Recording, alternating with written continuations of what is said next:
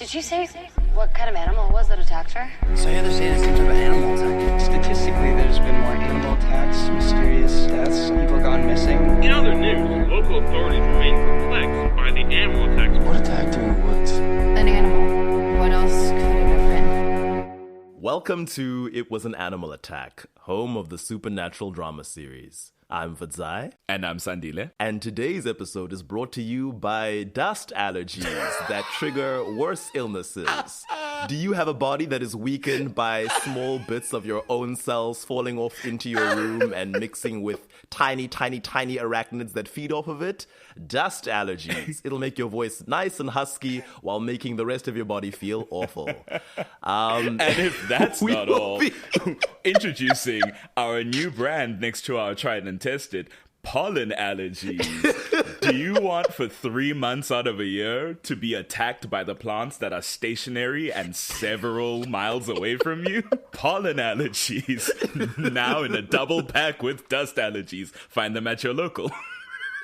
Look at us getting sponsors. They said it would never happen. Started from the bottom, now Mama, we made it. It's rough. It's so rough. I'm not on my usual allergy medication, so I am not struggling as much as you are, but it does not feel good. I'm feeling much better than I was yesterday and the day before. That's good. So, Bonnie Bennett, we ended off with season 2. I did just want to, I had some notes. As do I. I want to start with mine because they're like general discussion focused and nothing to do with the actual thing we're talking about. No, that's fine. Go for it. Okay. So from the last session, we discussed, or I brought up rather, Kat Graham being 6th build in the first season. That is in fact true. I've confirmed it. What? But the order is Elena, Stefan, Damon, Jeremy, Jenna, Bonnie, Caroline. Wow. Okay, I guess they were like, Elena's family needs to come first after the top 3. That's what I think. But in retrospect, it's like, that's fully insane. But you know what? Whomst am I? That's Steve McQueen's grandson I guess Jenna or whatever. does a lot in season 1. I guess. Yeah, she is the... Yeah. Stephen R. McQueen, yes, is a Hollywood blue blood. And yeah, Jenna is the Guardian, who is present in a lot of scenes in season 1. That is fair. The last note I have was sniped by our dear mutual friend in a group chat yesterday, but it's okay. We discussed the books and how Elena, Bonnie, and Meredith were being terrorized by Damon while in their house with a lot of weather manipulation and like creepy vampire stuff. And then Bonnie's dog was killed, and I pronounce his name Yanks because I read this name when I was a child. It is, in fact, Yangtze, I think is how you pronounce it in Mandarin. I think that's correct language. It is a river in China. In fact, the longest river in China, the Yangtze River. So that's what that is. And now, you know, no idea why a dog would be named that. No idea why a dog in Virginia would be named that. But here we are. Was it a Shar-Pei, maybe? What? I think Shar-Peis are from China or from Asia. I'm not sure. I'm sorry, is a Shar-Pei the name of a dog? Yes. You didn't know this? Yes, a Shar-Pei is a dog. Is it a white fluffy dog? No, it's what Foo Dog is in American Dragon. Sure. Yeah, it's not spelt the same way as Shar-Pei from High School Musical. Okay. So I guess they named her and wanted her name to be a homophone for a dog species. I don't know why. Why not? It would Subtle make sense Disney. if it was like a poodle or like a Pomeranian or something like white and fluffy and a bit like dramatic. And it'd be like, okay, then it's kind of funny, but this is confusing. But that's all my notes. A quick couple of things that I forgot to mention that I thought were worth mentioning in relation to season 2. There's a line that I love that I forgot to bring up when Bonnie gets the power of the 100 dead witches. And Jeremy's like, oh no, if you use too much of it, you're gonna die. Don't do this, Bonnie. And she says, Jeremy, do you think that I was given these powers so that I could float feathers and blow out candles? Ooh. Damn, Bonnie. And I'm like, well. All right. I mean, at some point the answer is yes, but I love that in this moment, you're taking command. Well done. Later on in that same conversation, Jeremy says something which I was like, oh, Jeremy, when he's scared about her dying, he says, you know I don't have the best luck in the girlfriend department. And I'm like, oh, yeah. Also, foreshadowing. He is, unfortunately, the common denominator. You hate to see it. In a show where Bonnie is, as we've stated, and as we will discuss, is always making the sacrifices for her friends. When Elena learns that Bonnie might die if she uses too much magic, she's like, no, Bonnie, I won't let you die for me. And then Bonnie says, if the roles were reversed, would you do it for me? And Elena's like, yes. And I'm like, that's a nice sentiment. It's something Elena never has to do, though. Right. There's never an expectation of her to do that. It's just always the platitude. It's never a situation where she... You know? And in fact, in season 3, it'll get so much worse. Oh. I had a correction for myself. It is Uncle John Gilbert who catches Jeremy when Bonnie magically sedates him, not Alaric. Oh, wow. Damn. Give John his flowers. The uncle, not the uncle who stepped up. Fair enough. Also, when Bonnie says they think I'm abusing their power, it's when she is looking for a cure for Damon's werewolf bite, not when she goes to resurrect Jeremy. Gotcha. Also makes sense to me. Also, in the last episode, oh boy, Jeremy gets himself shot because they try to leave him behind when they're going to go deal with the rabbit Damon. And he says, insists. You keep doing this. You left me behind before, and guess what? Jenna still died. So really, whose fault is it? Kind of his own fault. Bless him. He's trying to be brave. If you had a chance to change your fate. Strangely, when Bonnie goes to the witch's house, she's not just taking a shot in the dark. She says, there is a spell for it if they'll give me the power to use it. So she claims there was a resurrection spell just sitting in one of those grimoires that just required a certain amount of power, which I'm like, okay. I feel like that's not canon as we go on. Also, if bringing Jeremy back was like against the balance of nature, why would there be a spell for it? That's my question. Yeah. And this is something I think we're going to get into as we discuss these particular 2 seasons. Because this idea of the balance of nature and this question of what happens when a witch upsets that balance, like intentionally seeks out magic or creates magic that seems to go against this nebulous balance. Because I don't think the show is as interested in explicating that clearly, and we are people who want answers. So I think this is going to come up more often. And lastly, Jeremy, I apologize for slandering his name. He does actually tell Bonnie that he feels a little weird after coming back from the dead. And then Bonnie's like, yeah, of course you'd feel weird. And they leave it at that. By that point, he hasn't yet seen Anna or Vicky. So I guess technically he didn't lie in that scene. I want to be clear, and I think I was clear last recording. I definitely hold Bonnie responsible for this because, girl, why are you not sitting on top of this boy after bringing him back from the dead? Don't trust that boy to know if something's wrong. He don't have magic. Like I said last time, she was like, he's died and come back before. He probably knows whether or not he's okay with this ring. So, you know. Sometimes it's okay to overstep. That's all I'm saying. Sometimes you need to. Okay, so season 3, episode 1, The Birthday. Bonnie is barely in this episode. Oh, yeah. She's out of town, so she's actually not at Elena's 18th birthday party, which is crazy. What I was going to say. I think the first 2 or 3 episodes, Bonnie is not here. And I guess she needs to be gone so that Jeremy's little story can progress the way it does, because I guess he wouldn't have done that if she was present. But yeah, it's wild that Bonnie's story will very often be directed by other people's narrative needs. Yes. And that is not good. I actually started noticing as I was doing my notes for these 2 seasons, particularly season 3, I was just like, yeah, I don't think Bonnie does a spell that isn't at the behest of the Mystic Falls gang. That's correct. Or when she's being harassed by Klaus. She doesn't use magic except when these people ask her to or force her to. At no point do we ever see her just like we said this last time, just practicing magic, just doing magic because, again, she's self-taught. She needs to like skill up. Never. She's only ever doing magic as is required. Or expressing any desire to just do magic for some personal need that she has. It's never about her. She is a tool to be used. Yeah. And then there's this I mean, we'll get into it, but there's this weird contradicting energy where it's like, yeah, we need Bonnie to be as magical as possible in order to help the group whenever we need a fix. But also, the most dramatic thing we can do to her is depower her and make her not have magic. Yes.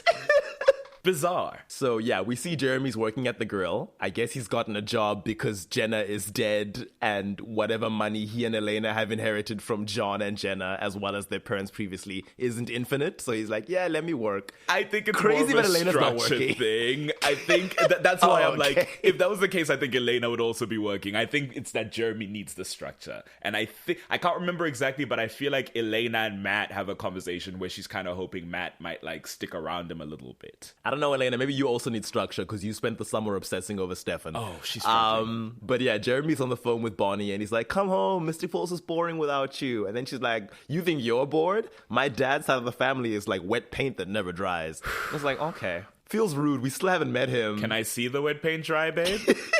I'd like the option. I was like, this feels unfair. We have to take your word for it because we have not seen that man. We have not seen your house. We will later learn that we don't even know this man's surname because Bennett is not her father's surname. Yeah. But yeah, she asked Jeremy about the job and he's like, yeah, it's teaching me the value of a mundane human experience. And she's like, yeah, summer job is good for you. You need some normalcy in your life after the year you've had. And I'm like, girl, good luck with that. Then the lights flicker and Jeremy like looks around and Bonnie's like, what was that? And he's like, no, nothing. Anyway, I'm gonna go back to work now. I'll talk to you soon. And Bonnie's like, is everything okay? And he's like, yeah, everything is normal and mundane. Just come home soon. Bye. And then as soon as the call ends, Vicky's ghost appears in front of Jeremy, spooking him. He drops his phone and she disappears just as suddenly. And when he bends down to retrieve his phone, Anna's ghost appears behind him. At this point, it seems that they can only briefly make themselves visible. They haven't really managed to get into contact with him. Anna tries to touch him, but she disappears as Matt opens the door. They're still mostly intangible right now. I guess Bonnie gets an off-screen moment in this episode when Elena and Caroline are discussing Damon and how Elena kissed him as he lay dying. Elena's like, yeah, I got a dip. Bonnie is calling me. And then she leaves. Oh, fun.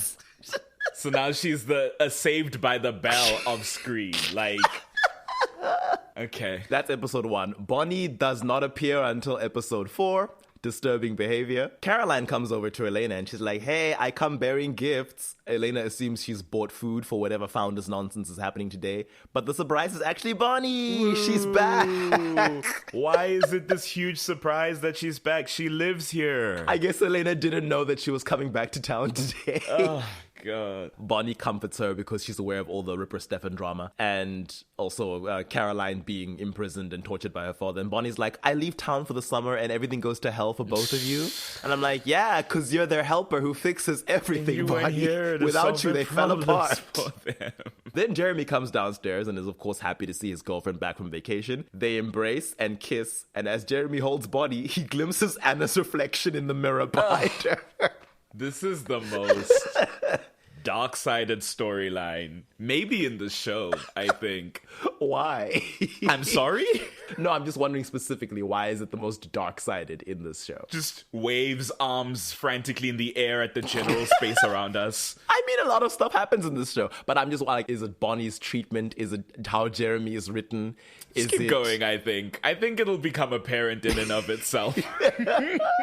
But yeah, this shows that Jeremy's mind is still on Anna. That's why he's able to perceive her. Later on, Bonnie speaks to Elena and Caroline. And again, she's like, my dad's side of the family are so boring. And I'm like, wow, wish I could know even 2 things about them, girl. Yeah, seems like a lot. We're really gilding the lily here on how not interesting her one parent who is never on screen is. You know? And considering Kat Graham is biracial, for all we knew, her dad wasn't even black. White. We don't...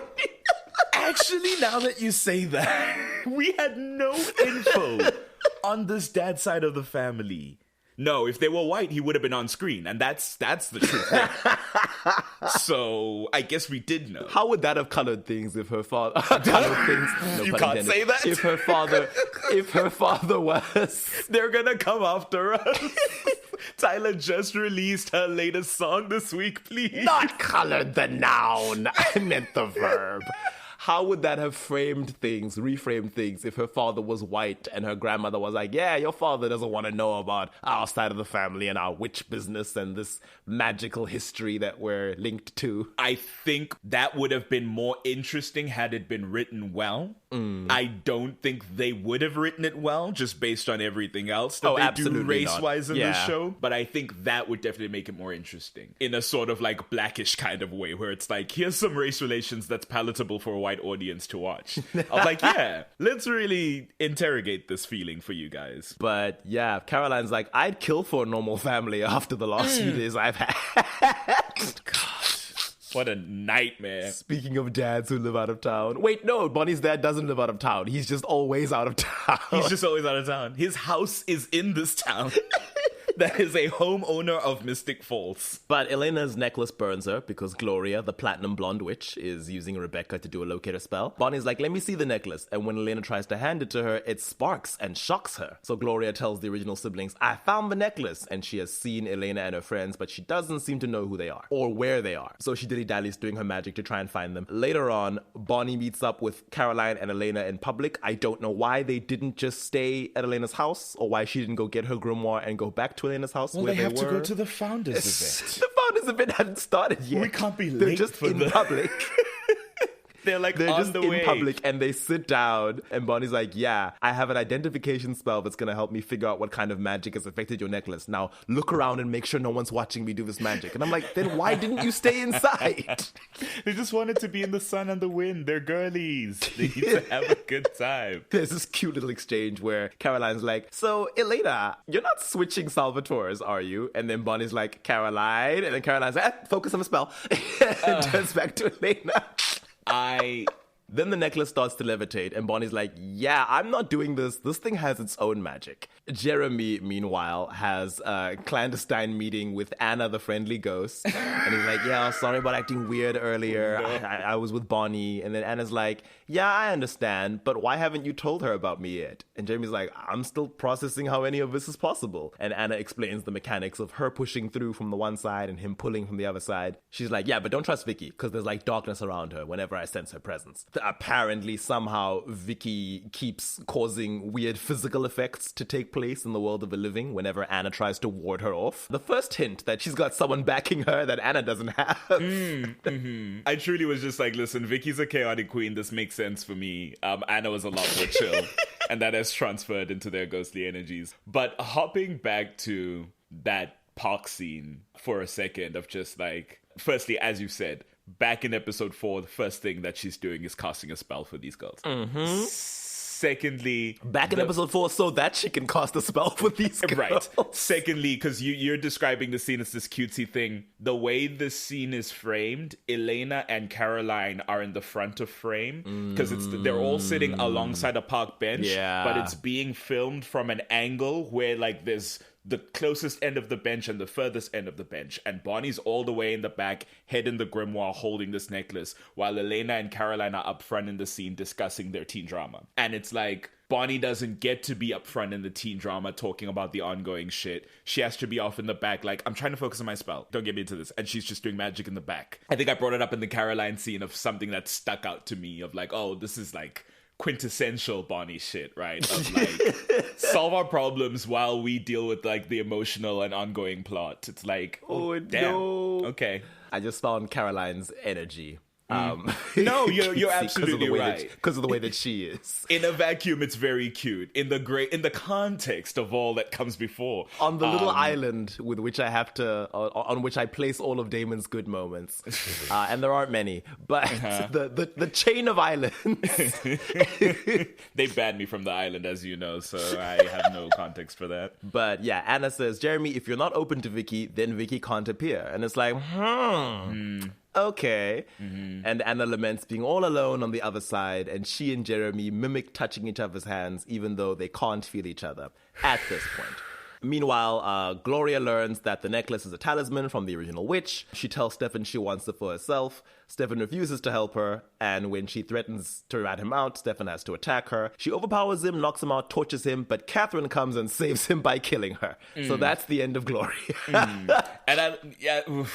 Okay, another 1-2 punch here. The first bit is that I'd like to note for you, Fadzai, that that's a scenario in which a vampire attacked a witch head on and a witch beat him with ease. It is a thing that is possible, and I think if they care to do it more often, witches would be in a better standing in this story in terms of how much power they wield against vampires. It required Catherine to catch her unawares while she was mid-ritual for her to kill her, so, you know. Just saying, but also, as we've discussed before, Gloria's means and needs as to why she was going outside of Klaus's request to like figure out what's going on with all this shit. Never explained, never even introduced.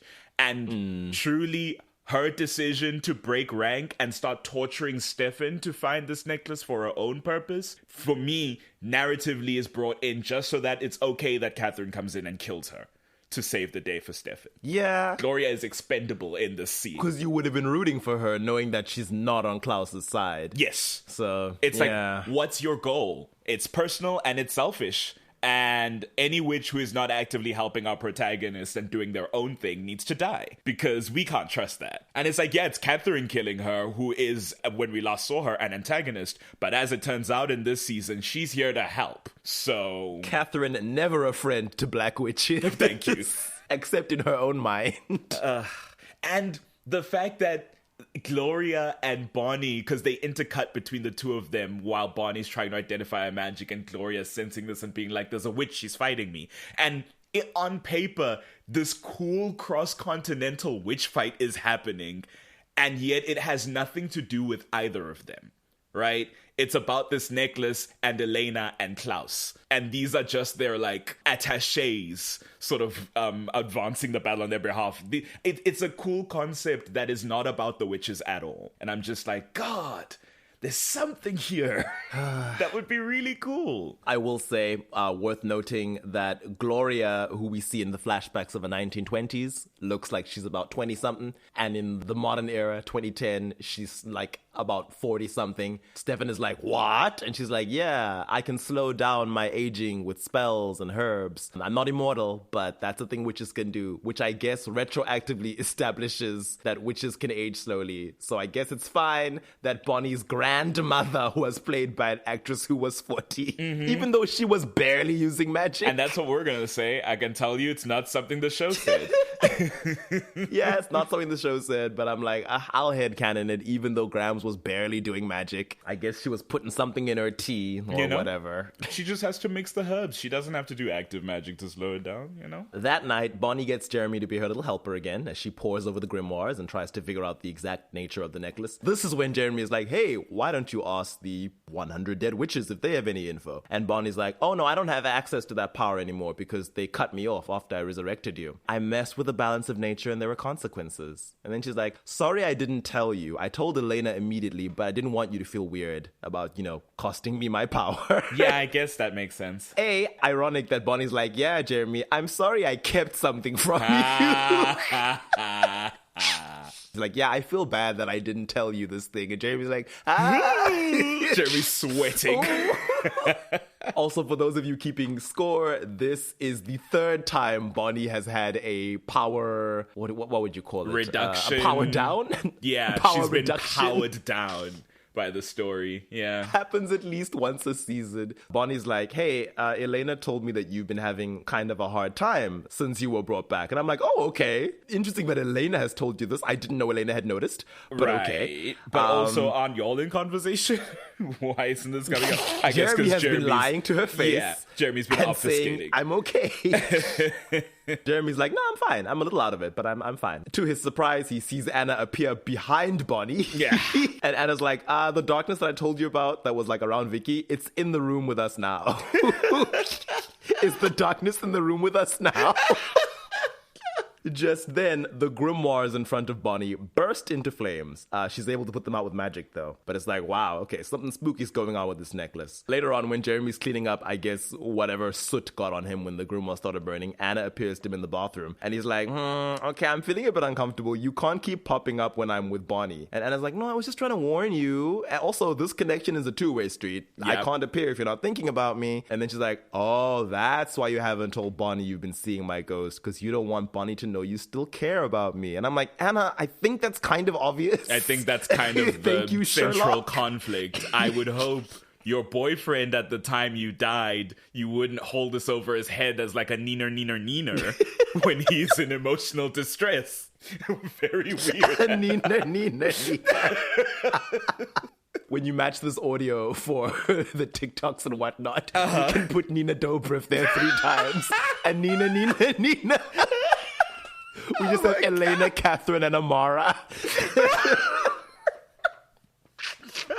really good, actually. But then Jeremy's like, okay, I can't deal with this right now. And she's like, wait, I'm sorry for saying that. And Jeremy's like, goodbye, and forces himself to close his mind. And Anna's like, no, don't shut me out. And then she disappears. Then Jeremy goes to Bonnie and tells her the truth. We can't hear the audio of their conversation, but we can see Anna in the background, who I guess is invisible to everyone right now, crying about how she's alone. And it's like, oh, Anna, sorry for you, I guess. It's a really tough situation, and I do want to flag, because I forget sometimes that in the midpoint, I guess this is the second act climax of this storyline, this first 7 episodes, Jeremy does go to Bonnie and say, here's what's been happening. This is what I've been holding forth. And this is the same episode in which Bonnie went, yeah, I was keeping from you that I'm no longer connected to 100 Dead Witches. Are we still in the same episode? Yeah, same episode. Oh, okay, then it makes sense as like a setup payoff of that to be like, yeah, that closes the loop. Now that Bonnie was honest with him, he's like, I should be honest with her. Yeah, guilt trip. Yeah. Guilt is it's an emotion we associate with negatively a lot of the time, but I think that feeling guilt and acting as a result of that guilt is a healthy process, because it shows that you have some sense of ethic and care for the people you don't want to harm, right? If you do something because, as people, we are not perfect, and if you feel that guilt, and if you then go, I need to go make this right, that's like a natural and proper, like, emotional, sequence of events. So that's good. But yeah. The next day, Bonnie's sitting outside a cafe and Elena comes up to her and she's like, yeah, I've just seen Jeremy. Do you still have the necklace? And Bonnie's like, yeah, I haven't figured out what's going on with it. Elena's like, I feel weird without the necklace, just with all the stuff and drama. It would really comfort me if I could just like have it back, even though you haven't figured out what's going on with it yet. And Bonnie's like, yeah, okay. Also, Jeremy told me he's being haunted by Anna and Vicky's ghosts. And Elena is like, okay, interesting. Filing that away for later. Okay. And Bonnie's like, yeah, I brought him back to life. The witches warned me there'd be consequences. A waitress shows up with a pot of coffee. Bonnie turns to look at her. When she turns back, Elena is gone. It sucks that this is the second time Bonnie has to fall for this. But to be fair, a lot of people fall for this a lot of times, so it is not unique to her. Just like, oh no, it's Catherine. She now has the necklace and information about Jeremy's hauntings. She's unfortunately too good. She is. Episode 5, The Reckoning. This is senior prank night. You have officially been busted. Seniors! As we know, Klaus shows up, surprise, surprise, knows Elena's alive, decides to hold everybody hostage, and is like, yeah, my hybrids aren't being made properly. At this point, Matt and Bonnie still aren't in on the loop. They're in the pool room, which I learned is called a natatorium. No, unless it's a natatorium. I don't think it is. I think that's a nonsense word you just made up. I googled it because I was like, what is that room called? Because it's what my high school now has, even though it barely had a pool when I was there. Right. But I guess money came in after I was gone. Bonnie's like, this is fun, Matt. And Matt's like, you're being like Caroline. And Bonnie says, no, I'm embracing her philosophy. And Matt's like, where's your man at? Or our man, Matt, I guess, if the vibes I was sensing. We saw it. We watched the first couple episodes when you weren't here, Bonnie.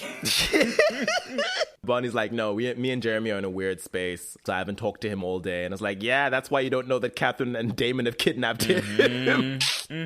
Bonnie's like, I know Jeremy has been seeing Vicky. And Matt's like, oh, I'm so relieved you know, because I can now talk to someone about it. And she's like, is it weird? And Matt's like, no, I just wish I could also see her, because I never got to say goodbye to her. And then he speaks about him and Bonnie being lifeguards at the pool and how he was bad at CPR. It's one of those moments that pop up throughout the show that are just like, oh yeah, Bonnie and Matt are tight, and we don't often see them together. And as I theorized in the Matt episode, it's intentional and it's sinister. They kept my people apart. Matt talks about how weird and screwed up all their lives are, and Bonnie realizes that, oh, shame, Matt, actually, you have suffered as well. I sometimes forget that you're just a human, and this must be a lot for you. I'm sorry. And Matt's like, yeah, that's why I haven't really been feeling this prank night, but I'm gonna leave and get more toilet rolls. He leaves and gets haunted by Vicky. They then come into the gym just by chance. No one takes them there. They just walk in and they're like, oh, Klaus is here with Elena like, and two of our classmates. That saves me the trouble. And it's like, Klaus, what would you have done if they decided to leave? If Bonnie was like, yeah, I'm not feeling it too. Let's go home, Matt. and they drove home in his truck. You'd be screwed. You don't know where these teenagers live. Klaus was like, I was in this show for a few episodes last season. I know the plot will force Bonnie towards me when magic is needed. So Klaus is like, yay, I'm assuming it's your magic that kept Elena alive at the end of season 2. And Bonnie's like, yes, it was. If you're going to blame someone, blame me. And I'm like, no, Bonnie, stop putting yourself in the line of fire. Nobody's even trying to cause a problem. Stop jumping in front of a theoretical gun, Bonnie, please. I mean, that's something that happens often in this show. It's like, particularly Bonnie and Elena are two people who always want to put themselves on the line for like the younger people in the MFG. When Stefan and Damon do it, it's like, yeah, you're like 100 and something years old. And you should die. It's fine. Right. But when Bonnie and Elena do it, it's like, yeah, but it rings different because Bonnie can actually do something at this stage. Elena's just a human and she can't do much. The most she can do is bargain with her life that everyone values for different reasons. Which she does very successfully, to give her some credit, yeah. But Klaus is like, I'm going to force feed Tyler my blood, snap his neck. I want you to figure out how to keep my hybrids from failing because your witchy interference is probably the reason that this is going on. They go off and Matt's like, Bonnie, what are we going to do? And she's like, well, I don't know. Klaus's curse is 1,000 years old. My grimoires don't go that far back. And then Matt is like, okay, consult the 100 dead witch spirits. And she's like, I don't have access to the 100 dead witch spirits. They cut me off. This is old news, Matthew. Didn't you get the memo? And it's like, no, I didn't. I haven't been involved. This is new. But this makes her realize that, oh yeah, when I brought Jeremy back, I can use his medium abilities to contact the dead. Unfortunately, she can't find Jeremy since he's been snatched. So eventually, Matt's like, we're gonna go look for Jeremy. Vicky haunts him some more and he realizes, oh, she's trying to get through to me. Calls Bonnie and says, I'm gonna drown myself so that I become a medium when you bring me back with CPR. Because we don't have time to look for Jeremy. Our friends' lives are on the line. Such a brave I hope you're better at CPR than I was. Move. It's so brave. It's so dumb. I love him. But yeah, he drowns. While he's clinically dead, he's able to meet Vicky on the other side. Vicky's like, oh, I made contact with the original witch. She's got a message for Bonnie. So when Bonnie resuscitates him, it's quite a hectic scene for her because she's panicking and she's like, oh, Matt, please, I can't do this. There's nothing else I can do. And I'm like, do you mean besides magic? I guess that's how the story treats you. Right. Her hair's like whipping as she's like doing CPR. It's really intense. It's like, oh, rough. Matt tells her that Vicky had a message and Klaus just walks in as they're speaking. God damn it. Okay. They're just speaking amongst themselves, and then Klaus is like, aha, so that's what it is. Too bad I'm not stupid, and I don't trust the original witch. This is reverse psychology. And therefore, he realizes that Elena's doppelganger blood is actually needed to complete the transition, and Tyler becomes the first successful hybrid. At the end of the night, Bonnie talks to Matt, and she's like, listen, I know you wanted to help, and I know you miss your sister, but what you did was reckless and stupid. And Matt's like, yeah, but it worked, so it was worth it. Yeah. It's the principle of this group. So frankly, he's doing exactly what any of them would have done. True. But Bonnie's like, my guy, you don't want to be a part of all this. You are the only one of us who gets to live life like a normal person. Do not forget that no matter how lost you feel. Which is not true. Because he started this season being haunted by his dead vampire sister. Like, I want to stress, Matt had no chance but to be swept up into all this shit. And also, these are all his friends. She only started haunting him, well, trying to haunt him, because Jeremy was ignoring her. So it's their fault. Episode 6 smells like Teen Spirit. That's the first day of school. Our three girlies are like, oh, senior year, not off to a great start. Elena and Stefan are broken up and Stefan has no humanity. Caroline is worried about Tyler becoming a hybrid. And Bonnie's like, yeah, and my boyfriend is being haunted by his dead ex-loves. It's gonna be fine. We get that scene in the hallway where Jeremy comes up to Bonnie and is like, hey, what's the matter? It's not cool to talk to juniors anymore because you're a senior now. And Bonnie's like, happy first day, without looking at him. And Jeremy's like, you're mad. And Bonnie's like, no, I'm not mad. I'm just sharing space in our relationship with Anna and Vicky. Oh, no! Then Jeremy stupidly says, I haven't talked to Vicky in a while. Oh my God. Jeremy! Every boy I've ever known. Stupid straight boy. And I'm like, oh, honey, you think that's the point? Do you think this makes it better? I think if anything, it makes it worse that you're zeroing in on one of them. And Bonnie tells him that's not the point, Jeremy. And he's like, listen, I had to see Anna again last episode because she had the information that Damon and Catherine needed. Yeah. And then Bonnie, who always has to rise above it because she's black and a woman. And that's what society makes you do. She says, I get it, Jeremy, but put yourself in my shoes. You loved both of them, and you guys didn't break up. They died. And you keep letting them back in. And Jeremy's like, oh, what, you think I want any of this? And she says, I think you have the power to decide whether or not you see them. And you should remember that. And then she leaves. Later on, Elena, Alaric, and Damon are doing their little plan to capture Stefan. Damon's like, why can't Bonnie just knock him out magically? And Elena's like, I'm trying to keep Bonnie out of this because I don't trust that Stefan won't hurt her with no humanity. So that's why Bonnie doesn't get to be part of that plot. Meanwhile, Vicky is talking to Matt, who I guess can see her now, and she does her shenanigans of, oh, there's a witch on the other side who can give me a stronger foothold in the land of the living. Tee-hee-hee. But there's a ritual you need to do. Jeremy walks in on them talking, but pretends he can't see Vicky anymore. And then goes to speak to Anna in private and tells her, yeah, Vicky was telling Matt that she can come back somehow. Is that possible? And Anna's like, well, yeah, I guess with the witch's help, she could get a stronger foothold and then become like tangible. But be warned that Vicky, and Jeremy's like, no, Vicky's not a bad person. And Anna's like, well, there's a dark force behind her actions. So Matt does the ritual. Vicky gets anchored. Jeremy goes to Bonnie and he's like, so this is what's been going on. Anna warned me about the nature of this magic that's helping Vicky. And Bonnie's like, well, I'm not pleased that you talked to Anna about all this and not me. And Jeremy's like, no, I just figured Anna might know something since she's a resident of the other side. And Bonnie rightfully asks, what would Anna know if each individual of the other side exists in isolation?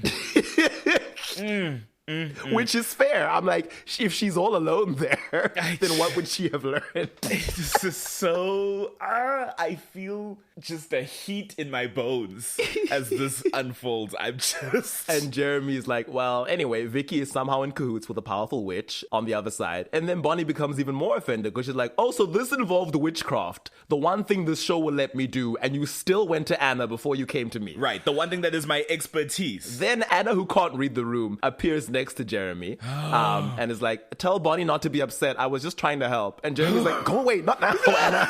And Bonnie's like, oh, wow, she's here right now? You're thinking about her right now? Right now, as we speak, you're thinking about her. Now, I just want to point out, as much as I'm on Bonnie's side and I understand, it is a little unreasonable to think Jeremy wouldn't be thinking about Anna right now. They were just talking about her. It just feels bad. That's the ultimate issue. I get Bonnie being like, no, that sucks. It sucks that while we're having this private torrid conversation, on your mind right now is Anna, who then appears, and now you're in conversation while we're talking. Yeah. I think it sucks, actually. I think Bonnie's right. I'm just like, there's no way he wouldn't be thinking about her. We were just speaking about Anna. And then Jeremy's like, listen, Anna just wants to help. And Bonnie gets fed up and then she turns to leave. And she's like, look, I can't deal with this right now. And Jeremy's like, no, Bonnie, stay. And she's like, Matt's trying to resurrect his dead sister. I think I'll go deal with that instead. And I was like, oh, this is not gonna end well. Vicky gets up to her nonsense and is like, I'm gonna go kill Elena so that Klaus can't create more hybrids because that's the deal I made with this witch. Bonnie arrives at the bonfire party where everybody else is trying to ambush Stefan. She's on the phone with Matt. He tells her what Vicky has done. She asks where Vicky is. Vicky's smoking a joint at that point. Is it a joint affirmatively? Did we confirm? It doesn't look like a regular like tobacco cigarette. That's sick as and hell. Because she doesn't actually light it and put it to her mouth, because I think there's like rules against that, I'm gonna assume it was a joint. Vicky, you legend. Elena and Alaric manage to tranquilize Stefan. They dump him in the car while Vicky is watching. She then starts a fire with Elena in the truck. All of that goes on while Matt and Bonnie talk inside the school, and Matt's like, I'm sorry for bringing Vicky back. I didn't think she'd do something like this. And Bonnie's like, okay, tell me exactly what you did to bring her into the physical world so I know exactly how to send her back. So while Vicky is trying to kill Elena, Bonnie's like, cool, I found a spell to block whatever magic is helping Vicky. Matt had to slice his hand open as part of the ritual to bring her back. Bonnie cuts up Matt's already bandaged hand on the same fresh wound that he just sliced into himself a few scenes ago. She said, so you remember for next time not to do strange rituals you don't understand, to let your dead sister walk into the real world. It's good that she cuts him again. Oh, no. It's an effective reminder. I think if you just undone the bandage and like stretched your hand, you would have started bleeding again. And that's how the pain will constantly be a reminder. Every time your hand twinges before it heals, you'll go, I'll never do that again. Corporal punishment maybe made some points. The Bill Forbes School of Corporal Punishment.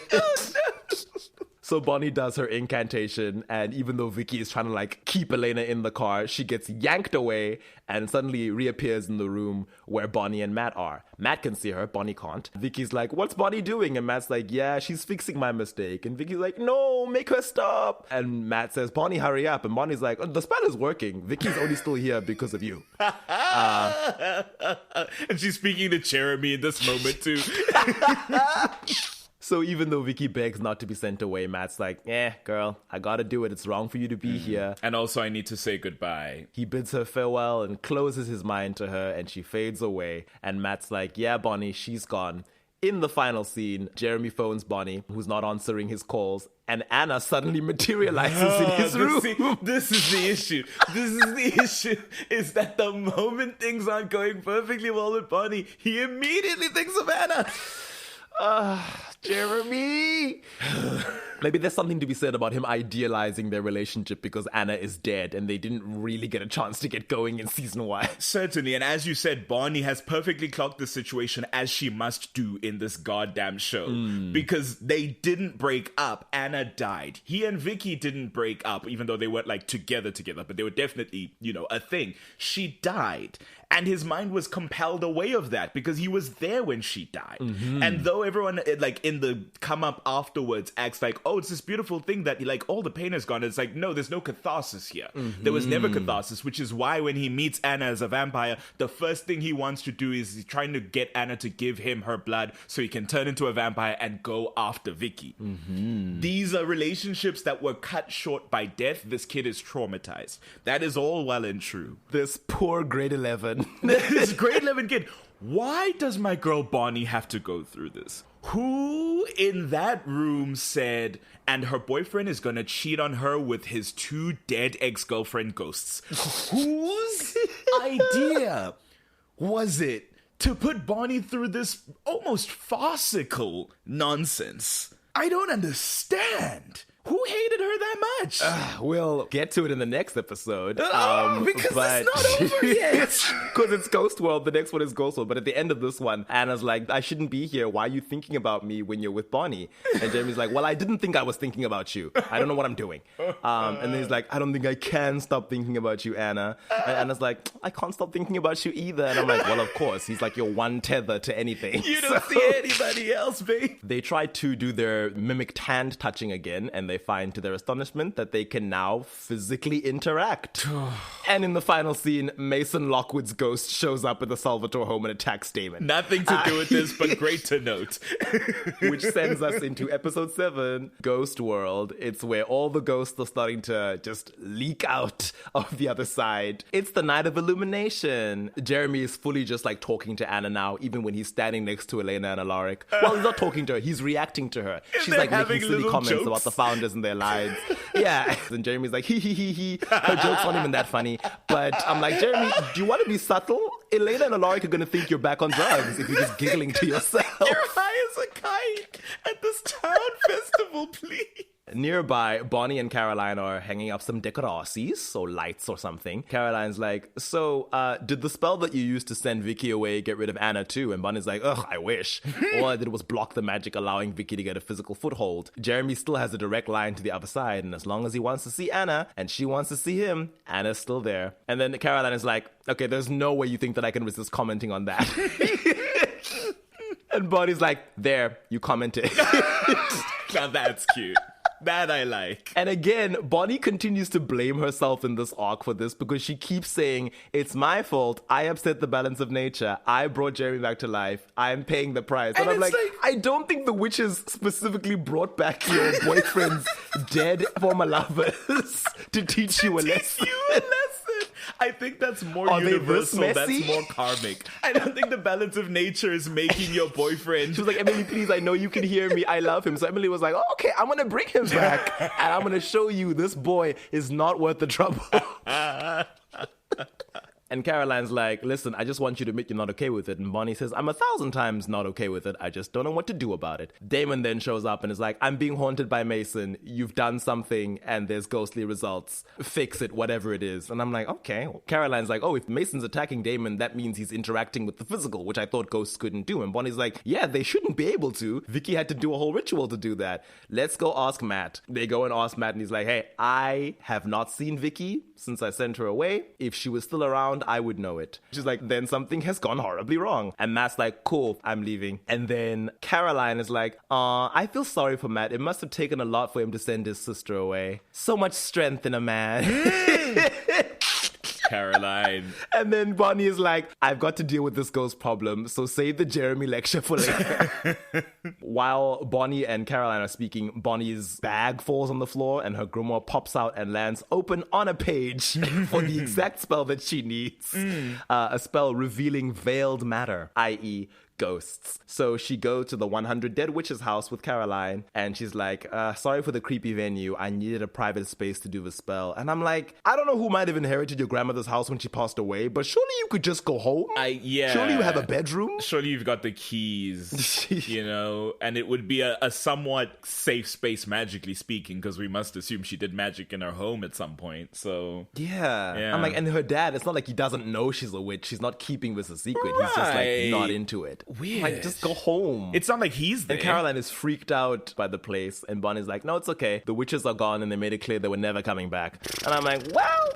Anna shows up while Jeremy's speaking to Elena and Alaric, and eventually he's like, yeah, can I excuse myself? No particular reason. I'm just gonna go. He goes to the bathroom to talk to Anna in private. Elena noticed Jeremy looking distracted during their convo and was like, is Anna here? And Anna was like, oh, don't tell her I'm here.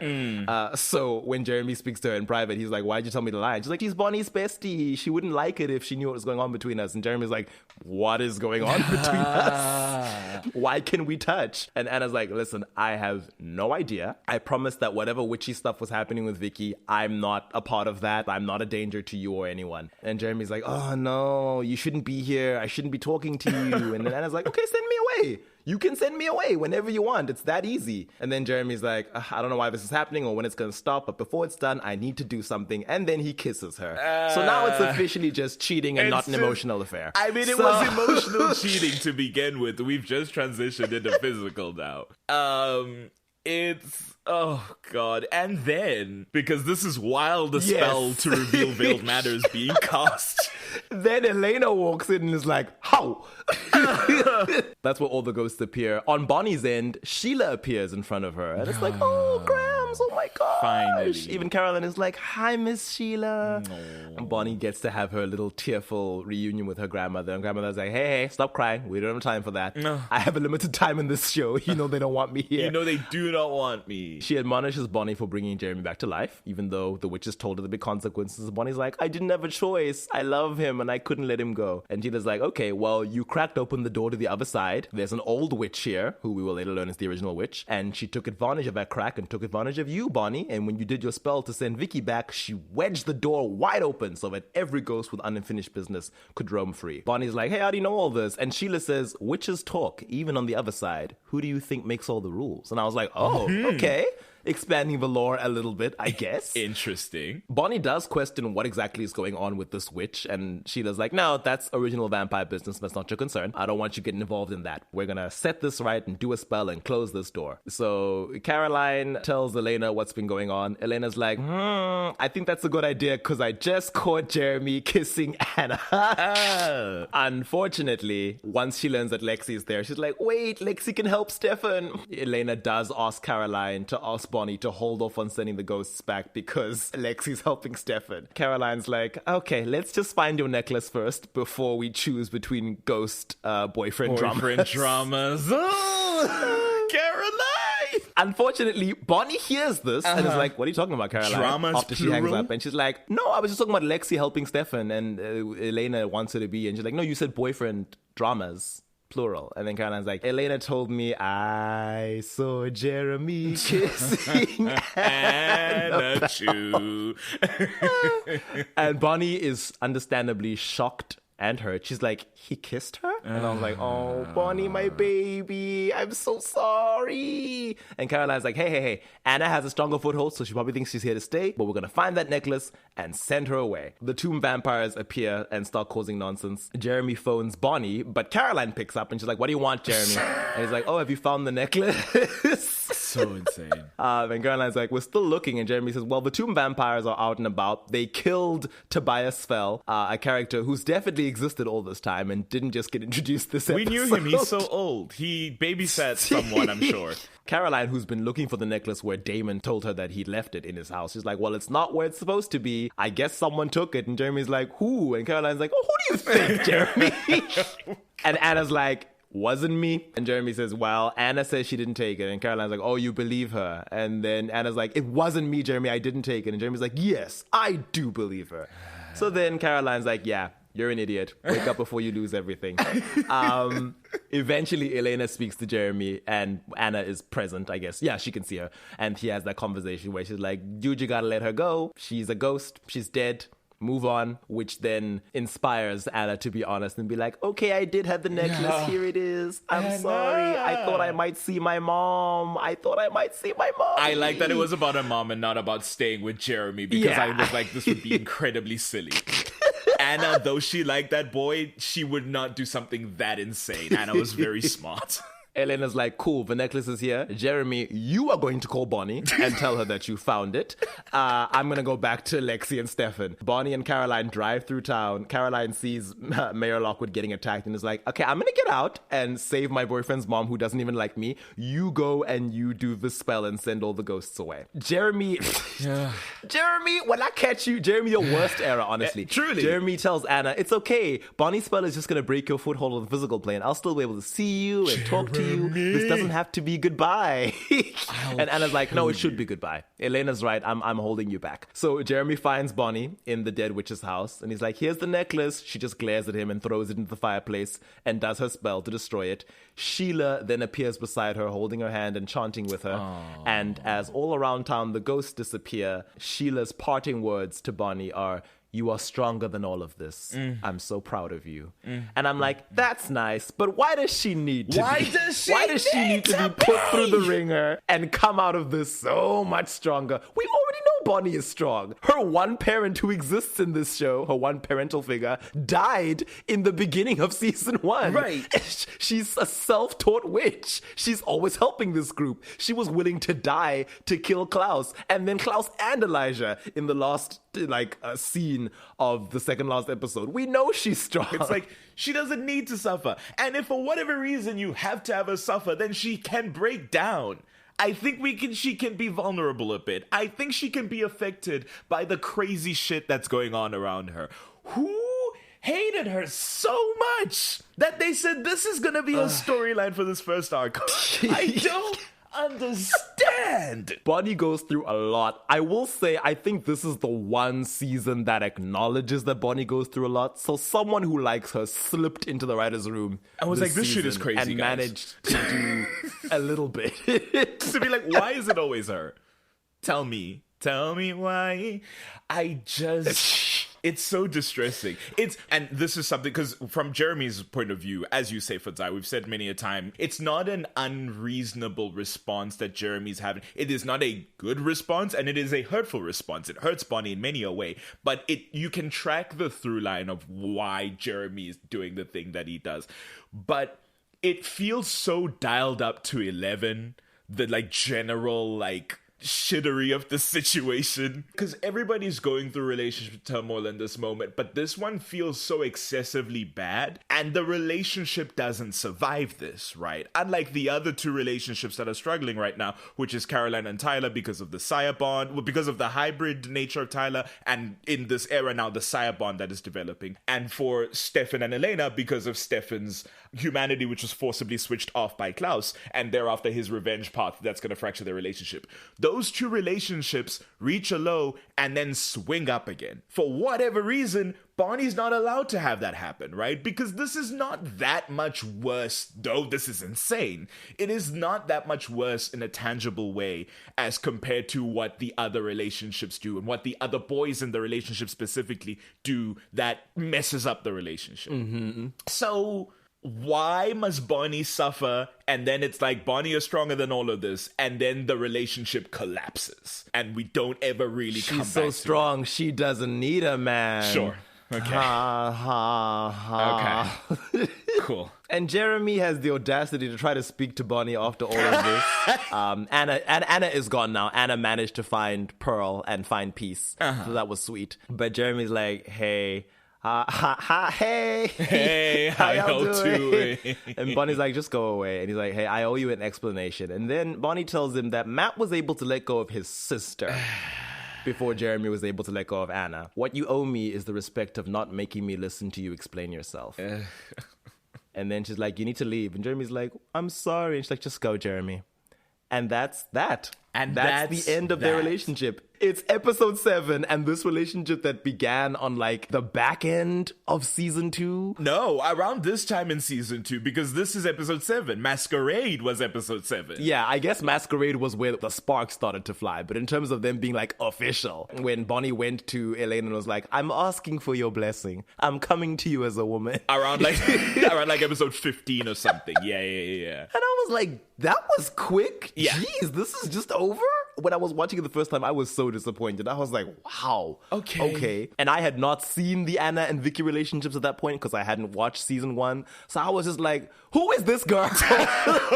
Why does she have this power? Why is it this serious? Bonnie is barely in the next episode. It's them deciphering the cave drawings and the original family's history. Alaric asks her to bring over Elena's necklace because they're looking at it and they're like, hey, that's the symbol of the original witch. In episode 9, Homecoming, again, doesn't really do much in this episode. No, which is strange because this is the episode where the big plan goes down and in which an original dies. Bonnie is barely in this episode. Surprising to me. The only thing she does in this episode of note is have a conversation with Elena where Elena's like, you can talk to me about the Jeremy drama if you need to. You are my best friend. And Bonnie's like, well, actually, I can't because he's your little brother. And no matter how loyal you are to me, you're going to forgive him for what he did to me eventually because you love him. And I understand that. And that's fine. But don't expect me to want to talk to you about it. And why did they have this Elena's conversation? Like, oh no, I guess you're right. Sisters do forgive their brothers for terrible things. I can't trust Rebecca to make good on her promise to betray Klaus let us kill him. That's the only reason that happens. We see Bonnie again when Damon fights Tyler in the house. She stops Damon from killing attack Tyler. on them. Yeah. And she's like, yeah, you weren't supposed to kill him. And he's like, well, he was going to bite me with his hybrid teeth. He's under the sire bond. We all know this. We just learned this. The difference is you don't care. And then Bonnie vanishes from the episode. She is gone. We don't see her when Michael shows up. We don't see her for the rest of the fight. The rest of the episode just deals with Catherine, Damon, and Elena and Stefan stuff. That's all. I don't know where she goes after that conversation with Damon. Because she's at the event. Yes. She's at the event where they fight Klaus and they kill Michael. She's just gone. Episode 10 begins our new arc. The New Deal. Bonnie starts having dreams again. She's walking towards the house of the 100 dead Hexies. And she goes inside and finds 4 coffins in the basement. She opens one of them and finds Klaus lying inside, seemingly dead, and he's holding Elena's necklace. And as she reaches out to touch it, she senses something that startles her awake. So later on, in the real world, she speaks to Elena, and Elena's like, I'm freaked out because there was like a jogger following me who might be a stalker working for Klaus. I'm not sure. And Bonnie's like, yeah, you have a right to be paranoid. Klaus knows we tried to kill him, and he's still very much at large. And I'm like, I don't know if Klaus knows that you tried to kill him, Bonnie, because you disappeared from the house.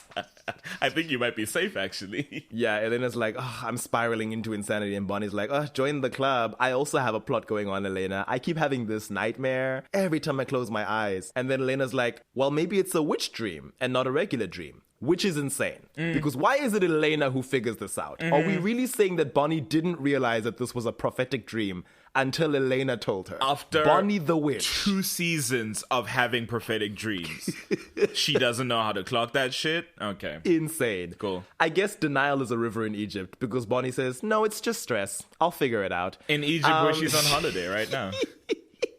Later on, Bonnie goes to the 100 Dead Witch's house in real life. She enters the basement and finds nothing. The room appears to be empty, at least until a voice from behind her creepily says, hello, Bonnie. Stefan is there! Slightly less no humanity Stefan, but still mostly no humanity, and he's in his vengeance arc. Stefan, punished. And Bonnie's like, did you follow me here? And he's like, I did. It wasn't too hard. You should probably be more careful. And Bonnie asks, well, what do you want? And he's like, actually, I need your help. And I'm like, yeah, of course you do. Yeah. Stefan walking out of the writer's room. And Bonnie's like, yeah, why would I help you when Elena told me that you saved Klaus's life? And then Stefan is like, well, never mind that. Klaus kept his family, the other original siblings, staggered and stored in coffins. And I've stolen the coffins from Klaus. And I need to keep them hidden. And Bonnie's like, no, you're going to further antagonize Klaus. Like, don't do that. And Stefan's like, well, this is a weakness and I want to exploit it. And Bonnie's like, well, I don't have the power to hide 4 originals, Stefan. Stefan's like, well, you're a witch and you hate Klaus. I know you'll figure something out. Which I'm like, Hybo. Okay. And ain't that just the way? A lot of pressure there on Bonnie. Elena phones Bonnie and she's like, hey, Klaus is looking for 4 coffins, the same number of coffins that you saw in your dream. So I'm guessing it's not just stress. And Bonnie's like, yeah, don't get involved. Stay as far away as you can from whatever's going on with Klaus. I'm in this storyline, Elena. You have enough screen time. Go away. And Elena's like, well, Klaus won't let me stay out of it. He tried to kill Jeremy. This affects Bonnie. And she's like, okay, what do you want to do? And Lena's like, well, we need to find Stefan. I know you don't think your locator spell works, but we have to at least try. I have no idea what Elena means by this. I'm like, Bonnie didn't try to... Was there a cut scene where she tried and failed to do a locator spell recently? I don't know why that line was in there. I don't know. Because her powers are working fine right now. It would have been easy to find something that belongs to Stefan and locate him. But anyway, Bonnie's like, oh no, I know where Stefan is. Because I'm here with him at the 100 Dead Witch's house. So Elena and Damon go there. Damon sees that the witches still depower his ring and burn him, which is deserved. That has nothing to do with Bonnie. I just like that it happens. Yeah. Love to see it. Near the end of the episode, Bonnie goes back to the witch's house and speaks to Stefan, and she's like, hey, the largest of these coffins doesn't match the other 3, which are all identical. And this is the one I keep dreaming about. And Stefan's like, yeah, the coffin won't open. I've tried going at it with an axe, a blowtorch, a crowbar. Couldn't even scratch the surface. And Bonnie's like, cool, so it's definitely closed with a spell. And Stefan says, yes, whatever's in here should probably stay in here. And Bonnie's like, well, you wanted to make Klaus suffer, and the witches clearly led me here for a reason. I guess whatever's inside this sealed coffin is our answer. So that's that. Episode 11, Our Town. This is the one where they compel Jeremy to leave. Yes. Oh, God. The Salvatore brothers meet Bonnie at the witch's house. There's a hybrid lurking about, but Stefan and Damon manage to get the jump on him, and Damon kills him. What is Bonnie doing in this scene? Oh, she's just trying and failing to open the box. Then Bonnie gets to school and sees Elena setting up birthday decorations for Caroline, and she's like, sorry I'm late. I got held up because I was working on some spells, which is technically true, even if it's a lie of omission. Elena's like, yeah, I've got to tell you something. You're not going to like it. Jeremy's going to be leaving town because we compelled him last episode to go away for his own safety. And Bonnie's like, What?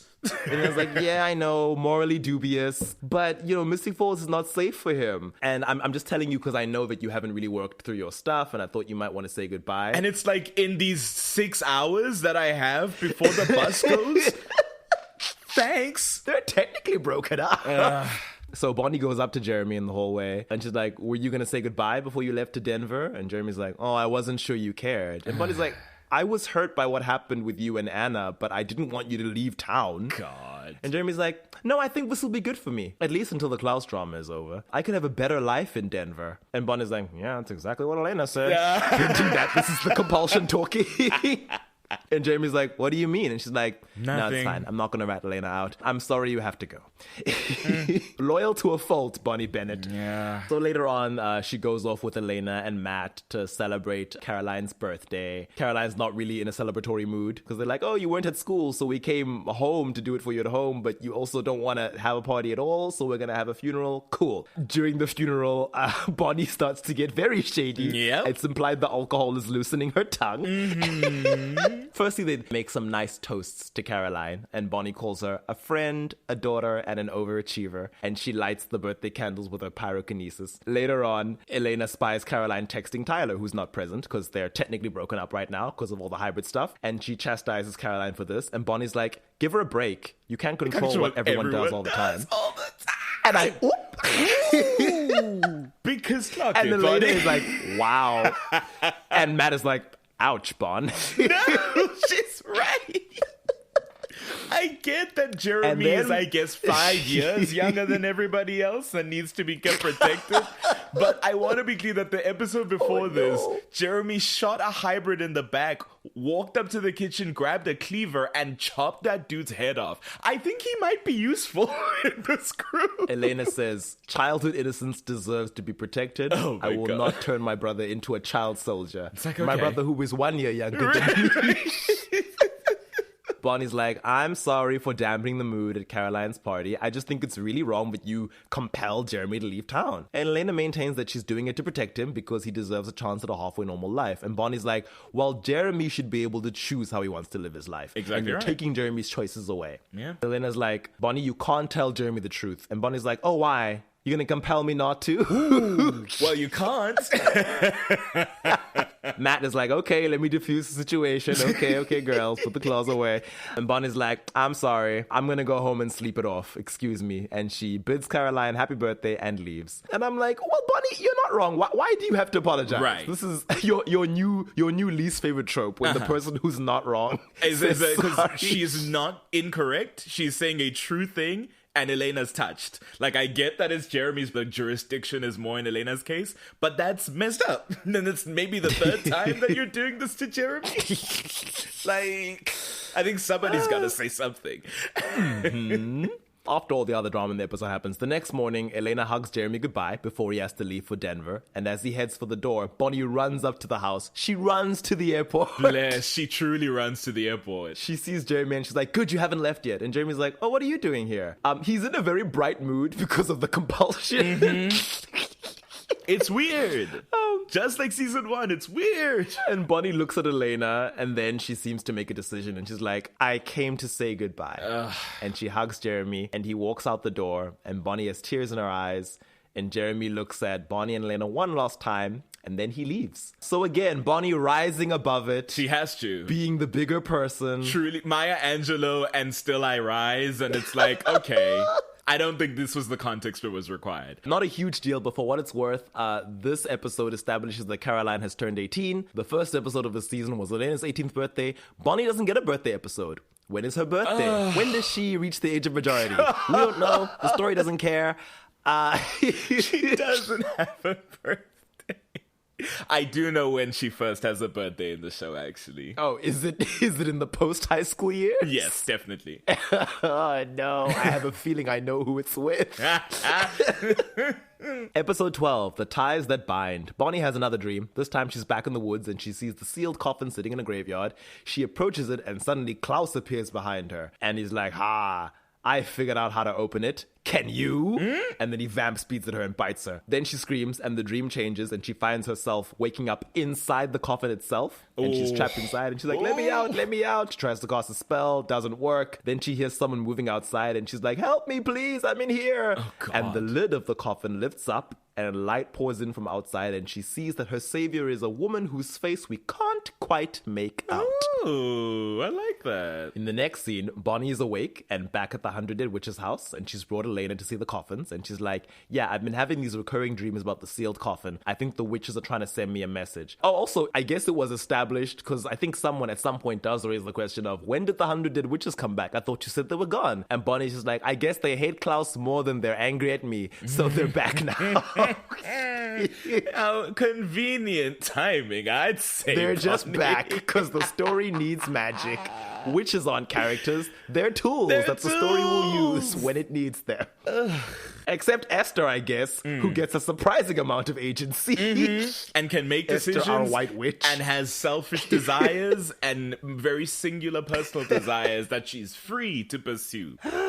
But Bonnie's like, yeah, the 3 identical smaller coffins have Elijah and 2 of Klaus's other siblings. So this large coffin that we can't get open, we don't know who or what is in it, but we believe it'll help us kill Klaus. Stefan comes in and is like, Bonnie, you spilled the beans to Elena? This was meant to be our little side story. And she was like, sorry, the writers wouldn't allow that. We don't get to share screen time unless there's an Elena concerned. True. Very real.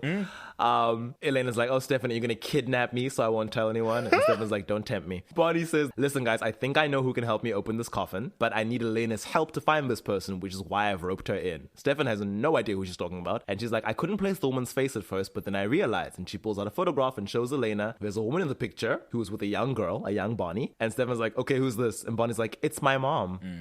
I don't know why Bonnie would need Elena's help specifically to find her mom. Maybe because Emotional support. she's her bestie. Yeah.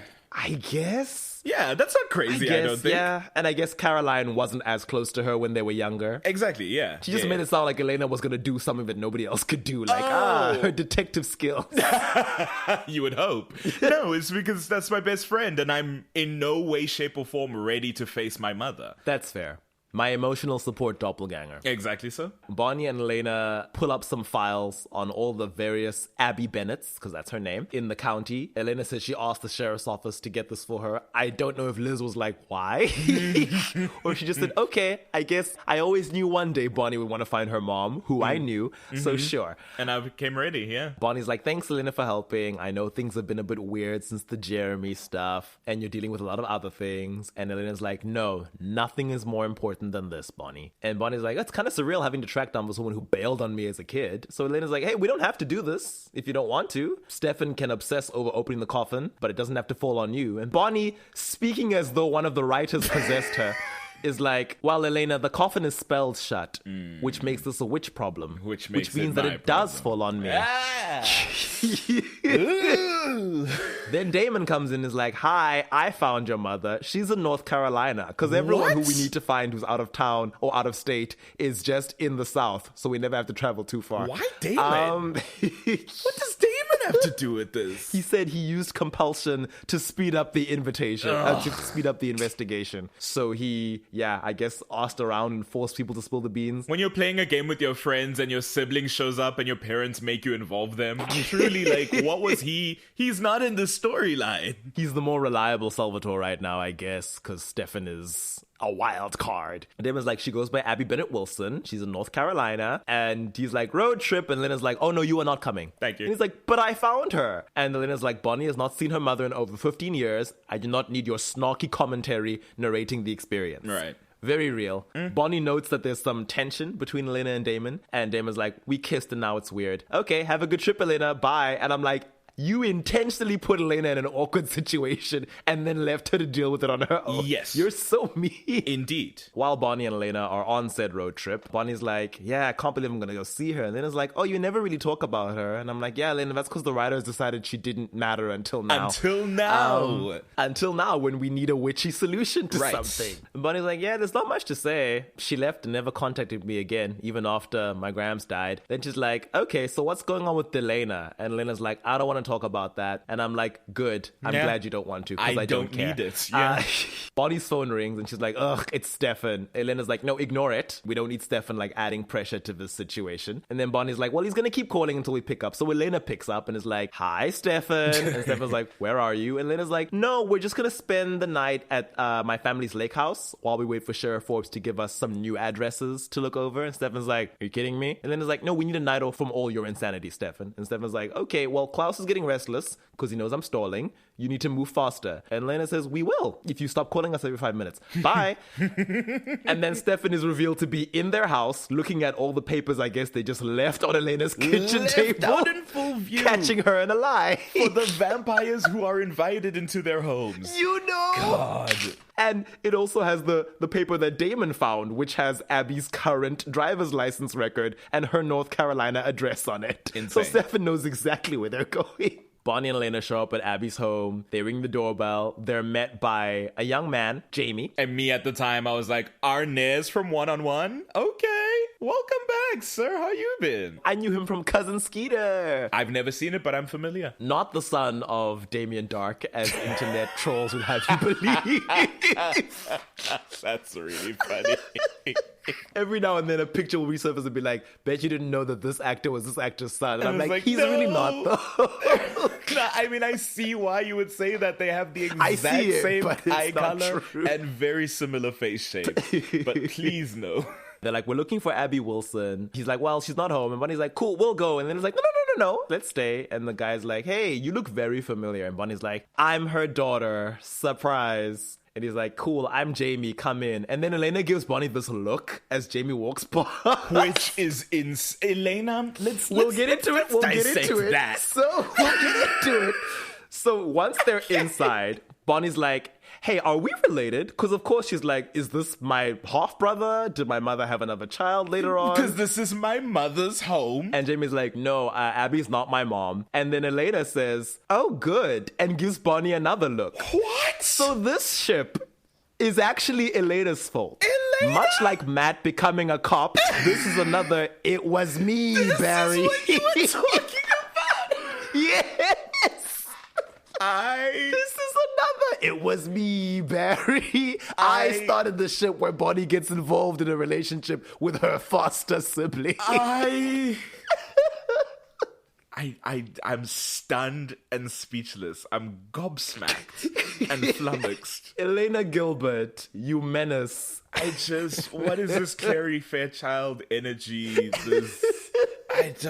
I wish I'd been keeping track of all the other stuff Elena's responsible for when we were in all the other episodes. It's a very influential character, it seems, shifting the narrative around as she deems fit. I don't get it. I don't get it. She saw a cute guy, and I guess she felt guilty that her brother had messed Bonnie around, and she's like, well, there you go. But we're in Bonnie's mom's house that she's been, we assume, for some time. Why is this where you're seeking romantic connections for your friend?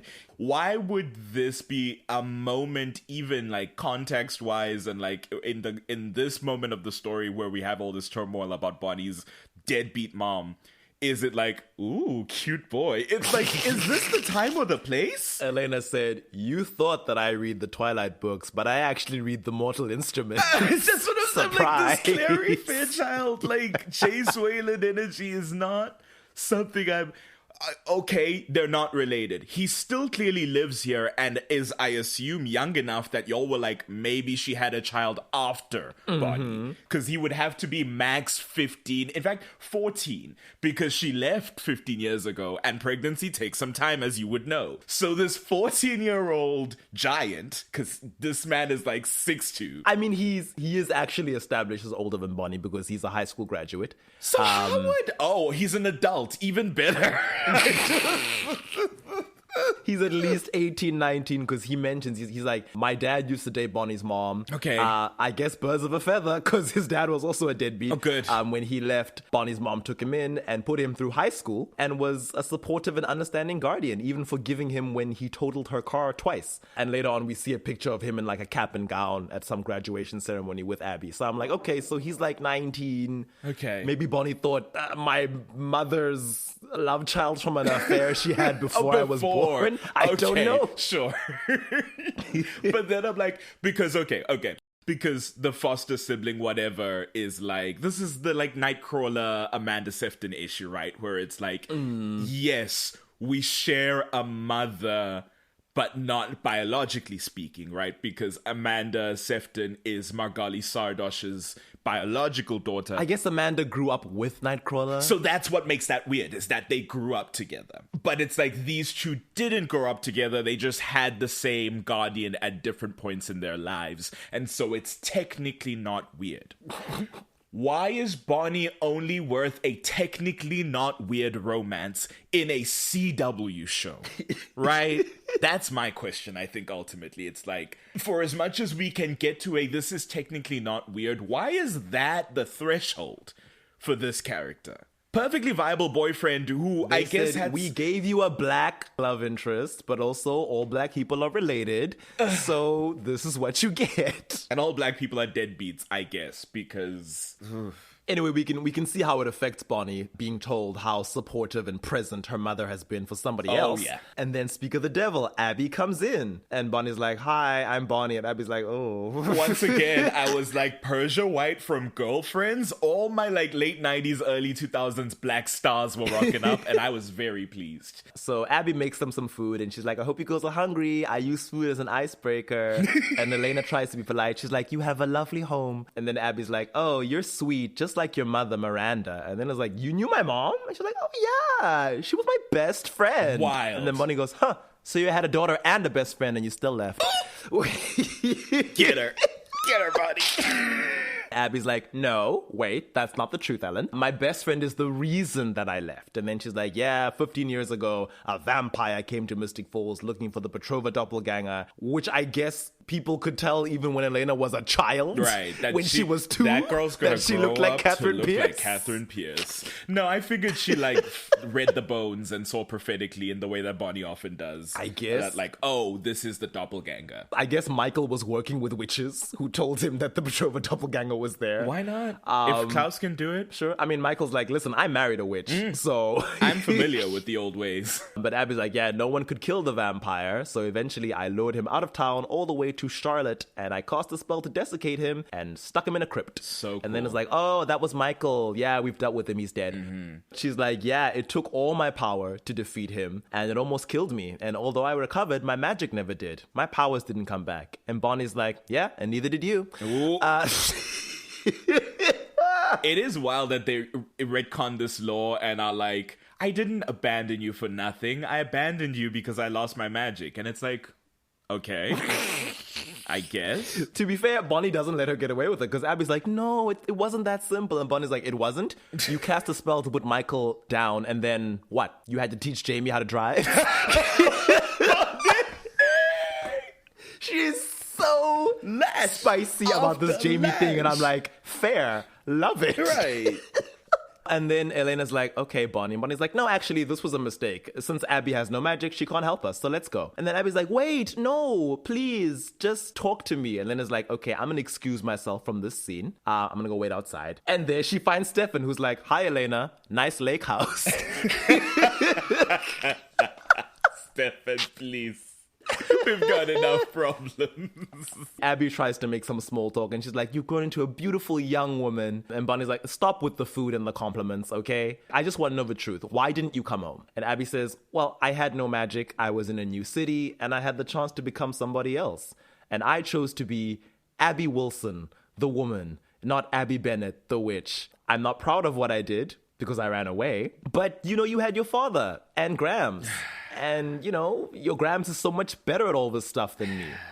And before I go on, I'm like, as excuses go, this is lame. It's pretty weak. It's pretty weak, Sauce. I'm sorry. And unlike Peter Maxwell, we don't delve into the issues and internalized hate and classism. Right. Or whatever. In Peter's case, that's what it was, which drove him to be like, oh, I just want to walk away from it all and abandon my toddler daughter and my newborn son and my wife because I can't deal with the shame of being nothing and no one in this town where I actually have a strong history and should be respected. With Abby, it's just like, I guess, imply that being a witch is hard. So when an opportunity arose for me to not be one anymore, I was like, cool, bye, like, I guess. Okay. That's bye to my husband and my mother and my child. mother and my child. It's like, that's so insanely selfish.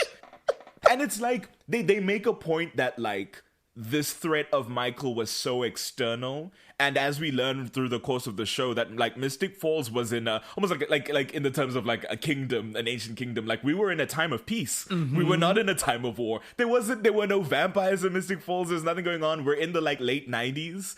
Like Damon's been dealt with, even though like that's a retcon. It's like there's really no reason she couldn't have come back to Mystic Falls and lived as a human woman in town. At most, she would have been pestered by her mother to be like, we need to fix this about the magic. But you can just go, no, I don't want to, and then just raise your child. Your husband would have been happier for it because he didn't care about the witch stuff. It's the thing he likes least about your family. Like, it's such a weak excuse. It's weird. Like, there are a lot of complex guardians in this show, certainly that the main characters have, but every one of them has at least one decent one. Right? Like, Elena has 3 terrible biological connections, but at least her adoptive parents were solid, and in that they are dead. You learn some shit about them later on in life, but it, like, colors them as, like, morally great, but never as, like, failing as parents. Caroline has her mom, who, like, there's a curve over the first 2 seasons, and eventually she, like, comes back to center, because she was, at most, a parent who didn't understand their child and was sometimes not aware that, like, their work was pulling them away from her. And then the vampire stuff happens, and then they're solid. Tyler's mom can't say anything really that bad about Mayor Lockwood 2.0 other than her being, like, kind of vindictive about a couple girls that he's dated. She would never deny that woman loved her son. Yeah. Matt, as you say, maybe the one who has, like, kind of the worst in the mom department, and a deadbeat dad. We reconcile that with Peter Maxwell in a very cool season-long way in the final season for Matt. It's like, why does Bonnie have, like, a deadbeat mom in the most deadbeat way, and then a dad who's on paper not a deadbeat but is never here? That still does not exist on screen in the show. And will not for another season. And it's like, it truly is just because Bonnie's black, right? That's really the only answer that makes sense, is that both Bonnie's parents are absent because she's the one black character. It's wild. And the optics of Matt, the poor white kid, and Bonnie, the only black person, being the characters that just don't need parental figures. Because Matt has been supporting himself financially for like a year at this point. Bonnie has a parent that we never see who's never home, so I guess she's home alone a lot. And no one's ever like, worried about that, right? Nobody's ever, like, distressed or concerned about this fact. It's just a foregone conclusion. I don't even know how legal it is to just leave your minor alone at home for, like, days on end, frequently. Like, yeah, she's not a little kid, but still. Like, wow. And just... Grabs is dead, so that safeguard is Grabs gone. is very dead.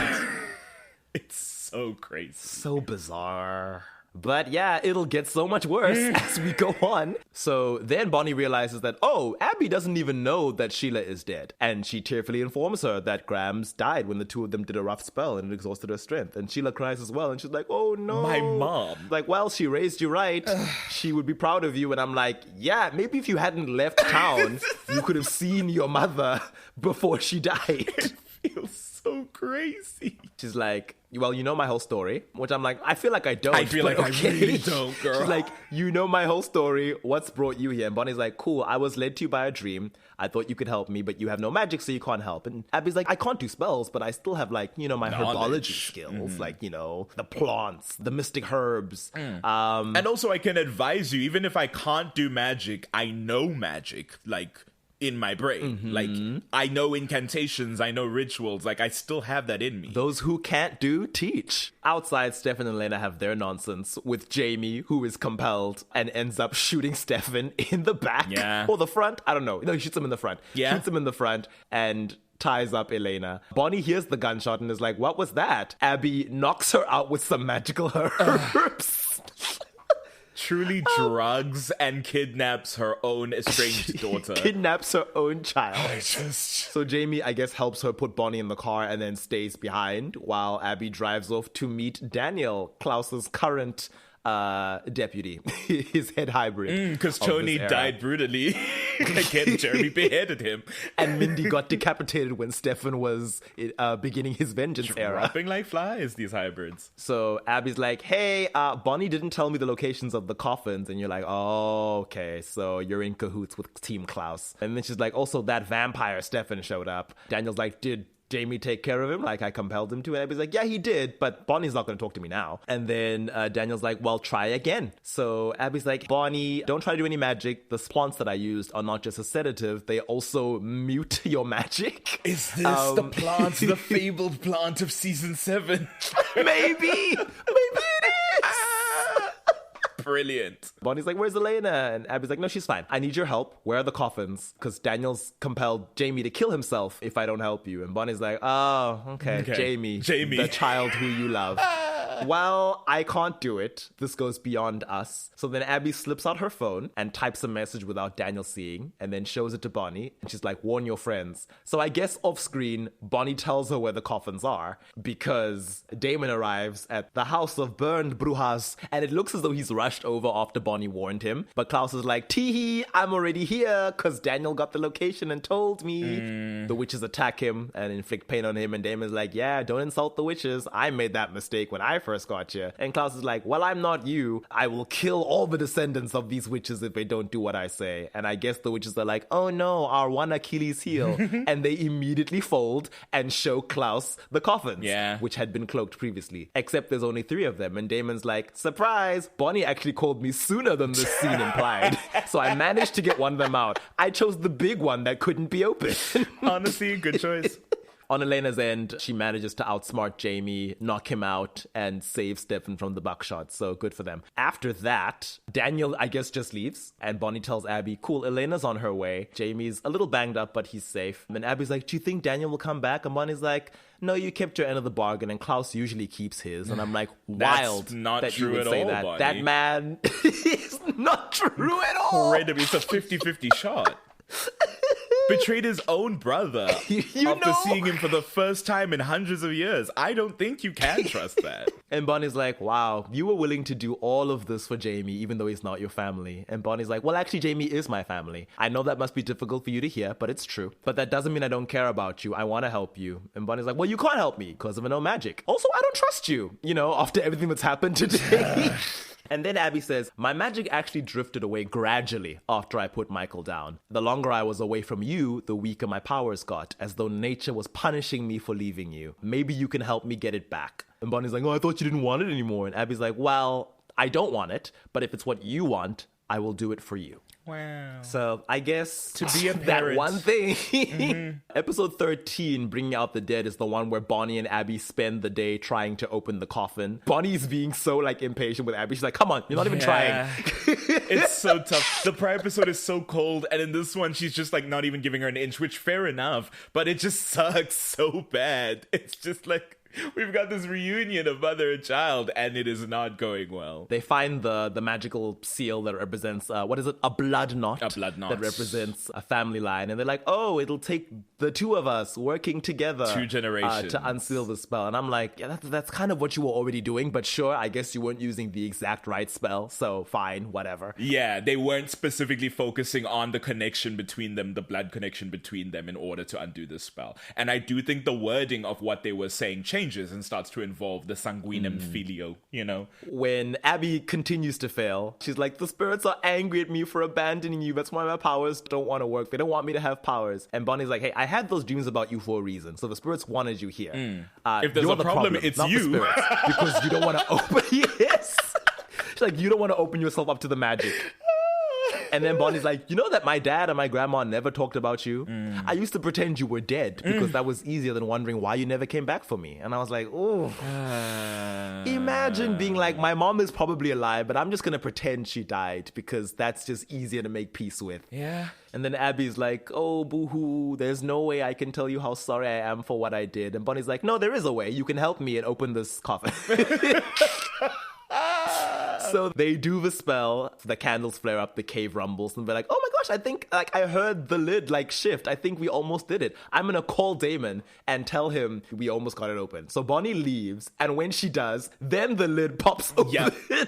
Yep. And I remember the scene the first time Abby was looking back in a strange way, and I was like, are we about to experience a betrayal again? What's going on? Why does she look wistful at the coffin? And then I didn't know what was happening. I guess Esther climbed out and then knocked them both out because when the Salvatores come back, they're like, oh no, the Bennett witches are out cold and the coffin is open. Whatever is in there is long gone now. In Dangerous Liaisons, episode 14, Bonnie is not present because, of course, they don't need her magic right now. However, somebody else is using her magic. When Esther has her meeting with Elena, she's like, yes, the reason that I'm alive is because the witch Ayana, a great friend and mentor of mine, who is a 1,000-year-old ancestor of your friend Bonnie, she preserved my body with a spell. And now that I'm alive again, I am channeling her entire bloodline all the way down to Bonnie herself in order to keep myself alive and give myself strength. And I'm like, oh, wow. Oh, okay. wow.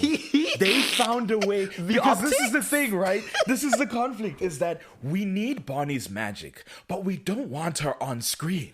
So what will we do? We'll have this white witch show up and channel her entire black bloodline for 1,000 years.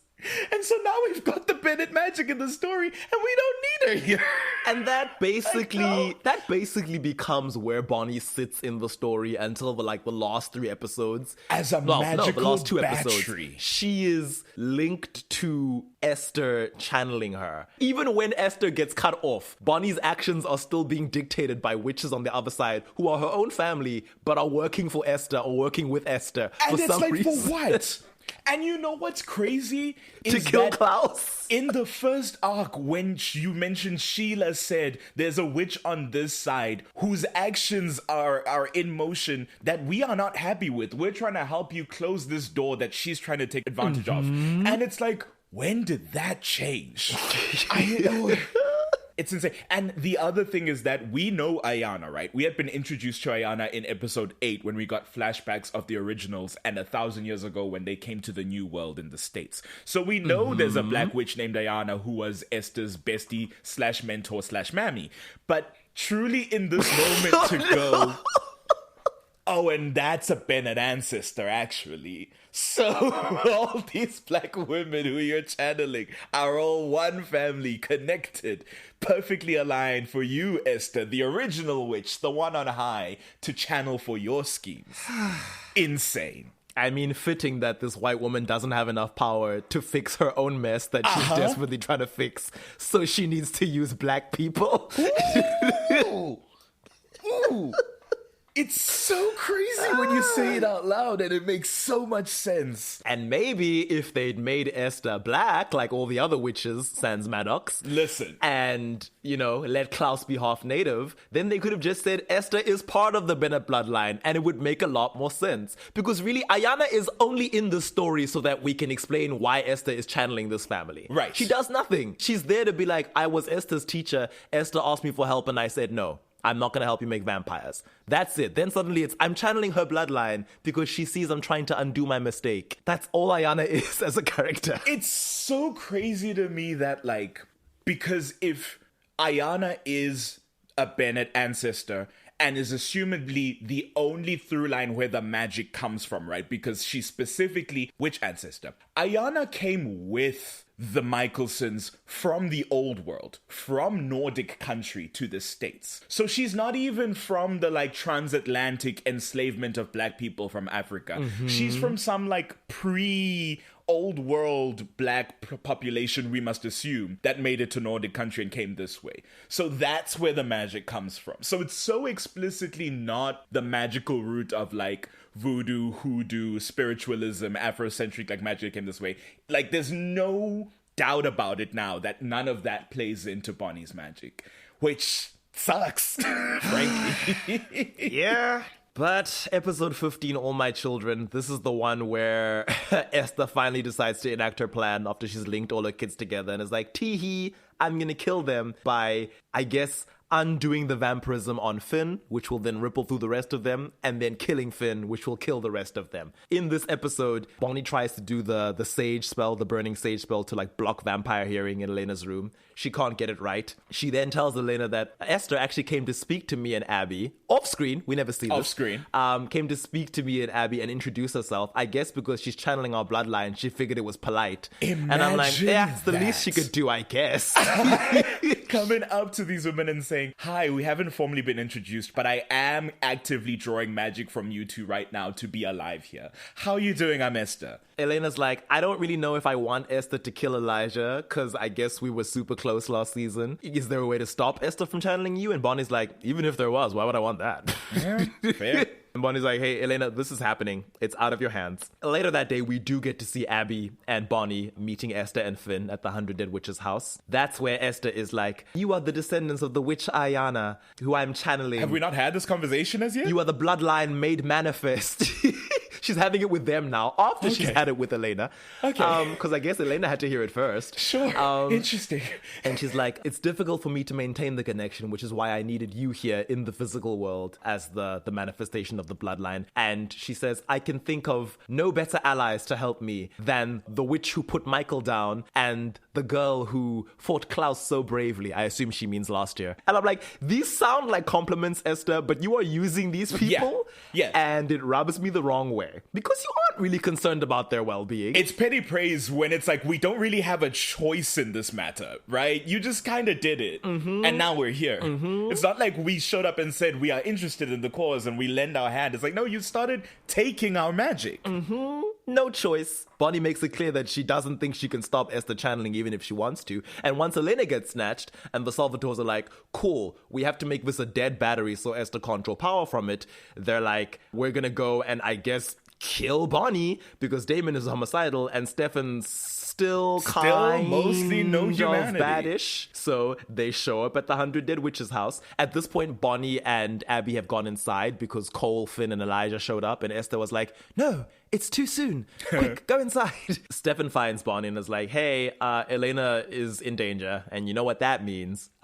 Everything else falls away. And Bonnie's like, oh, well, I can't stop Esther from channeling us. And Stefan's like, well, then I'm gonna have to kill you. And Bonnie looks so terrified. Does he say that? Well, he doesn't. He implies that. He's like, if we can't stop her, we're gonna have to find another way. And then Bonnie like looks at him, and then the penny drops, and she's like, no, Stefan. Yeah, no. I think she immediately has the correct fear, but Stefan isn't there to kill her, I believe. I think the decision's already made by this point. Stefan's just here to... I think they flipped the coin. I don't know when Damon decided he was going to do it because Stefan will later be like, I lost the coin toss. But Bonnie does seem afraid. She tries to run him and he blocks her. But I guess he was just there to keep her busy. Exactly. And she's like, listen, even if you kill me, it won't help because Esther's channeling the dead and living witches. Stefan's like, well, then I guess one of you has to no longer be a witch. And then Damon turns Abby into a vampire, snaps her neck after force-feeding her blood. That's why I think the decision had already been made because he's talking about what Damon is now currently doing. Fair. It makes sense that they would save their fave and be like, everyone who is far enough away from the core of the MFG right. doesn't matter. I mean, certainly trust that if Abby wasn't available, Bonnie would be the one they did this to. But like, yeah, the decision has been made at this point. And so the Bennett witches immediately cut Esther off from their power. She has the audacity to be like, sisters, do not abandon me. And I was like, sisters? I don't know if you can say that, Esther. Using that word a little too liberally for a 1,000-year-old Viking, my dear, but okay. And at the end of this episode, finally there is something...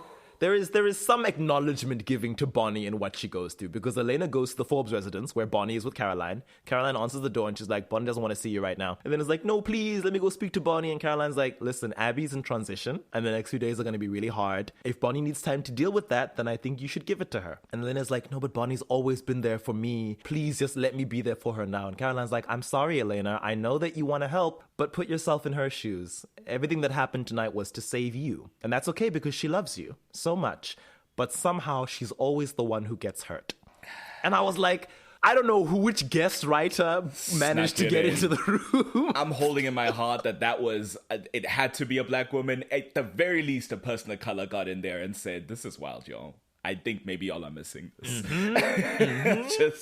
I just... Episode 16, Bonnie's not there. Matt does tell Elena that Bonnie has gone to Abby's house with Abby and Caroline and that she's going to complete her transition. He lets Elena know that Bonnie's still upset, though. Matt tries to say, Bonnie knows it's not your fault, though. And Elena's like, no, Damon turned her mother into a vampire to save my life. It is absolutely my fault. And I'm like, there's this pattern of Elena always acknowledging the hoops that Bonnie jumps through to help her. And I'm like, yeah, but that doesn't make it better. It's like when a TV show acknowledges something that doesn't make sense in the plot but doesn't explain it. I'm like, just because you call it out but don't fix it doesn't mean that it's okay. I'm so glad you said that, Fadzai, because I want to share something real quick before we proceed. Roughly 5 years ago, draw your mind back, we were a couple of months into COVID, and over in the States, there was a sort of flash in the pan uproar of something that had been going on for some time, but the zeitgeist, shall we say, and specifically the white general public had not necessarily been paying attention to until it was front and center. You'll recall around May, June of 2020 in the States, the Black Lives Matter movement rose to like center stage. And there were wild protests following, I believe, the death of, the killing of George Floyd. And so that was the era of people putting up black squares on their Instagram saying, I am with you in a way that is not material or helpful. So in July, icon, legend, and baddie Megan Thee Stallion made a tweet. And this tweet said, "Black women are so unprotected, and we hold so many things in to protect the feelings of others without considering our own. It might be funny to y'all on the internet and just another messy topic for you to talk about, but this is my real life, and I'm real life hurt and traumatized." One of the replies to this was from our very own Julie Plec. Oh, yes, we've discussed this. We have certainly discussed this, but just it felt relevant right after what you said and in the context of what we just discussed. And in a Bonnie episode. Yes. And which she replied, "I believe black women are going to save us all. And I'm so sorry to put that pressure on you, but white women are continually failing all of us. I hope you understand that me seeing you as a hero is not meant to add to your anxiety. Rather, it's to lift you up and celebrate you." And, you know, this is a tweet from 5 years ago. And this is a tweet that I believe Julie Plec has apologized for publicly and done the like, I acknowledge this was me being wildly ignorant, blah, blah, blah, blah, blah. So, you know, I'm not here to hang her to a cross, though there are plenty of things that maybe Julie needs to reflect on in her life. But it really colors the picture of Bonnie's storyline in the Vampire Diaries, right? When you really look at what Bonnie goes through and what Bonnie has to do for this group, and as you say, how much Elena acknowledges that Bonnie has to sacrifice and has to go through so much pain for her benefit, but never actually does anything about it, right? Never actually has to do anything about that. It starts to make sense when you know that a significant creative driver of this story and of the show is the person who responded to Megan Thee Stallion talking about specifically black women's trauma with that response. And everyone who grew up on the Vampire Diaries, when they saw that tweet, they were like, okay. I get it now. That's all I wanted to say. True to form, Bonnie returns in episode 17 because they need her. My God. We're in the evil Auric era now. Yeah. So it's like, yeah, we need Bonnie because this seems to be a Gilbert ring issue. We've learned about Samantha Gilbert by now. And Bonnie's ancestor, Emily, made the ring. Weirdly, they don't specify the Emily connection. What Elena says is, well, a witch made the ring, so maybe a witch can fix it. Let's call Bonnie. It's like, no, we know the witch who made it. We're not even going to acknowledge her family connections. It's just witch. Elena's like, that's all we need. I have truly forgotten her name. I'm so sorry. Meanwhile, on Bonnie's side, she's dealing with Abby in North Carolina. Abby is forlorn, dejected, staring at her plants. She's like, I can't feel it anymore. My garden is gone. Oh. I can't feel anything. And then Caroline's like, huh? What does that mean? And Bonnie's like, oh, witches have a connection to the earth. We can literally feel nature, life. So it's like, oh, wow, we're expanding the lore here, but unfortunately doing it in a way that's like the trauma of these black women. The trauma of losing that. It's like witches are connected to nature and can feel it. And when you become a vampire, that connection is literally snapped off, clean break, and you feel the disconnect. Which is an interesting lore thing for the witch aspect of the supernatural world, but also thematically ties in with a lot of Afrocentric, like spiritualism and like magic, for lack of a better term, is that connection to nature, that connection to roots, that connection to ancestry. And again, because the magic is not in any way connected to that, it's like, well, shit, another snapping, I guess, so to speak, another like breaking of disconnection from any sort of like cultural tie we could be making here. If only this show was interested in exploring that. But Bonnie's like, I don't know how to help her. Jamie gets some scenes where it shows that he's clearly afraid of Caroline and freaked out by the vampirism of it all. Caroline's like, listen, don't be afraid of Abby. And Jamie's like, she's a vampire. Which Real. I get. He's only just learned about all this stuff. Uh-huh. And Caroline's like, well, Abby needs to feel connected to the people that she loves so that she can retain a sense of feeling normal. So basically, get over yourself. Then Elena calls and she's like, hi.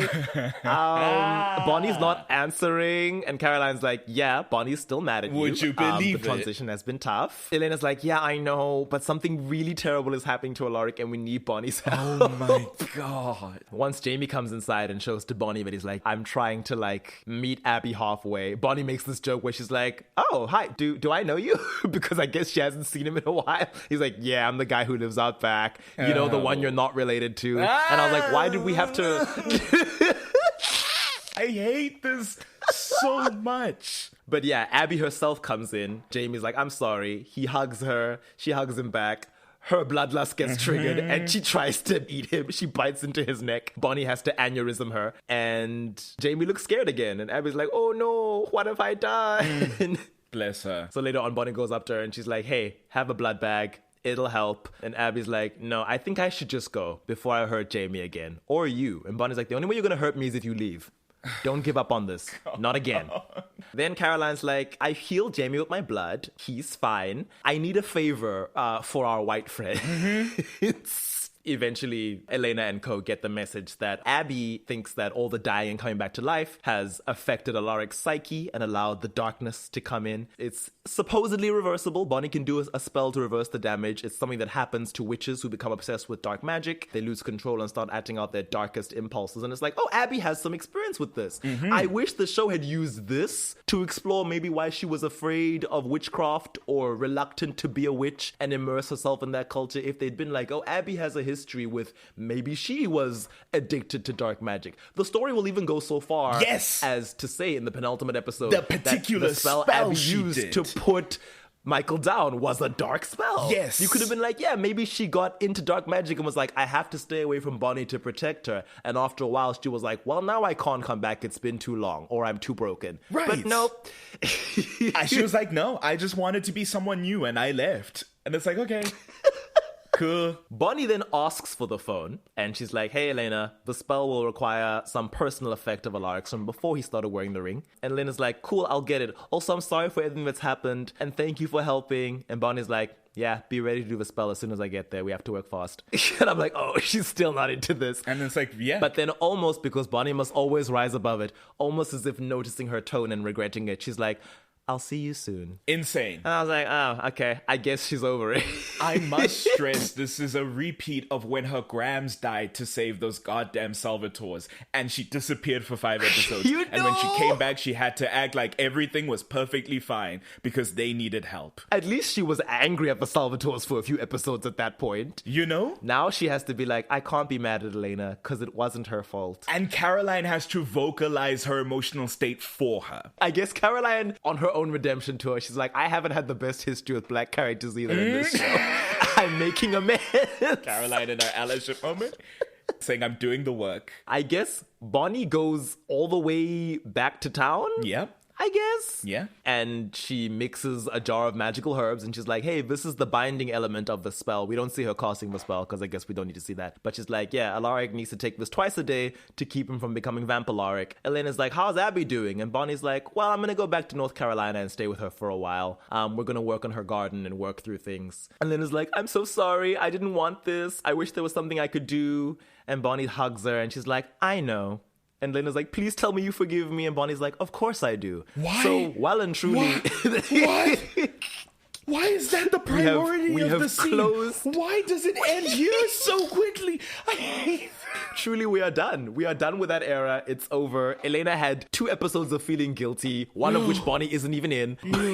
And we're now done. And she's largely dealing with the evil Alaric of it all in this part anyway. So Bonnie is not even the focus of Elena's scenes at this point. She's just like an afterthought of, oh, I feel guilty because I have to ask her for help. And I know she's justifiably upset. Back in North Carolina, Caroline finds Abby packing her bags and leaving, writing Bonnie a goodbye letter. And she's like, you're leaving? Are you kidding me? And Abby's like, listen, I don't know how to do this. And Caroline's like, do what? Be a vampire? or a parent, because I can help you be a vampire. I can teach you self-control, but being a parent, I mean, that's all you. And she tells Abby that Bonnie grew up missing a parent because Abby ran away once before. And she asks, are you really going to run away now when you have an eternity of vampirism in which to make up for it? And Abby's just like, Bonnie's better off without me. And Caroline, who of course has gone through her own loss of a parent this season, is like, no, she's not. No one is better off without their parents. She wants to make this work. Please just stay. And Abby gets up and takes her bag and says, tell them I'm sorry, referring to both Jamie and Bonnie. And she walks out the door and leaves. I can't stress enough how up it is to have this character be a deadbeat twice over. And this time to 2 kids. This is insane. Listener, I don't know how you can view, if you are viewing this and thinking maybe we are crazy, maybe it's not that deep.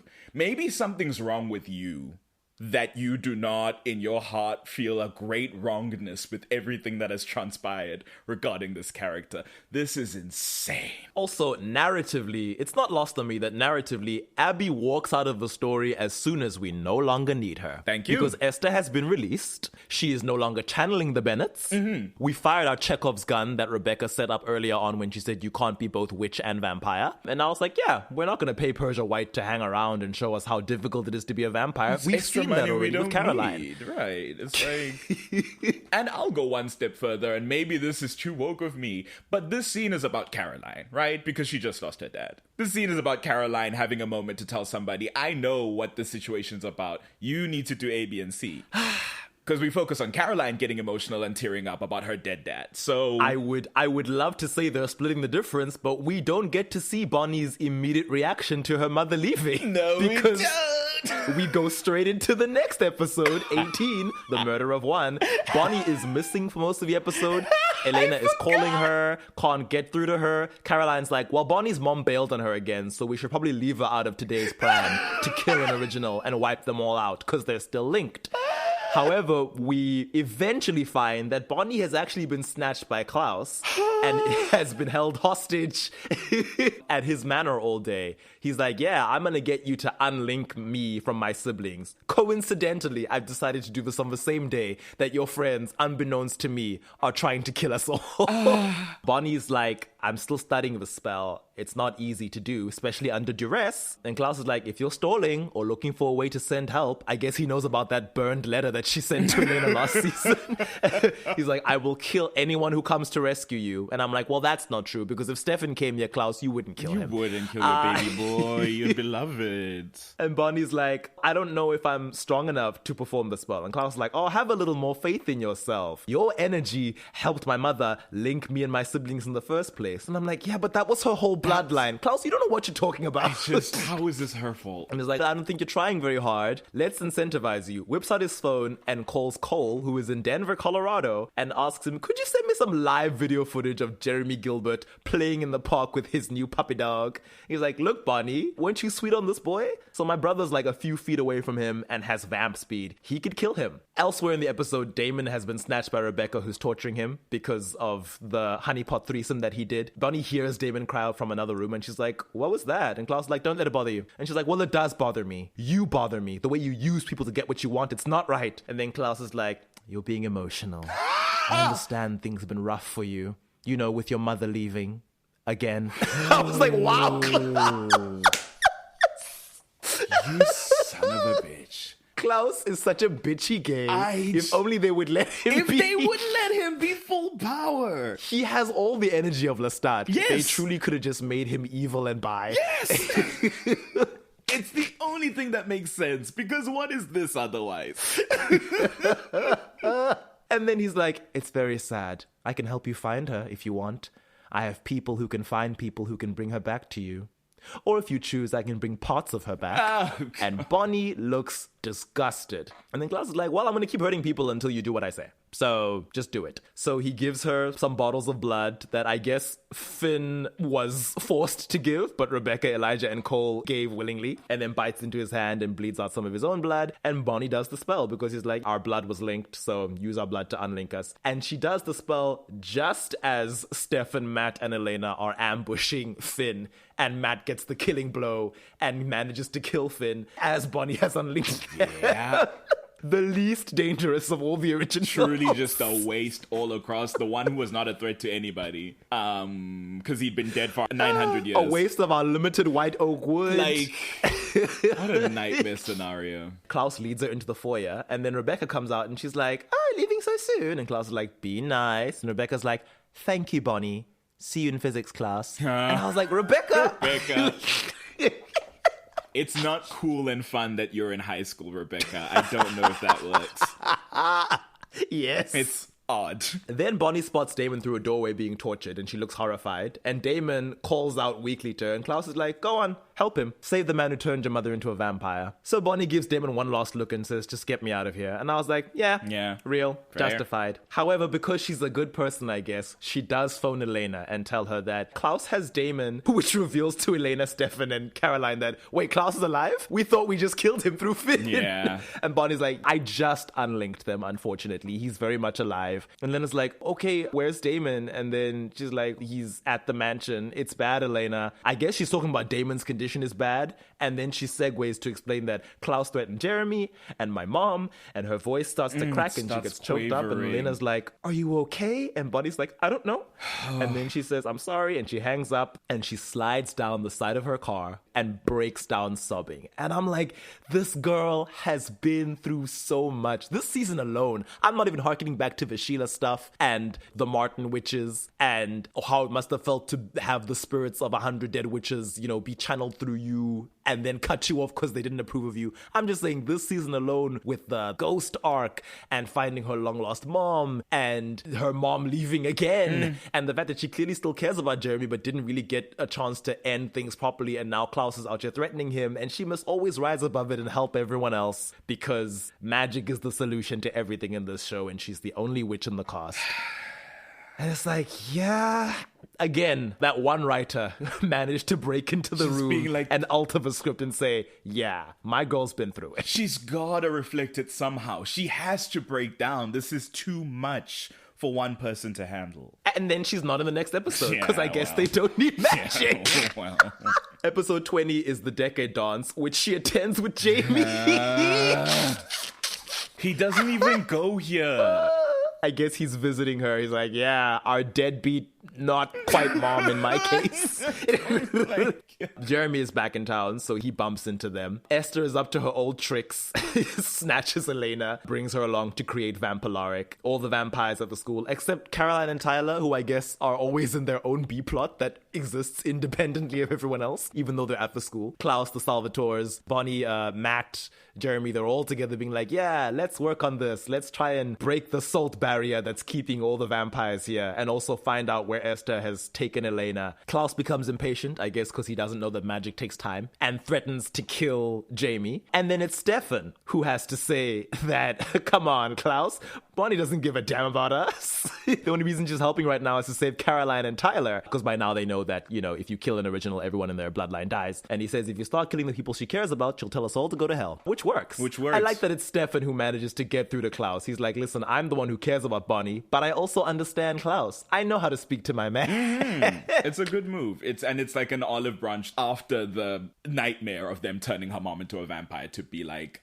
let me try and help her in this moment, even though we are all under duress and distress. I don't know what their intentions with Jamie were at this point in the writing process, because he gets like a lot of too much screen time, frankly. Yeah, and it's like, what were you planning to make him a mainstay? Because like he's like, oh, this world of yours is crazy, like, oh, you know, with vampires, werewolves, ex-boyfriends with magic rings, and I'm just this normal guy. And then Bonnie's like, a normal guy wouldn't have said yes to a date with me. Okay. And I was like, are you planning to keep him around? Are he and Matt gonna start a club? It's so crazy to have me in a situation Token where I'm humans? like, I welcome more black characters, please. But it's like, what is his relevance? Bonnie had a normal guy that she was dating who was aware of the supernatural and was in the circle, but they got rid of him for a good chunk, and he comes back in this episode too. So maybe that was the point, right? Is to be like, yeah, Jamie's nice and all, but like Jeremy's in the mix. But she and Jeremy don't get back together this season, so I don't know what this is. They do not. I really don't. She gets to speak to Damon for the first time since all his nonsense, because Damon and Klaus are hovering over her when she goes to a different classroom to do her locator spell. Damon is like, oh, are you still annoyed about what happened to Abby? Let me apologize. God. I'm sorry Elijah forced us to turn your mother into a vampire to save Elena's life. Didn't exactly have a choice. And Bonnie tells him, there's always a choice. Whenever you make one, someone else suffers. And I was like, whoop. Right. Then Klaus comes in and is like, I don't care about this storyline. Find my mom. Bonnie realizes Esther's fighting me. And Klaus is like, okay, well, she can't be that strong without the Bennett bloodline. She must be channeling the mystical hotspot of her own death, where I killed her 1,000 years ago. I know where she is. And they send Jeremy and Matt. We all know how that unfolds. In the end, when Alaric regains control and kills Esther, Bonnie comes outside to tell Klaus and the Salvatores that Esther's no longer fighting me. The boundary spell is gone. You can all leave. Klaus is like, bye. And then Stefan says, thank you, Bonnie. And she's like, I didn't do it for you. Yeah. And I was like, well, much like post Sheila's death, she's in an era of, I don't like any vampires who aren't Caroline right now. And I guess half of Tyler. But Bonnie's, of course, there with the rest of the MFG when they all come to say goodbye to Alaric because he's choosing to die rather than become Vampalaric. At the end of the night, we see Bonnie in her house for the very first time. I can't do this. It's the first time she's there. Jamie's like, thanks for protecting me. And Bonnie's like, apparently it's what I do. She looks so tired that I feel like Kat Graham was not even acting. It's just like, it's truly like, I drew from an inner place. It was a not hard well to reach. I'm exhausted. And Jamie's like, you're pretty amazing. And Bonnie's like, sometimes I think I'd settle for just ordinary. Jamie then mentions that Bonnie's dad is out of town, because of course he is. Of course he is. And asks if Bonnie will be okay by herself. And Bonnie says, no, I don't think I am. And Jamie hugs her and I guess decides to spend the night. We later on see them asleep in bed cuddling but fully clothed. So nothing happened. And again, Bonnie the one who doesn't get to be in a long-term relationship for most of the eras in this show. But also the one for whom it takes, 5 seasons to have a sex scene? Yeah, that's correct. Free house, no sex. Gosh. Weird combination. Free house? Her dad is never home. Never. Grams is dead. So I don't know who we're worried about walking in. But at the end of the episode, the witch spirits put Bonnie into a trance and lead her to Vampalaric as Damon is leaving him, I guess at 99% death. She psychically whammies Damon, or the aneurysm spell or whatever, and then goes in and feeds herself to Vampalaric. She cuts her hand and feeds him, and when he starts to wake up, he grabs her and then bites into her neck. And I'm like, so the same witch spirits who don't want you getting involved in vampire business, and who Sheila said at the beginning of this season would agree that whatever the original witch is up to, it has nothing to do with you, allowed her to channel you, left her when the connection was broken, but still worked in tandem with her to possess you, and basically be like, yeah, it's fine if Alaric drinks you to death. Because in the next episode, before sunset, Damon makes it clear that his blood saved Bonnie. If not for Damon being there, she would have bled out and died. And I'm like, I thought witches were loyal. Klaus gets the witch spirits to expose the coffins to him because he says, oh, witches take care of their own. 100 dead witches have 1,000 living descendants. And now all of a sudden it's like, no, the witches are like, this Bonnie is a troublemaker. We'll let her die. And I'm like, what? It's almost as if the actions that the witch spirits make don't make a lot of sense in succession, but really kind of shift and move as the narrative require them to.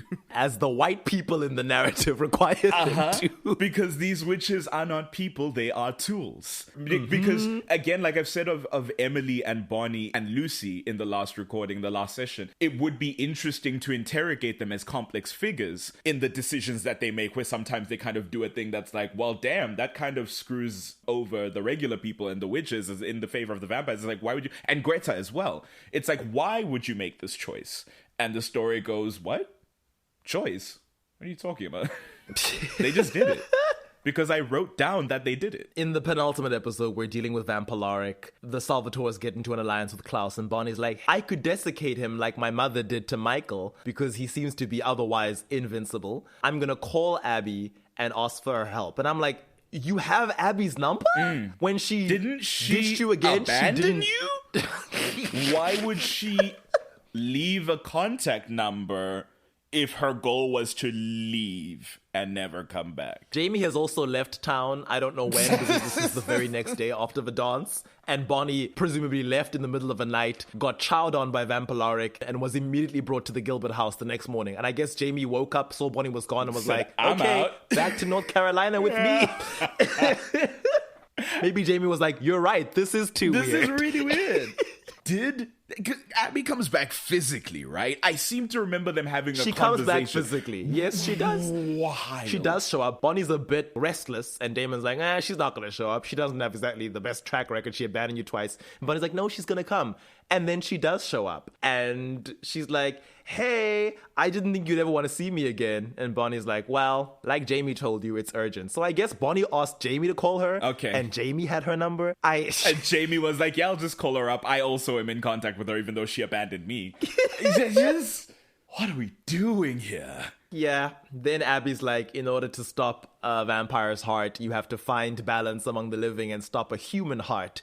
Can you handle that, Bonnie? Because previously she'd warned Bonnie that, oh, this magic asks you to tap into dark places, places you can't handle. And Bonnie, understandably, is like, you turned your back on me for 16 years. You have no idea what I can handle. Ooh. Damon also has the audacity to get quippy with Abby. He like offers her some blood and is like, it's a peace offering. And she just glares at him and he's like, okay, more for me. Damon should not be speaking anywhere near these women. I can't stress. Y'all like this man?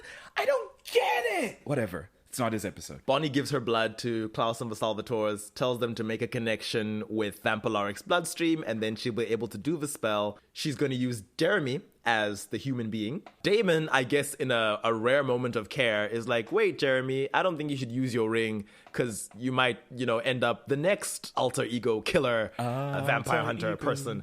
And Jeremy's like, well, no, this is my ring and Elena's my sister. I'm going to save her. And it's like, okay.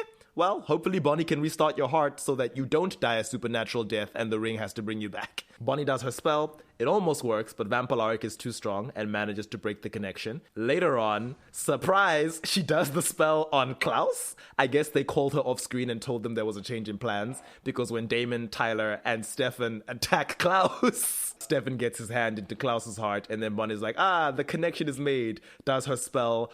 Dark veins appear on her skin and creep up her arms and up her neck and to her face. Jeremy's heart stops. And then Klaus's heart stops and he desiccates. And it's like, yay!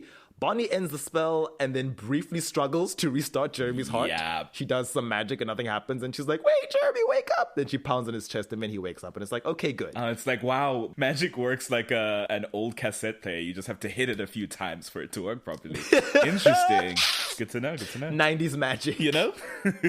Then we get into the final episode where I guess all Bonnie does is Damon's like, yeah, Vampaloric might find and destroy Klaus's body before we hand it over to the Michelsons, as per our new deal with Elijah. Guess we should have done a cloaking spell, and we didn't. Vampaloric might find a witch and get her to locate it, so Damon goes with Bonnie to do said cloaking spell. When they find the body, Bonnie's like, could I just have a minute alone with Klaus? Just to enjoy seeing him like this. And then, as they like to do with Klaus and Catherine only, it's only ever with Klaus and Catherine, they list the things that have gone wrong since these two characters came to town. Bonnie's like, Elena and Jeremy have lost Jenna and Alaric. Tyler became a hybrid. My own mother became a vampire. I want to appreciate the sight of Klaus defeated and helpless. So Jeremy's like, okay, sure, fine, whatever, and leaves. And then Bonnie glares at Klaus, who can only really glare back at her because he's immobilized, although fully conscious. And she says, you should burn in hell. But if you die, so do my friends. So does my mother. What am I supposed to do about that? Damon later on tells Stefan that, okay, Bonnie just left and Rebecca's on her way. So I guess Bonnie is fully out of the building when Vampaloric shows up. Later on, when Caroline shows up in the Lockwood cellar, because she's supposed to be running away with Tyler, and tells him, hey, so Vampaloric just staked Klaus. I feel fine. Damon and Stefan feel fine, but you're definitely dead. Tyler is like, oh, okay, I was just with Bonnie, by the way, which I guess is our first clue. It's like, you were with Bonnie? Why? Well, was that part of the plan? I think when Caroline and Tyler decided to run away, she was like, I'm going to call Bonnie. I don't know why she needed to call Bonnie. And Tyler was like, no, I'll call Bonnie. So I guess real Tyler called Bonnie. And then Bonnie was like, hey, I had an inspiration. interesting developments. And at the end of the episode, Bonnie comes into the Lockwood cellar and is like, I know you're here. And Tyler comes out of the shadows and he's like, congratulations on that spell, Bonnie. I didn't think you had it in you. And Bonnie addresses him as Klaus, revealing that Klaus is possessing Tyler. And she's like, I put you in Tyler's body to save my friends and my mother, not as a favor to you. And then Klaus says, ooh, the witch spirits are not gonna like what you've done. And Bonnie's like, the spirits don't get to tell me what to do anymore. Yeah. I'm done being pushed around by all of you. I did it because I wanted to. And that's where she ends the season. Which, as far as season 3 goes, which has been just terrible for Bonnie, is a very, again, like you said, somebody in that room was like, this is crazy and we have to do something with this. Here is this character that doesn't seem to have a lot of agency in the story, that is at the whim of her friends, her enemies, her ancestors. Like, everybody needs her to do something, and she has to do it because she's this compassionate character, but also because it's kind of out of her control most of the time. And said, let's thread that shit together at the end of all this nonsense and be like, how does she respond to it after this breaking point? Well, at some point, even the kindest, most compassionate person will get fed up, right? At some point, you've got to explode in some way. And for some people, it's inward, and for some people, it's outward. And she went, no, I'm sick of this shit. I'm done. I'm done letting people push me around. I'm going to start doing what I want. That is a great place to leave Bonnie in the finale. And as we always say in the finale for Bonnie, that is not where she will go immediately following afterwards when they pick up in the new season. Yep. Yeah. Season 4. As we said, Bonnie's independent era, her I don't play by the rules era, immediately falls away. Mm-hmm. Although at least some kind of a reason is given for it. Because this is the episode, of course, in which... I mean, they nerf her, but at least she tried. She tried to be consistent. I guess, but it's like, if you try and then are immediately, as you say, nerfed by the story, like within the same episode, I think, then what's the merit of that, you know? I don't know. And in universe, it's like less than 24 hours. Mm-hmm. I think that's right. Because Elena's in transition and doesn't want to be a vampire. And of course, Stefan's like, we've already called Bonnie. Stefan says that Bonnie has told him she's stronger now than ever, which I was like, than ever? Than she was when she had the 100 dead witches? Okay. If she says so, okay. So they're like, yeah, we're going to exhaust every possible opportunities. Meanwhile, Bonnie goes to the Lockwood cellar and staring at the body. And then Klaus and Tyler comes in and is like, ha, look at me. I'm so beautiful and magnificent. And she's like, what's this doing here? I thought you were going to go possess someone else. Again, acting like possession is just Klaus's mutant power and he can just body hop at will. A thing he can do, right? Klaus is like, yeah, I'd like you to put me back into my body. And Bonnie's like, no, the deal was that you were going to find somebody else and let Tyler go. Which Klaus is like, yeah, but that's when I thought the writers were actually going to kill off the Joseph Morgan form. But then they decided not to because I'm too popular. So for whatever reason, my body didn't burn up and I want to go back. And Bonnie's like, cool, I don't have time to deal with you right now. I gotta help Elena. And then Klaus is like, it's cute that you think I still care about Elena. She's a vampire now. So our professional relationship is officially done. The contract has expired. Unlike Catherine, she didn't run. So we're ending on a good note. I wish her well with her future endeavors. Bonnie's like, you're forgetting who just saved your life. And then Klaus grabs her by the throat and is like, you're forgetting I can rip your tongue out. Now put me back.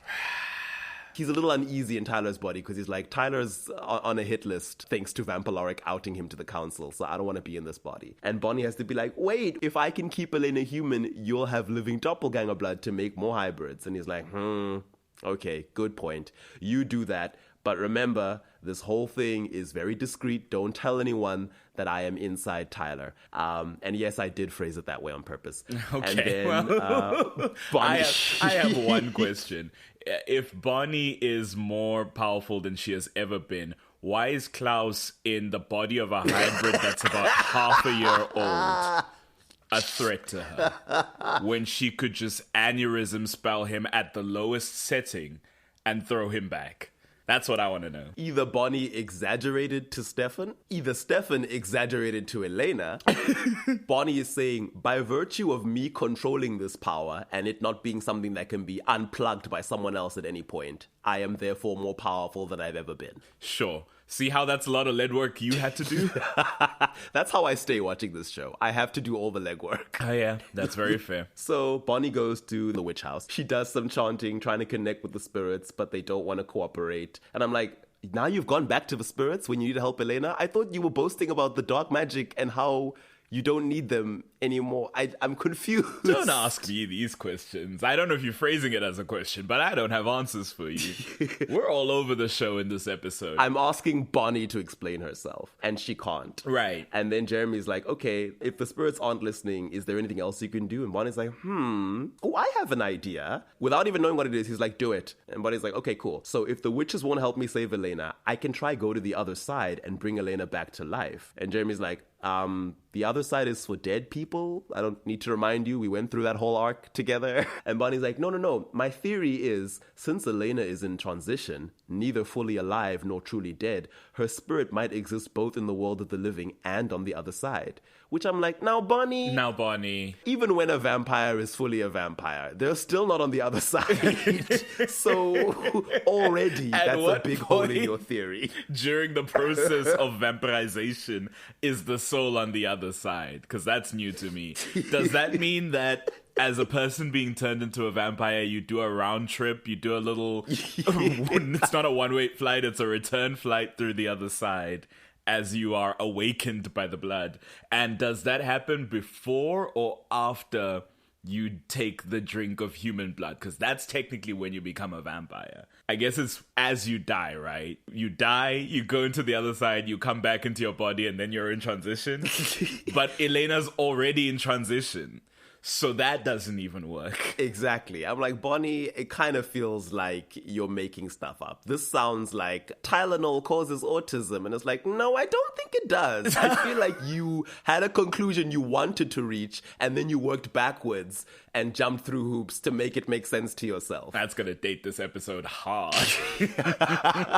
Jeremy's like, yeah, but even if this is true, you can't go to the other side because you're not dead. And then Bonnie doesn't say anything. And then Jeremy's like, oh, no, don't do that. And Bonnie's like, no. If I was able to stop your heart to put Klaus down last season, I can do the same thing to myself. And then when I die, I'll go to the other side as a witch. Witches have free reign on the other side. The first time that this is explicitly stated, by the way, although it would certainly explain all of the shenanigans of the witch spirits and Esther's scheming with Vicky and Evil Arc. But she's like, yeah, witches have free reign, so I should be able to find Elena's spirit there, after which I will try to bring her back with me. And I'm like, now the metaphysics of this, you are going to die. Your spirit is going to go to the other side. Right. You will then find Elena's spirit, which you claim is in betwixt and between. Then you're going to take that spirit and yank it back. And when you wake yourself up, presumably back in your own body, you're going to have yanked Elena's spirit fully into the world of the living, which will what? Make naturally her body transmute back into human form? Back to her body, right, and reconstitute her as living. Or are we jumping one season ahead and saying that, no, we're going to pull the spirit back and then it becomes a new flesh, blood, and bone body? That raises a metaphysical question, as you say, of like, okay, we transmute a new physical body, blood, and bone, because retroactively that's possible in this world. I do say that only started happening as the other side started collapsing, so they were fashioning bodies out of the substance of the other side, truly like out of otherworldly essence. That's how they were able to return. Ectoplasm, yes. Or whatever it is. But like, if that Elena is created, then the Elena that is in transition, does that one drop dead? And then just be something we contend with physically? That one becomes brain dead Elena, I guess. Just a husk lying there with Rebecca and Stefan, who would be very confused. Once again, all things that I don't think were intended to be answered or even engaged with, because whatever it is she tries, it doesn't happen. Does not work. She stops her heart. Well, I mean, she fights with Jeremy for a bit, who's suddenly like, no, I don't want you to kill yourself. What kind of magic is going to let you kill yourself and bring someone back with you from the dead? And it's like, and I'm like, Jeremy, no, let's not act like we haven't low-key been doing necromancy for several seasons in this show. Because we just did this you've with been brought back to life. I stopped your heart, Jeremy, to stop that old-ass vampire's heart. You should know this shit. But Bonnie's like, I've got a new source of power. I'm stronger now than ever. So she does the spell. The witch spirits whisper around her disapprovingly because she has the audacity to do the spell in the witch house. She starts to get her nose bleed. Jeremy's like, oh, wait, no, maybe you should stop. Her chanting gets louder. The witch spirits muttering gets louder. She's coughing up blood. Jeremy's like, okay, no, stop, Bonnie, stop. And then she hyperventilates and dies. Well, yes. Well, yes. And her spirit immediately appears in the vampire cells on Pastor Young's farm, where Elena Love that is. for her. She didn't need to walk around. Nice GPS tracker. Yeah. She just thought about Elena, had no idea where she was, and appeared next to her. For some reason, she can physically touch Elena because she pulls Elena to her feet. Elena can't see her. She has no idea what's going on. She calls out to Stephanie. She's like, something's happening. And Bonnie's like, come on, Elena, let's go home. Then Sheila Bennett's ghost appears in front of Bonnie and is like, no. This is nonsense. And actually, I have a second question. Because Elena was being physically led away by an ethereal Bonnie. Yes. Elena's spirit was not getting pulled out of her form. What was the plan here? The plan was to pull her spirit through the tear in reality into the realm of the other side. Okay. Which would then somehow make her human again. And then when Bonnie came out the other side, like Nightcrawler's teleportation, and woke up in her own body, human Elena would be standing next to her and Jeremy. I see. Fascinating. Sheila comes to her and is like, Bonnie, for the umpteenth time, no. This is not how we do things. This is not who we are. This magic comes from dark places. Stay away from it. And Bonnie's like, no, but Elena needs me. And Sheila says, she's not your problem to solve. Oof. Now go before they try to keep you here. Oof. And I was like, firstly, thank you, Sheila, for finally saying it. Because actually, why? Why must you sit and watch your granddaughter kill herself? Sheila, who died helping Elena and her vampire boyfriends, by the way. Right. It's like, have we learned nothing? Like, I get we don't want her to be a vampire in story, but is it worth all of this? Surely not. You know? Because, I mean, Caroline is fine. Why is Elena so precious that she can't get used to being a vampire? You know? I mean, it's the last thing she ever wanted, but like, sorry, girl, suck it up. I don't know. Well, Caroline didn't even know vampires existed, so she didn't want it either. And look at her. It's like you've got a decent teacher available. You've got a very well-adjusted friend. This is the best case scenario of vampirism. Bonnie's low-key like, I don't want Elena to be a vampire and then be better at it than Caroline, because then we're back to square one in this friendship dynamic. Oh, damn. She said I need one human friend here, please. I think I have a like third Caroline will question. go back to being insecure. Yes. Who needs that season one question. dynamic back? My third question, because you quoted directly from Sheila, dark places. And you also quoted directly from Bonnie, I have a new source of power. And I also want to bring up something Abby said in the penultimate episode of season 3, in which she says, this magic requires you to tap into...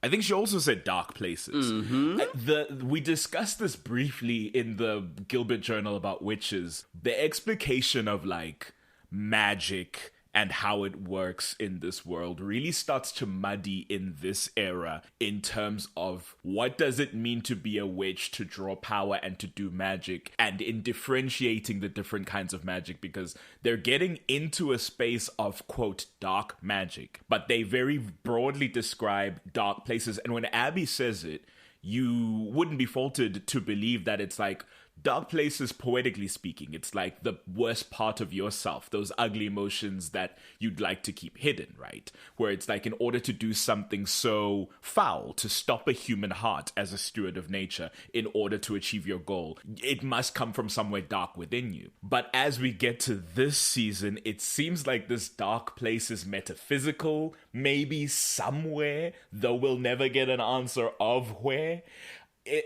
I guess this wasn't a question. That was how I I guess this was a initially... paragraph. That was how I initially interpreted it, as the dark place is some metaphysical space, some plane, some area. Unfortunately, as the season will go on to differentiate between black magic and the other thing we're going to get to, we then learn that apparently black magic doesn't come from some sort of other plane. Brilliant. But the other magic does. So it's like, I don't know what dark places this power was coming from. Also, as you say, this season really muddies things, because before it was always like, oh, magic, it's natural, rooted in nature, good witches respect the balance.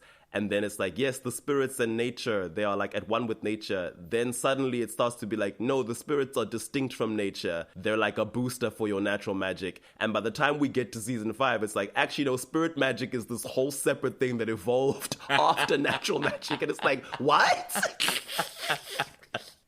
We can't get into the traveler nonsense at this point. We are already so beyond the weeds. Oh, no. But, yeah, I guess Sheila was scared the spirits were going to just make Bonnie die and keep her in the spirit world. So she sends Bonnie away. So the spirits, not nature, is exacting this price. Yeah, the spirits. Okay. The spirits. She says before they try to keep you here, they being the spirits. Bonnie snaps back into her body. Jeremy is happy that she's awake, but she's like, I couldn't do it. I couldn't save Elena. Tyler Klaus then shows up with Caroline in tow, who now knows that it's Klaus. And he's like, okay, time's up. Put me back in my body. Jeremy's like, well, Bonnie said she's not strong enough. And Klaus is like, well, if you were strong enough to put me in here, then you're strong enough to get me out. And Bonnie's like, well, I upset the spirits trying to save Elena, so I can't risk doing dark magic again. Klaus says, that sounds like a you problem. Do the bloody spell or it's just gonna go down. And Caroline's like, oh, wait, no. Bonnie will... Oh, no, already we're starting to muddy the water. She says, Bonnie will wait a few days until she's strong enough to do the spell with traditional magic. And I'm like, okay. What is that with spirit magic? I thought she just said she upset them. Do you mean she'll wait a few days to win their favor back? And why does Caroline understand the distinction? I feel like Caroline might have just been bluffing to get Klaus to calm down. But I was like, what does traditional magic mean? Because in season 5, it will mean something specific that I don't think it means now.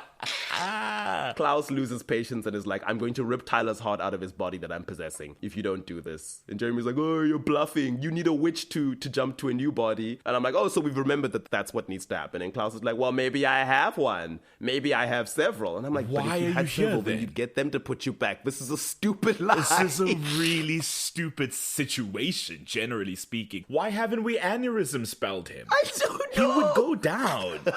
He's not 1,000 years old in this body. I guess, does the brain form part of the spirit? We don't even need to aneurysm spell him. We can just neck snap him. And then he's out for like a good 30 minutes at least.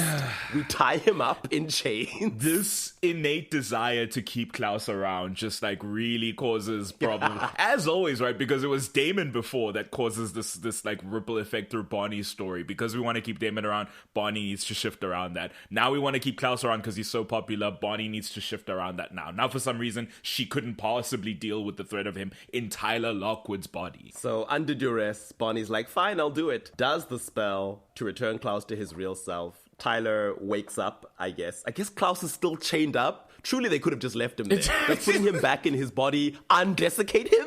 Because he was desiccated. Why is he undesiccated? Because the next day, he's just out and about. God damn. Honestly, when he asked to be put back, Bonnie should have been like, okay, cool. Vampire is dead, so I don't need to worry about you being killed. Put you back in your body. You're chained up, as was our original plan and in the penultimate episode of season eternity. 3. And we leave you, or hand you over to Elijah and Rebecca, who said you needed to be taught some manners. Foolish. All around foolish. But of course, as we know, while Bonnie is doing her black magic, Sheila Bennett's ghost appears with her hands clasped over Bonnie's, and she's like, I warned you, child. I warned you to stay away. And I hate that it's so good. That's such a good Jasmine Guy impression. God damn it. And then Jeremy and Caroline, Tyler has passed out, but Jeremy and Caroline can only see Bonnie. They can't see Sheila. So they're like, what's going on? Bonnie, stop. You've finished the spell now. You can stop. And we can see that Bonnie can't let go of Sheila. She's like telling Sheila to let go. And the black veins are spreading from Bonnie's hands onto Sheila's hands. And Sheila says, you made your choice. Or if I'm going to do an impression, she's like, You made your choice. Now they're taking it out on me. I laugh, but I cry. And Bonnie's like, I'm sorry, please don't do this. And then we just see Sheila screaming, and then she disappears, and Bonnie is released, but she's like crying and going, no, oh my God, what did I do? What have I done? What did I do? What did I do? And it's like, oh no. So we're back in a Bonnie is depowered era. Wouldn't you imagine? You thought we were safe when she declared at the end of the season, I run my life now. No. Why would she ever dare to think that?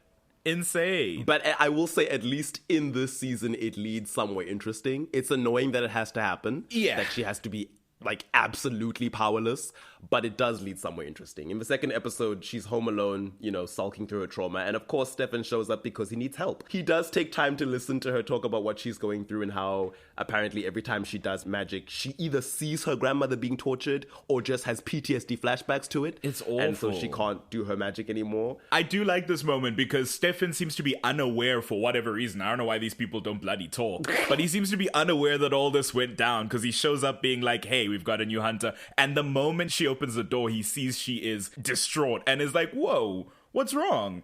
And she's like, distraught. It's like, no, clearly you're upset, please. And then they hug and then they talk about it. And then it's like, Stefan's about to like, no, we can deal with this later. You're having a problem. And Bonnie's like, no, let's focus on the issue now. He's very sweet, but I do love that she says, you're not exactly a drop-by kind of guy. Because I'm like, yeah, most of your friends aren't. That's a broader issue.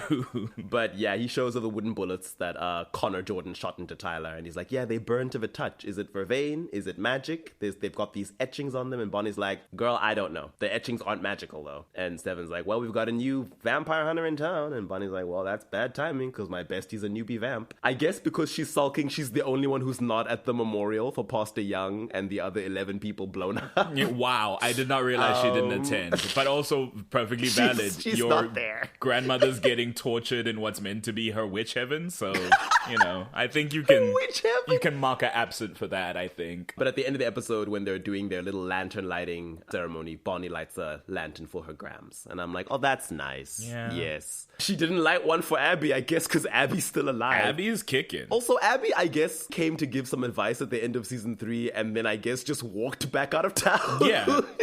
She made it clear that she is not interested in being a present parent, so I don't know why. That is what that is, I guess. Bonnie's not in episode 3, of course. We're starting already. She's in episode 5 because we need to get the witchcraft story underway. Damon and Elena tag along on Bonnie's trip to Whitmore College. I think the premise of this trip is that Atticus Shane, the professor who was her grandma's successor, has a box of Grams's old stuff to give her. I guess she's like, yeah, Elena can come along so that she can learn to feed on college students because she's going to have to, you know, adjust sooner rather than later. And I'm like, okay, Bonnie, let's remember when you were okay with this being the plan. When you knew that this was the plan. Okay, but like, no. I'm not. You know what? Let me say nothing and let's go on because I already think whatever you're putting on her is incorrect. She says, hey, if I could cast a spell to make Elena no longer crave blood, I would. But since I can't, it's better that you learn how to feed responsibly now rather than at freshman orientation. So Right. I'm like, okay, Bonnie. With the understanding that because of Elena's weird doppelganger vampire shit, which is the running theory at the moment by our brilliant mind Damon, is that there's no other way she can feed. They've tried blood bags, they've Yes. tried animal blood, none Yes. of that's working, it's just human blood. I'm just saying she knows that Elena is here to feed on people directly. Okay. So they go to a college party. They go to a frat party is what it is called. And Bonnie breaks away because she sees Atticus Shane in attendance Fun. talking to some students. Fun. So a man already I'm like, definitely in his mid-30s, just hanging out with college students, strikes us odd. And the Shane storyline is so interesting, and when you look at it, you're like, yeah, this was full-on grooming. Yep. I don't know how much of the setup was intentional. It's the CW, so obviously everyone's hot, and every parental figure is, like, under 40. Right. But I'm like, I think it was intentional. It's like, oh, look at this attractive younger professor who like is in a position of trust. He's like, I knew your grandmother. And slowly worms his way inside her circle of trust at a point when she is vulnerable and desperate and is like, Yeah, I suppose. Of course you were hanging out at a frat party when she first saw you. I think at the very least, I always confuse metaphor and allegory, but one of those, like metaphorically or allegorically, whichever one's the correct one, speaking, it is a sort of grooming situation because there's never anything explicitly sexual about their relationship, but the vibes all feel like that given like what plays out. And grooming isn't explicitly a sexual term. True. But, oh wait, actually no, the first time she sees Shane, that she's sitting in on a lecture that he's giving about witches, and he's like, oh, I know so much about witches, ooh. I know about Kitsia and Silas, these random figures that super won't matter. Just name dropping people, never important in this universe. He also name drops some witch from Cameroon. Apparently, I'm gonna have to go look that up later and just I'll add that to the next one and be like, just some interesting whatever. Yeah. But Damon had previously made some, I guess, horny remarks about the sorority girls. Oh yeah, because he said he's been to college many times. He's like, I've always had a thing for sorority girls. And Bonnie's like, ugh, you're disgusting. And Damon's like, I know. But then Damon, double standards like all straight men. When Bonnie and Elena are like, oh, look at that professor. He's so cute. Ooh. Suddenly Damon is rolling his eyes at them like, ugh. Right. You're not allowed to be allosexual. Only I am. No, never. Why would that be accessible to you as a woman thing? So somehow they go from the frat party to his office, which I'm like, Bonnie went upstairs to go to this office. And yet when she's done, she comes back downstairs. And I'm like, is the frat house connected to the part of the school that Shane's office is in? Is the frat house Shane's home? Oh no! That seems worse. I was going to be like, is this a college-sanctioned party? Which seems wildly unlikely. But to be fair, I don't know how colleges work in the States. I don't know But that either, is the worst option. But yeah, she meets him in what used to be her Grams' office. And she's like, oh, wow, look at all your trinkets and objects that you've collected. These are amazing. And he's like, yeah, I'm like a one-man traveling occult exhibit. It funds my crazy Indiana Jones adventures. And I'm like, you are not Indiana Jones. You are not We very have physical. one, That's and his name is thing. Alaric Saltzman. Thank you. Yes. I guess he's dead. Oh, yeah, someone's got to hold the space spiritually. Shane is then like, oh, Bonnie, do you practice witchcraft? And she's like, wait, you believe in witches? I thought you just knew all this stuff. And he's like, oh, yeah. I'm a true believer. And I know that Sheila was a witch. And Bonnie's like, well, I can't do magic anymore because I lost control and there were bad consequences. And Shane's like, yeah, witches love their consequences, don't they? But if you like, I know a different way to practice magic. If you want to learn, I can teach you.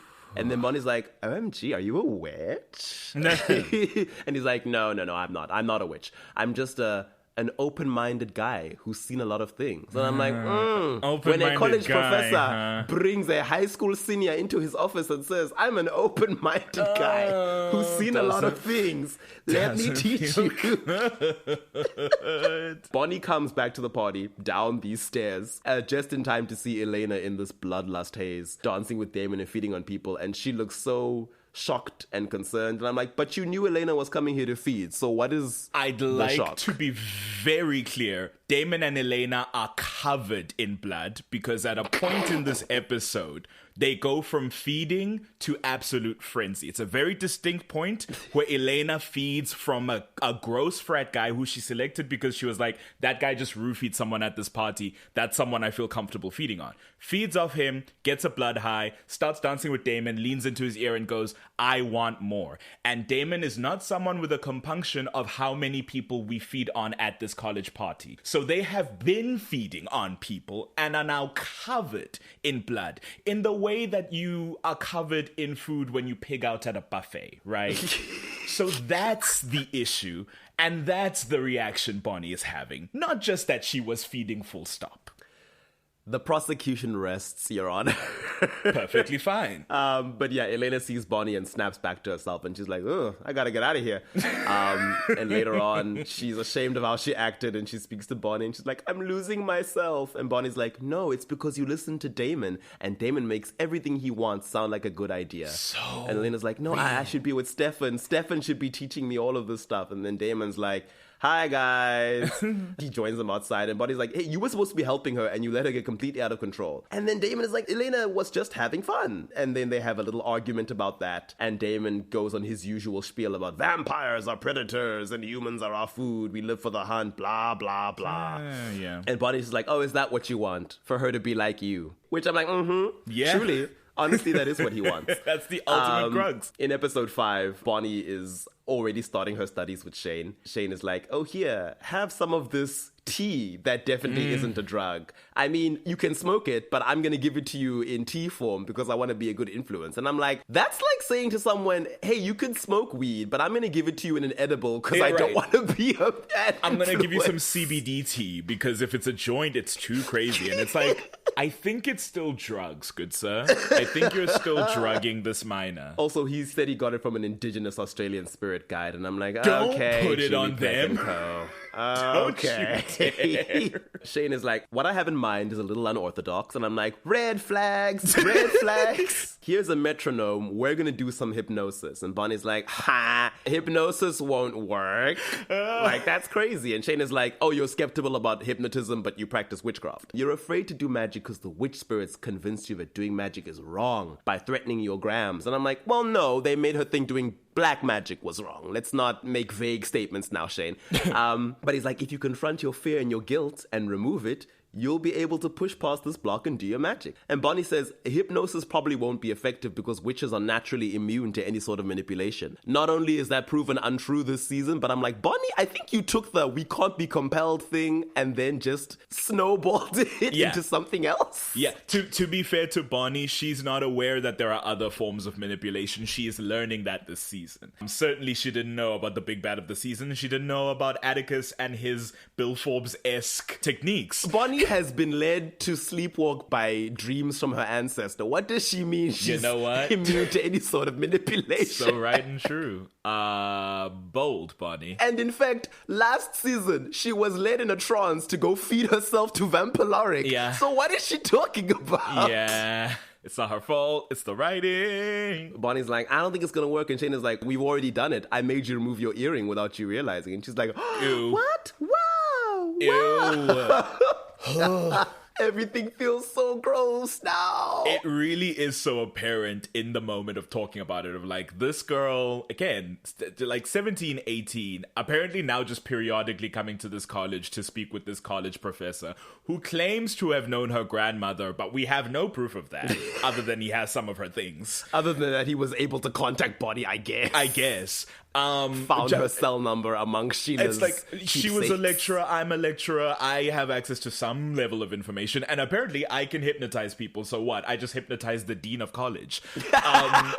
Very quickly being isolated in that she's making these trips alone, not with any of her friends. Her family certainly isn't present, and now in this discussion of the witches and the spirits, she's being isolated from her ancestors, right? Granted, ancestors who are being petty AF and cannot be trusted, but certainly are more trustworthy in the sense of the magical and the witch than the strange man she met a week ago. The strange white man who wants to use this black character for her power that she gets from her brown ancestor. Right. White, ostensibly, because I think I assumed at first he was like Persian or something. He's kind of got that vibe about him, you know? It's like the Greek thing.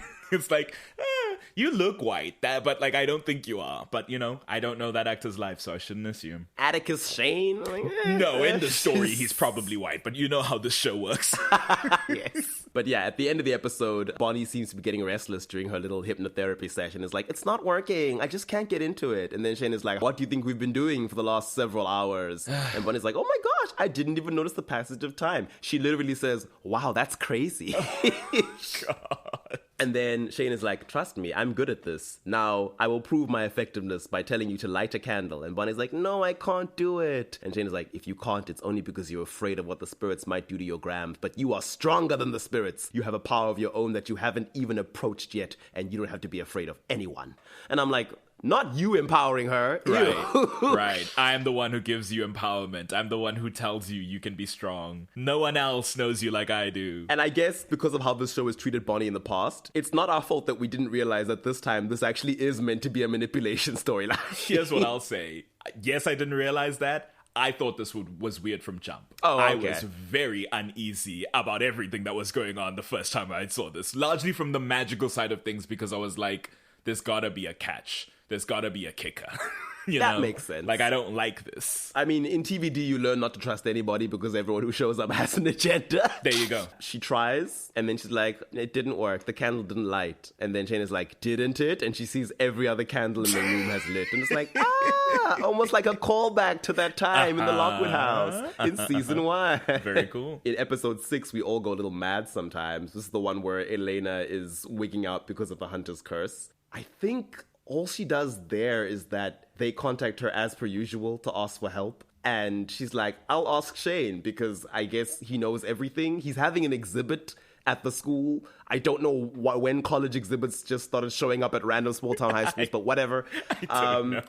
That's when he speaks about Ketsia and Silas, and Bonnie's like, ooh, Ketsia sounds like a badass. And he's like, she's nothing compared to Silas. And I'm like, should have known Silas was white as soon as you said that. Truly, it pisses me off so bad. She brings him to Damon. They ask about the hunter's curse, and I guess it's Shane who's like, yeah, I know how to fix this. We need to awaken a new hunter, what they call a potential. We awaken Jeremy, Elena is free. Even though Shane made it seem like he was just like, yeah, if you have a potential lying around somewhere, I guess. Like, I don't know how you're going to cobble this together. Meanwhile, I've been setting things up. At the end of the day, when Bonnie speaks to Shane, he's like, oh, did your friend Damon find what he was looking for in my files? And Bonnie's like, yeah, he did. And he's like, listen, I know that you have a hunter. You should come to me when he completes his mark. I'm the only one who can help. And I'm like, Every time. You know what might have been making me initially be like, I don't want to just not trust Shane? It's because the person who's immediately suspicious of him is Damon, and Damon is always wrong.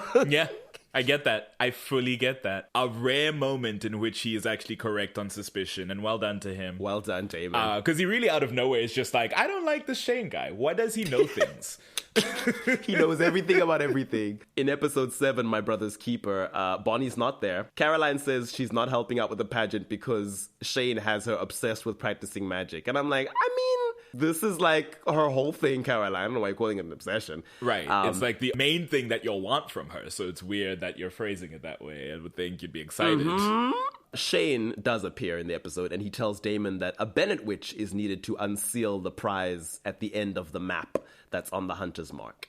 So it's like, of course. So now we officially know. So because Damon keeps trying to threaten Shane, Shane is like, well, I'm the key to helping Bonnie get her magic back. So, you know. Can't kill me. In episode 8, We'll Always Have Bourbon Street, Elena, oh gosh, it's that episode. Elena has slept with Damon previously, and she goes to school and meets up with Bonnie and Caroline. And she's like, hey, and Bonnie's like, how are you doing? I heard you had to move out of your home. And Elena's like, it's cool. Matt's staying there now. Matt just bounces around everyone's house. But she's like, Matt's staying with Jeremy. I'm staying at Chez Salvatore. And then Bonnie's like, okay, cool. And Lena says, besties, we need a girls' night because I have to speak to you about something. Bonnie's like, cool, I'm in. I have some small spells that I've been wanting to try. Professor Shane taught them to me. No, she just says Shane. She says Shane taught them to me. And Caroline's like, oh, Shane creepy now. Professor guy is just Shane now. And I'm like, clock it, Caroline. Clock it. Suddenly, Caroline, I'm seeing where you're coming from. You hadn't vocalized it yet, but you were showing concerns about the red flags. And then Bonnie's like, Shane's not creepy. And Elena's like, hey, we aren't judging. And Caroline says, no, I am. Right. They go to Chez Salvatore. Caroline has not told Elena at this point that she knows she's sired to Damon, or she, quote unquote, theorizes that she's sired to Damon. Elena shows that she can now drink from a blood bag with no negative effects, which she credits to Damon, which annoys Caroline. And she throws shade at Damon, which he deserves. And then Elena becomes annoyed and is like, hey, can you lay off the hate? He's really helped me. And Bonnie's like, okay, in order to keep the peace, I am declaring that there will be no more talk of boys at our girls' night. Now let's have some magical tea. That definitely isn't drugs. Caroline calls it stoner tea. Anything but to say weed. Bonnie's like, no, it's spirit tea. It's supposed to like open up your chi or whatever. And I'm like, so you don't even know, Bonnie. Kids. Here at It Was an Animal Attack, we do not advise that you partake in any substances, but if for whatever reason you find yourself in that position through means that don't need to be discussed, only from trusted sources and only something you know what is contained. Please and thank you. Stay safe out there. The funny thing is she calls it spirit tea, but then states that Shane is teaching her to do magic without accessing the spirits. And I'm like, okay. So is then this why for the your spirit own tea? spirit? Okay. I can write with that. That's fine. But Bonnie's like, don't be judgmental, Caroline. Caroline's like, okay, I promise to not be judgmental for the rest of the night, even if I think you guys are ruining your lives. Snuck it under the door there. They spend the night dancing, having fun. Bonnie takes a video of Elena using vamp speed. They chill in one of the bathrooms, just giggling. I think they're a bit tipsy at this point. And then Elena's like, oh my gosh, I love this bathtub. Why have we never, come to hang out here? We should come here more often. And Caroline's like, tee-hee, I know why. Because of cuties. Think of all the germ-ridden skanks that Damon has lured into his den of iniquity, which immediately leaves Elena looking unamused. Bonnie's face is like, Caroline, you ruined the vibe. Yeah. And Caroline's like, okay, I'm sorry. I've been good all night. I'm stopping right away. And then it's like, no, please, go on. You clearly got something to It's say. just Damon after all. Caroline starts advocating for how Ripper Stefan is better because he wasn't a man slut, at least, which isn't true, by the way. Ripper Stefan was not and chaste. a bad metric of measurement for this shit. And Bonnie's shaking her head disapprovingly, being like, come on. And then Elena makes an out-of-pocket remark about Caroline sleeping with Damon in season 1 when she was still human and she just met him. Caroline's like, didn't know Damon was a sociopathic narcissist at the time. Elena's like, well, Damon's always been there for me when I needed him, which is not true either. Also a crazy thing to say when you're dating your friend's abuser, but okay. Gosh.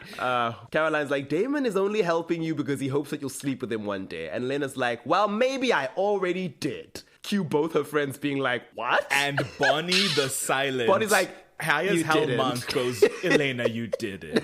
Even she was weirded the F out. I do know that reference. Elena gets upset mostly with Caroline and she's like, okay guys, I'm walking away. They go downstairs to try and reconcile with her and Elena's like, no, as Billie Eilish will say in a few years' time in the future, when the party's over. Oh boy. I was like, which song? I know 5 total. I'm in trouble here. She's just like, you guys need to leave. She defends Damon, says she's falling in love with him, blah, blah, blah. Caroline's like, you are sired to Damon. Oh my gosh. Bonnie is surprised to hear this, but she's not skeptical. She's just like, are you sure? And Caroline's like, yeah, and explains the basis for her theory. And then Elena's like, okay, you definitely need to leave. Then they get attacked by Kim and Adrian, 2 of Klaus's hybrids who've gone rogue. During the brief skirmish, Bonnie starts to cast a spell, and her magic is noticeably stronger than usual because she causes the lights to flicker and burst. But then Kim is like, I'll give Caroline a hybrid bite. And they throw Elena to the floor and run away with Caroline. Which is a strange moment for Bonnie's first, show of magic, but okay. Yeah, because she doesn't actually target them. She doesn't do an aneurysm spell. She's just, I guess, emanating energy. Smoke and mirrors. Yeah, it's a D&D 5e emanation. Later on, Elena tells Tyler that Bonnie can't find Caroline with a locator spell. And I'm like, what? Why not? Surely you have access to her possessions, and it's not like the hybrids would have a witch to cloak them. Right. But okay. I guess because, and this was my assumption at the time, is that a locator spell is specifically it's connected to the earth, the nature. That's how it tracks and finds you. The sand and the trees and the wind speak to show you the location. I was like, okay, I guess if you're using whatever you're using now, that's not going to be possible. But then she does it later on, so I don't know what this is about. She's still learning to drive her new car. She was like, I don't know how to reverse yet. I cannot parallel park. The wipers and the indicators are on different sides. But interestingly, elsewhere in this episode, we see Damon and Stefan go off to New Orleans on their own adventure to deal with breaking the sire bond. And through the 1940s flashbacks, we see that Damon once met a witch named Valerie Lamarche, who hoodwinked, manipulated him by saying, I can break your sire bond with this girlfriend you don't want anymore. The magic is dark and powerful, and it draws from dark places. Here we go. And I'm like black magic? No, not really. But no, she's like, I'll require 12 human souls as sacrifice. So in the present, Damon goes to Val's store, meets a woman named Nandi, who's like, I'm Val's great-granddaughter, but I don't actually do magic and I can't help you. Also, I don't have access to my great-grandmother's journals or grimoires, because all of that was lost in Hurricane Katrina. But later on, Damon is like, I'm back. You're lying. I just had a flashback to the 1940s. There was a little girl in the store who was writing the name Nandi over and over and over again. That was you. I'm so glad Damon has a photographic memory and remembers a page in the corner of a room being drawn on by a child that was like 3 years old. I'm so glad that was his focus of memory at the time of this discussion. Catch the hot new Netflix series, the page in the corner of the room being drawn on by the little girl. Starring Kristen Bell. But Damon's like, yeah, it's been 7 decades and you've aged about like 30 years, so you're definitely a practicing witch, which I'm like, yeah, I guess Gloria established that. What's crazy, I must just say as an aside, Damon's exact words are, you're 80 years old and you don't look a day over 50. What? The actress who plays adult Nandi, Adina Porter, I hope I'm saying that right, Adina. A stunning woman. Who was 40 on the dot in 2011 when this season came out. She's known for playing Lady May, Tara's mother in True Blood. And yes. she's been in a couple of seasons of American Horror Horror Story like, Queen. So weird to say you don't look a day over 50 when the actress in question is 40. I truly... also, she's in the Newsroom, I believe. No, what was it called? I think it's the News... It's that Aaron Sorkin show. You know the one if you know it. But like... the writer who wrote that line, you will start to feel a cough. Just strange. A cough in February. But I had a theory. I was like, between this and Guy Jasmine's casting as a grandmother, also in her 40s. Right. I'm just starting to think that the casting director of this show just thinks black women look old. Like, he just looks at them and says, you look old. And I'm Which like, is a strange conclusion to reach when the very popular phrase that white people use quite freely, you know, is that black don't crack. Too freely. Too freely. Is this the evolved final form of the adultification of black girls? I guess. It's like, oh, it follows you into your adult life. They'll always think you're older than you are. God, you hate to see it. But anyway, Damon disrespects her and gets aneurysmed for it. She's like, yes, I am a witch. And by the way, you were hoodwinked by my mother, who used you to massacre a bunch of innocent people for her own means. There was never a spell to break the sire bond. This magic is truly evil. In fact, we don't even call it magic. We call it expression. It is highly unnatural. And Stefan's like, so like black magic? And she's like, no, it's worse. It channels the power of human sacrifice and calls on darkness that can't exist on this plane without swallowing it whole. Oh. And I was like, okay, so it is from some sort of extra dimensional plane, but now you're saying that that's different from black magic. Okay. So I was like, okay. So there's a collection of dark planes that exist on the world tree of this universe. Okay. Interesting. The TVD Yggdrasil. It's surely the world tree. And I'm so curious that the name expression to be used to describe a bad thing. Because this isn't something that was named by Shane, though he will later, the plot twist, when Bonnie asks, what is this crazy shit you're teaching me? Shane's like, oh, it's this thing called expression. She does. At the very end of this episode, like a horror stinger, Elena compliments Bonnie on her magic, even though she didn't do anything in the fight. Because like Caroline's like, oh yay, I'm okay, I'm saved. And then it's like, thanks to our, because Caroline's like, I'm sorry I was being a bad witch, because I guess they can't say the B word. Since when? Oh yeah, they have been saying the B word. I don't know why Caroline says that. I guess to segue into Elena's line, because Elena's like, well, thanks to our good witch, Bonnie, that was some display of power. And I'm like, but Bonnie didn't do anything. She was not instrumental in saving Caroline today at all. She made the windows rattle. She made the wind rustle. You know? Bonnie's like, thanks. It's been baby steps, but Shane's been helping me with a whole new kind of magic. He calls it expression. It's like, oh shit. And it's like, expression sounds like individualist, like free form, like I'm a dancing lady in a long flowy dress with a lot of chains and I'm really feeling myself. You know, it's like you don't immediately think darkness, extra dimensional planes, consumptive powers. It's like, no, it's expression. Strange choice. Maybe a term that didn't sound immediately negative to keep us on our toes. Even though it's introduced first by the person telling you it's evil. I'm not judging. I'm just pointing it out. I don't know. Oh, I will say, in medical terms, this is going to be really gross. Okay. Well, not really gross. In medical terms, when a fluid is coming out of a person's body, sure. Sometimes it can be something as benign as milk, but sometimes it can be like pus. It is referred to as expressing. That's fair. So maybe they were like, oh, you're expressing this evil force from whatever plane it comes out of through your own self. Okay, so that's weird, and I will say that. But back to the point of the idea of, is it dark magic? No, it's worse. It's worse than the thing we barely explored for like 2.5 episodes and haven't got into detail about where it comes from and how it operates. We already have a worse thing, and we're gonna explain it in like 1% more detail. Is just an odd choice to me. But as you say, it certainly becomes interesting as we go forward. And at least, I guess, Stella's got her groove back, Yeah. sort of. So, Angela Bassett did the thing. She's in the house tonight. in our Christmas special episode 9, O Come All Ye Faithful, this is the episode where Baramy starts to blossom again. And you know what? Go on. Because Damon and Elena show up at the Gilbert Lake house, and Jeremy's cutting wood sexily. He's very boobily moving in that tank top. Breasting boobily through the lake house crowds. And Bonnie's already there. And Shane is also there because apparently Elena asked him to come. And they're like, cool, we're going to deprogram Jeremy today. Jeremy is instantly on edge when 2 vampires arrive. He's like, what are they doing here? And Bonnie's like, no, Jeremy, look at me. Look at me. Look at me. This isn't you.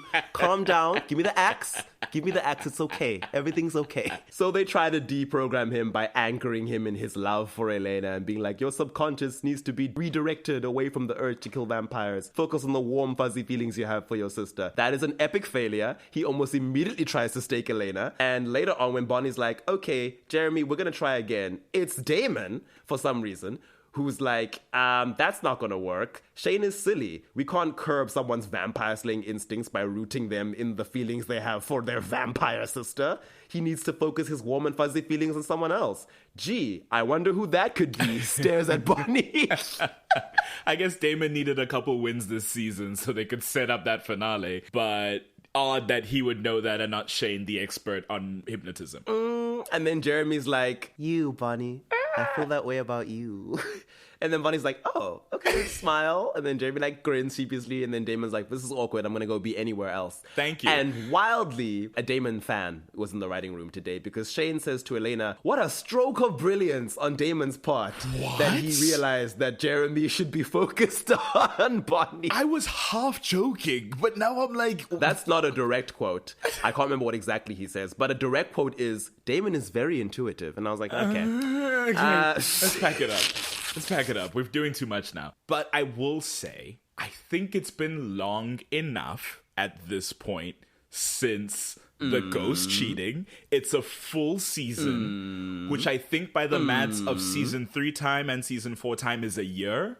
Half a year? Oh, yes, you're right. So it's Christmas. We can't say all of season 3 happened from September to December. That's crazy. Less than, right? Because Christmas just happened in season 4 at the end of like the first half. Insane. Yeah. I mean, I guess we no longer have werewolves, so we aren't tracking the full moon anymore. That's just crazy. They're just going Eva week by Lorik, week. bringing out the dead, Mother Esther, finding Abby, all of that happened in 3 months. Looking back, they're like, wow, what a crazy fall. What a crazy first semester. Right. No wonder Matt is failing. Jeez. There's no time. Everyone else is paying and compelling their way through school. I don't care. But yeah, like enough time has passed. Like there are such different people too, and the things that, as you say, have happened in such concentrated time. Jeremy's a little older. He's a little bit more focused. Some of that focus for sure is on killing vampires, which include their friends. But like they've honed in and sharpened in a way where it's like, I think we're far enough away from it that something can bloom once more. And I say that just because I know a lot of people, and that's, you know, their prerogative, are not big Baramy heads, specifically because of that incident in season 3. And I just want to be like, again, not the worst thing a partner has done in this show. You know? A bad thing, definitely, and certainly farcical in terms of how much they put Bonnie through. But in the grand scheme of things, I think it is very much something you can come back from. And we'll get into it later on, obviously, in another episode. But to be a Bonkai shipper, but to say, ew, Jeremy cheated on her. He kissed his ghost girlfriend who we never had the chance to mourn. No, that man's trash. I'm like, but... You've gotta get some shit aligned. Maybe it's your chakras, maybe it's your damn priorities. I don't know. That's specifically to the Bonkai shippers. Everybody else, you're fine. Don't worry. Yeah, Jeremy is successfully reconditioned, and sparks start to fly between him and Bonnie again. At first, I was like, oh, we're restarting their love story because it serves Jeremy's arc. But actually, it does come to serve Bonnie's arc in a much bigger way. Mm-hmm. In episode 10, After School Special, this is the episode in which we finally meet Bonnie's father. His name is Rudy Hopkins. Give a round of applause for this man. I can't remember who plays him. You probably do because you know every actor's name. His name is Rick Worthy. That is the actor's name. I know him because of The Magicians. Oh, I thought you were going to say because he's the alpha vampire. He's also the alpha vampire in the supernatural world. And I, this week, strangely, have been getting recommended his Instagram posts on my, whatever it's called, the front bit of Instagram. I only recently started using it again. So I was like, that's some auspicious timing. Or the phones are listening. I've been keen to get to this episode because I'd forgotten how Rudy actually behaves because we're so focused on the trauma of how the show eventually ultimately deals with him. But I'd forgotten that he comes into this episode and is like, hi, I am Rudy Hopkins, interim mayor in the wake of Carol Lockwood's tragic passing. Bonnie goes to speak to him after the little memorial service where he introduces himself, and she's like, oh, you know, this is a far cry from your previous job as a traveling pharmaceutical rep. So First, I'm like, oh, that's what he does. I knew it was. You remember? I was like, I think he's a traveling sales guy. Well, she did say he travels for work, so I'm like, yeah, I guess. Rudy is immediately established as a bit of a strict parent. Not mean, but more firm than the rest of these kids' parents have quickly become. But Bonnie shows little interest in abiding by his rules, even when those rules are about cracking down on the supernatural mayhem that plagues their town. Bonnie's like, no, Dad, I'm capable of protecting Mystic Falls without you. And I'm like, are you? Carol Lockwood, Bill Forbes, Alaric Saltzman, your classmates Chad and Dana, Pastor Young on the town council, those are all people who have died this year. Just this year. God, this show would be so much more interesting if it was invested in a human faction perspective in any sort of real way outside of just opposition for the protagonists. Because this is crazy. And Rudy, like a normal parent, the kind we'd rarely see in this show, but only because I guess Sheriff Forbes isn't given too much screen time and she's often busy doing other things. She's usually a pretty normal parent. But Rudy is like, I'm aware of your gifts. I know you got your powers and your magic, but I'm your father and it's my job to protect you. And I'm like, oh, look at you pulling rank. Bonnie doesn't appreciate that. She immediately goes to Shane to vent about what she perceives as her father's meddling. And she's like, oh, now my powers are a gift? He's always had this unwillingness to want to address or deal with them, and suddenly they're a gift. I mean, this is why he travels so much, because he doesn't want to be around me, his witchy daughter. And I'm like, okay, fair. I mean, I have to take your word for it because he's never been on screen. But okay, I understand why you feel like he has no right to come here and suddenly get involved. But also, he's your parent, so he has a little bit of right to come here and get involved. I mean, I don't know, though, because if he's just constantly... Okay.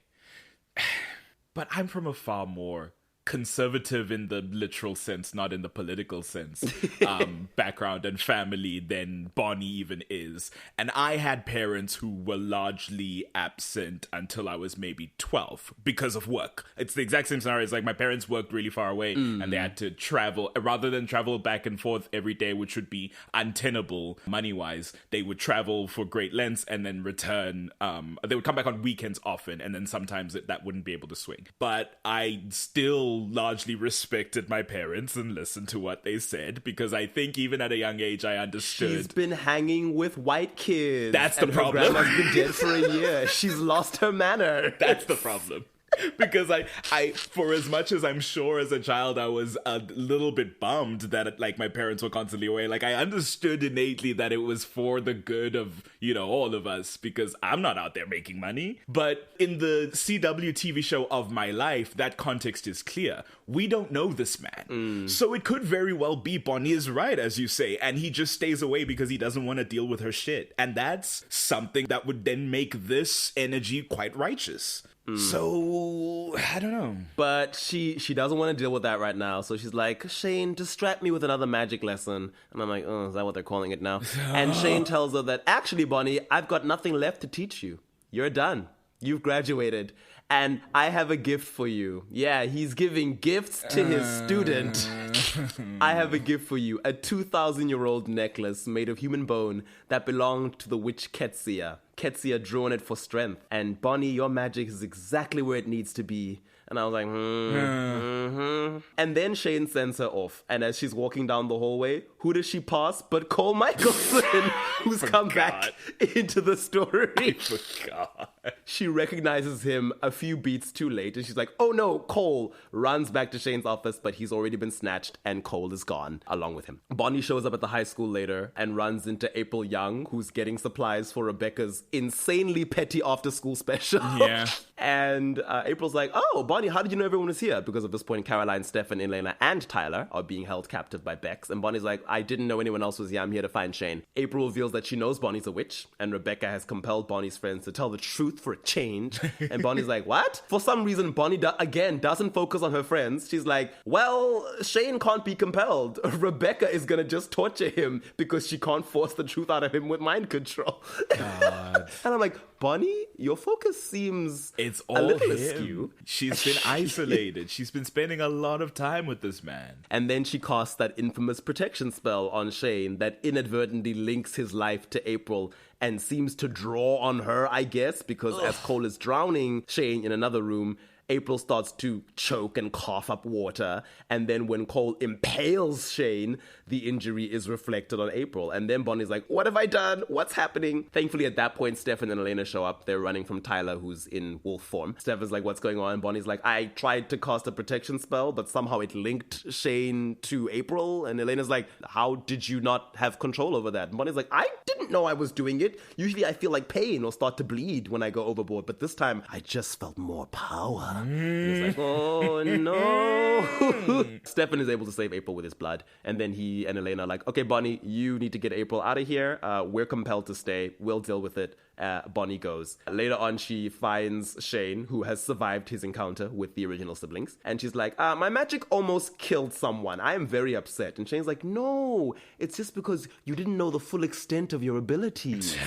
And Bonnie's like, well, my father just became mayor. I can't be out here doing black magic. And Shane is like, actually, that's not what expression is. It's just a way of doing magic that isn't monitored by nature or the spirits. And I was like, but isn't that what black magic is already? You said it's not what the spirits or nature want. I'm so confused. To be fair, the spirits were clearly aware when Bonnie was doing black magic. So, I see. You know. Okay, that's fair. But he claims expression is not good or bad, but it also has no limits. So how you use it is up to you. Bonnie, you are the key to everything, and I promise I'm not going to let anything bad happen to you. This Oppenheimer defense strategy is just not something I'm interested in, frankly. In episode 11, Catch Me If You Can, Bonnie is trying to meditate with Shane, and she's like, I can't focus because I'm still feeling unsettled about almost killing April. And then Shane is like, well, you almost killed April, so that's not a failure. Failing would have been actually killing her. And Bonnie's like, that's not funny. And when she says that, a candle in front of her ignites without her meaning to light it. And it's like, oh no.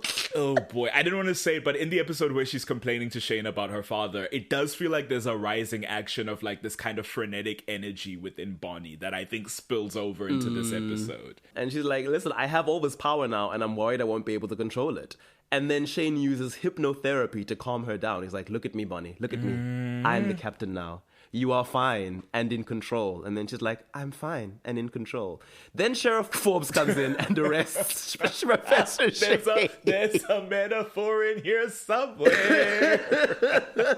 And Bonnie's like, why are you doing this? And Liz is like, ask your dad. The next time we see them, Liz is interrogating Shane about his shady string of phone calls with Pastor Young right before Pastor Young went suicidal. And Bonnie's watching the interrogation from outside, sitting with her dad. And Bonnie's like, listen, Shane was just trying to help Pastor Young. He came to Shane for help. And then Rudy's like, no, actually, Pastor Young was grief-stricken and Shane took advantage of that. And I love how calm and measured Rudy is in all these scenes.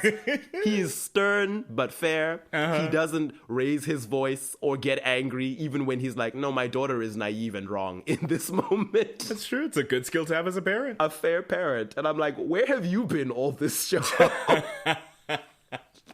Conveniently absent. Bonnie's like, well, it doesn't make sense for Shane to have somehow convinced Pastor Young to blow up a house full of people. And Rudy's like, Bonnie, I've met people like this man. They're fast-talking, they're charismatic, and they're manipulators. They prey on the weak-minded. And I'm like, yes, this is a grooming storyline, and your teenage daughter is too naive to see. That's why we need an adult. Yeah. Sorry, Vampire Diaries Season 4, I didn't give you enough credit. And then Bonnie accuses her father of being worried that she's being manipulated, and that's why he arrested Shane. And then Rudy's like, no, actually, we arrested Shane because April Young told us that Shane did what he did, manipulating her father, and Rebecca Michelson corroborated that story because Shane confessed it to Rebecca in the previous episode. It's like, I think it's all buttoned he came up. with facts, not feelings. What you gonna do now, Bonnie? I was gonna be like, listen, I trust that Sheriff Forbes did a real quick breaking of civil rights, but this is a pretty buttoned up arrest, it seems. It's more than enough. I mean, she did arrest him outside her jurisdiction. Well, there you go. I was like, there had to be something. This is not afraid when the supernatural is concerned. Trust. And then Bonnie's like, okay, I'm gonna speak to Shane because, I'm the person he's most likely to open up to. Unless you think I'm too weak-minded. Ooh. And then Rudy's like, okay, fine. Liz, let Bonnie talk to Shane. So Bonnie's like, I'm so sorry this is happening. It's all, Rebecca saying what she said, but I know she's lying about your confession. And Shane is like, actually, no, she's not lying. And Bonnie is gobsmacked. She is gooped and gagged. She has nothing to say. I believe in chess they call this the divine Chad move. He just straight up tells her, yes, I did it. He said, well, yes. He said, well, actually, that's not the truth, Bonnie. Oh, well, actually, that is the truth, Bonnie. And Bonnie's like, okay, somehow gets her dad to switch off the camera recording this interrogation. And she's like, okay, we're alone now. Explain yourself. And Shane is like, are you sure the cameras are off? There's one on the ceiling. And then Bonnie, who is now immediately upset, is like, yes, I don't lie. I'm not you. Oh. So I'm like, okay, good. I'm glad the trust is immediately gone. I defended you. Shane is like, listen, I was always going to tell you the truth of my plan, but I was holding off because I was worried about how you'd react, which is still lying. But okay, Atticus. And then Bonnie's like, bad. That's how I react to murder. And Shane says, no, I'm not a killer, Bonnie. Pastor Young was depressed. And Bonnie's like, yeah, I've heard this. Skip to the part where you convinced him to massacre 11 people. And Shane claims, no, it wasn't a massacre. It was a ritual necessary to raise Silas and get the cure that your friends so desperately want, Bonnie. And Bonnie's like, well, my friends wouldn't want this if they knew people had to die. Shane is like, no, it doesn't matter because if anyone dies, Silas will bring them back. And Bonnie's like, okay, so you crazy. Shane is like, no, I'm not crazy. I'm just passionate. Bonnie's like, oh, you're full-on crazy. I almost thought she was going to swear. That'd be fun. She gets up to leave and Shane is like, oh, remember our first session when we discussed your grams and how you couldn't do magic because you were scared the spirits were hurting her? Aren't you curious about what's happening to her right now?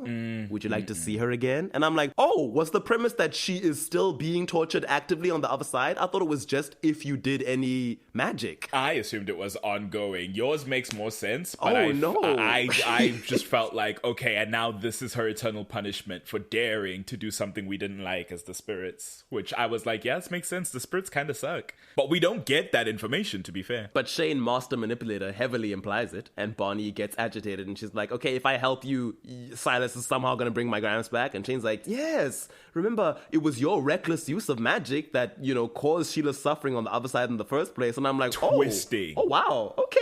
Mask off. Mask off, straight up, saying whatever needs to be said in the moment to push you over that edge. Atticus Shane. Bonnie gets angry and starts to lose control, and she causes Shane's bones to start to twist and crack, and I'm like, deserved. And Shane is like, you're losing control, Bonnie. And Rudy comes in to try and stop her. And Bonnie throws water in the doorway and turns it into flame. And she's like, get out. And Rudy's like, Bonnie, stop. And Shane is like, well, look, you can't reason with her because she's out of control, man. Like, I don't know. Your daughter's gone crazy. And then Rudy in desperation is like, okay, do something, to Shane of all people. And Shane uses his post-hypnotic suggestions to quell Bonnie's rage. So she stops the magic and quietly leaves the room with a tear rolling down her cheek. And then Shane is like, yeah, Bonnie could be one of the most powerful witches in the world with my guidance, but without it, she's a time bomb, bro. And it's like, you turned her into a bomb only you can disarm, which is, I think, what someone says in a later episode. And I'm like, this man. I just realized that this is the Dark Phoenix storyline. Is he Jason Wingard? He's Jason Wingard, the mastermind, who can manipulate your mind. Oh, no. And turned Jean, regular Phoenix, into Dark Phoenix. Or I guess he's trying to turn her into the Black Queen, and eventually he'll lose control and she'll become Dark Phoenix. Right, unintentionally she becomes Dark Phoenix, who is even against him. Gosh. Wow. But later on, Bonnie speaks to her dad in the grill, and she's like, I owe you an apology. And he's like, no, you don't owe me anything. I'm not happy to be right about this. I'm gonna get you some help. And Bonnie's like, no, I'm okay. I don't need help. Oh. Rudy is like, are you kidding me? And Bonnie's like, okay, listen, I got angry, but I knew what I was doing the whole time. And her dad tells her, you lost control. And he tries to tell her what Shane told him. And she's like, little reminder, we can't trust Shane. He just admitted to, like, killing a bunch of people and manipulating me, etc. And Rudy's like, yeah, but you are using dangerous magic, Bonnie. And the fact that you think you don't need help means you need it even more. Yeah. And it's wild that my young mind was like, this is an op that we need to get away from. And it's like, what? No, this is the most rational person in the storyline. I hate it. Episode 12, A View to a Kill. This is the one which is the last decade dance of the show. And this is the one in which Elena has concocted her plan to have Jeremy stake Cole and wipe out his entire sire line so that they can speedrun the growing of Jeremy's tattoo. Bonnie on her end is initially setting up for the dance, I think because Caroline is unavailable. But then Elena calls her and tells her the plan and she's like, I'll be there. And Elena's like, great, I think maybe you can like hold Cole down long enough. So I'd forgotten that Bonnie was initially part of the plan. Yeah. That they were like, no, we can't just take on an original, just the two of us. If Bonnie can hold him down with her telekinetic Dark Phoenix power, then we can kill him. Yeah, the whole reason they end up having to fight him alone, which was very much not the plan, is that Bonnie becomes MIA. Jeremy loops away and then loops back,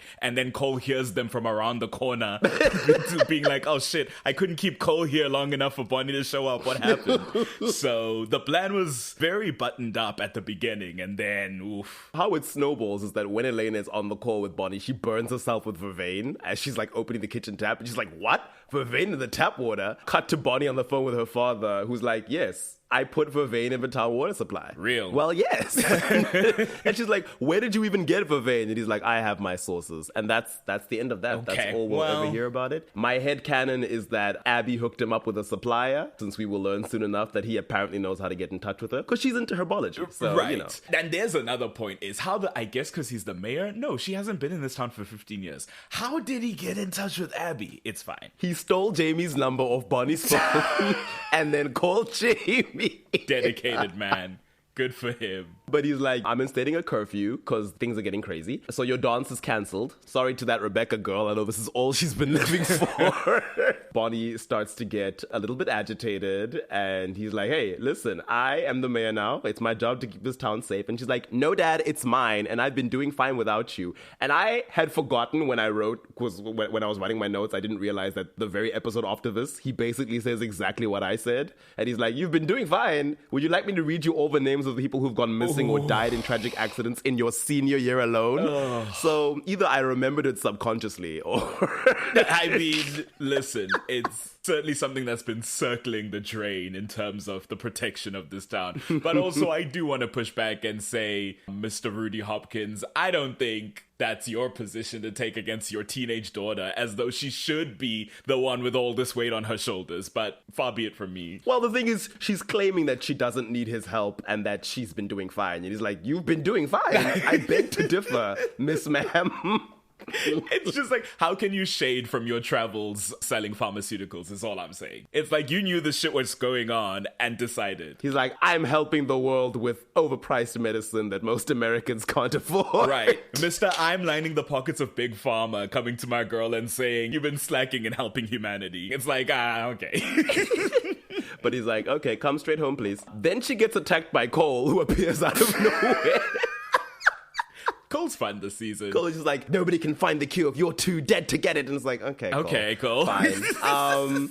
And because Bonnie fans, and these are her fans, sadly, because Bonnie fans aren't okay, I would just like to remind you that there are also people who ship her with Cole, specifically because of this arc where Cole has decided she's his main op. Before there was Bonkai, there was, I don't know, Bonkhole, or whatever they would call it. Ball? Are you ball shippers out there? This is alarming to me. Not even in like a moral grandstanding sense, which I will gladly take no nuance regarding Bonkai, but ball is like, is it really all it takes? It's like what the moment a man is mean and violent to a woman in this show, oh my god, sparks are flying. Yes. It can't be that 1-to-1, you guys. Y'all have gotta hide it a little bit better than that. That is what it is. That is how the people watching this show were raised, with the Delena of it all, with the half-baked Claraline of it all. I always... Nah, that's a conversation for another It's day. fine. But she's very badass in this scene. She's able to fight him like barely moving. She just looks at him and throws him back telekinetically and starts to like break his bones. He's like on the ground, can't get to her. And I was like, okay, so she is officially more powerful than we've ever seen her. Because She's when she was reverse-pruing. wiping the floor with Klaus at the end of season 2, she was doing incantations. She was like using her arms to direct her magic. Now she's just glaring at Cole and he is on his knees. However, she does start to make balloons and lockers like burst all around her because she's losing control, and then she runs away. But I will point out that even when she runs away, Cole is still on the ground on his knees. Real. He can't get up. He's just there moaning. So Real. pretty powerful. Hell yeah. She does eventually get home and speak to her father, who was like, yeah, family meeting. By the time he gets there, I think she's already like on her way out. She just can't find her phone. At this point, I think Jeremy has left Elena with Cole and he's like trying to contact Bonnie. And he's like, why are you not picking up? But she's like, I can't find my phone. And her dad's like, yeah, I have your phone and your keys. I said we're having a family meeting. And then she says, did you read that in a book or something? Because we've never had a family meeting. Oh. Clock it. She's so disrespectful in Lash this him. era. No, because where has he been?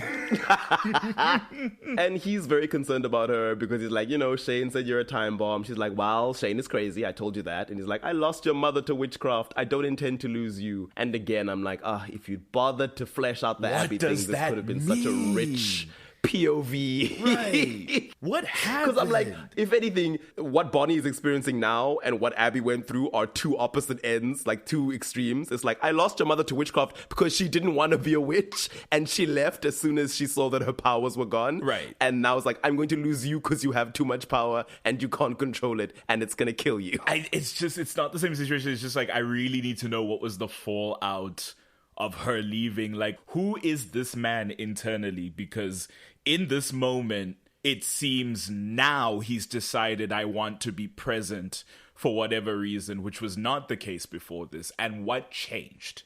He came back to be the mayor because Carol Lockwood died. That is certainly not the first tragic thing that's happened in this town. Mayor Lockwood 1.0 died. He didn't come back after that. So what's changed?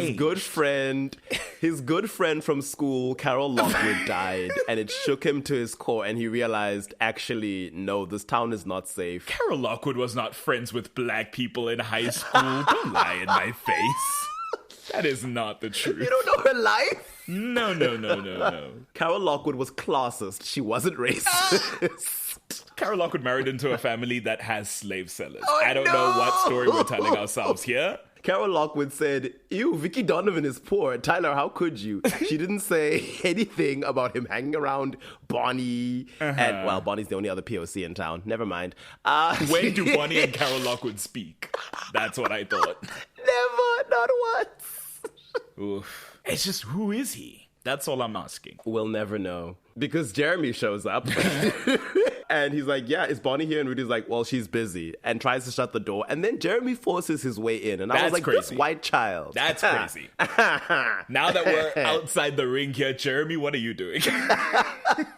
But Jeremy's all like, come on, we need to go. Elena needs your help. Bonnie's like, yeah, I gotta go. And her father's like, no, I said no. Then she gets upset and makes a window burst. She's like, stop telling me what to do. And she tries to walk out the door. And then Abby Bennett Wilson appears in the doorway, full vampire eyes, looking all creepy. I love that she's embraced the threatening power of vampirism. I really do. I really do. I hate, and again, this all happened off screen. What was her journey?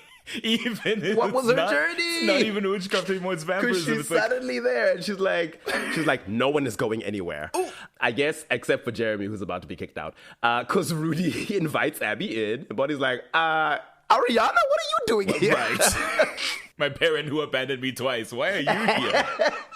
And her dad's like, I asked her to come. And then she says, now who is this Professor Shade and what has he been teaching you? And I was like, parents. These teens need parents. Half of these bad decisions and awful storylines would not have unfolded so tragically if they'd had some supervision. And not the supervision of borderline alcohol abuser Alaric, who was very depressed about his missing wife and dealing with a bunch of stuff. And not Jenna, who was, in college. Right, a college and student. Juggling a lot. Trying her best. Like proper present parents.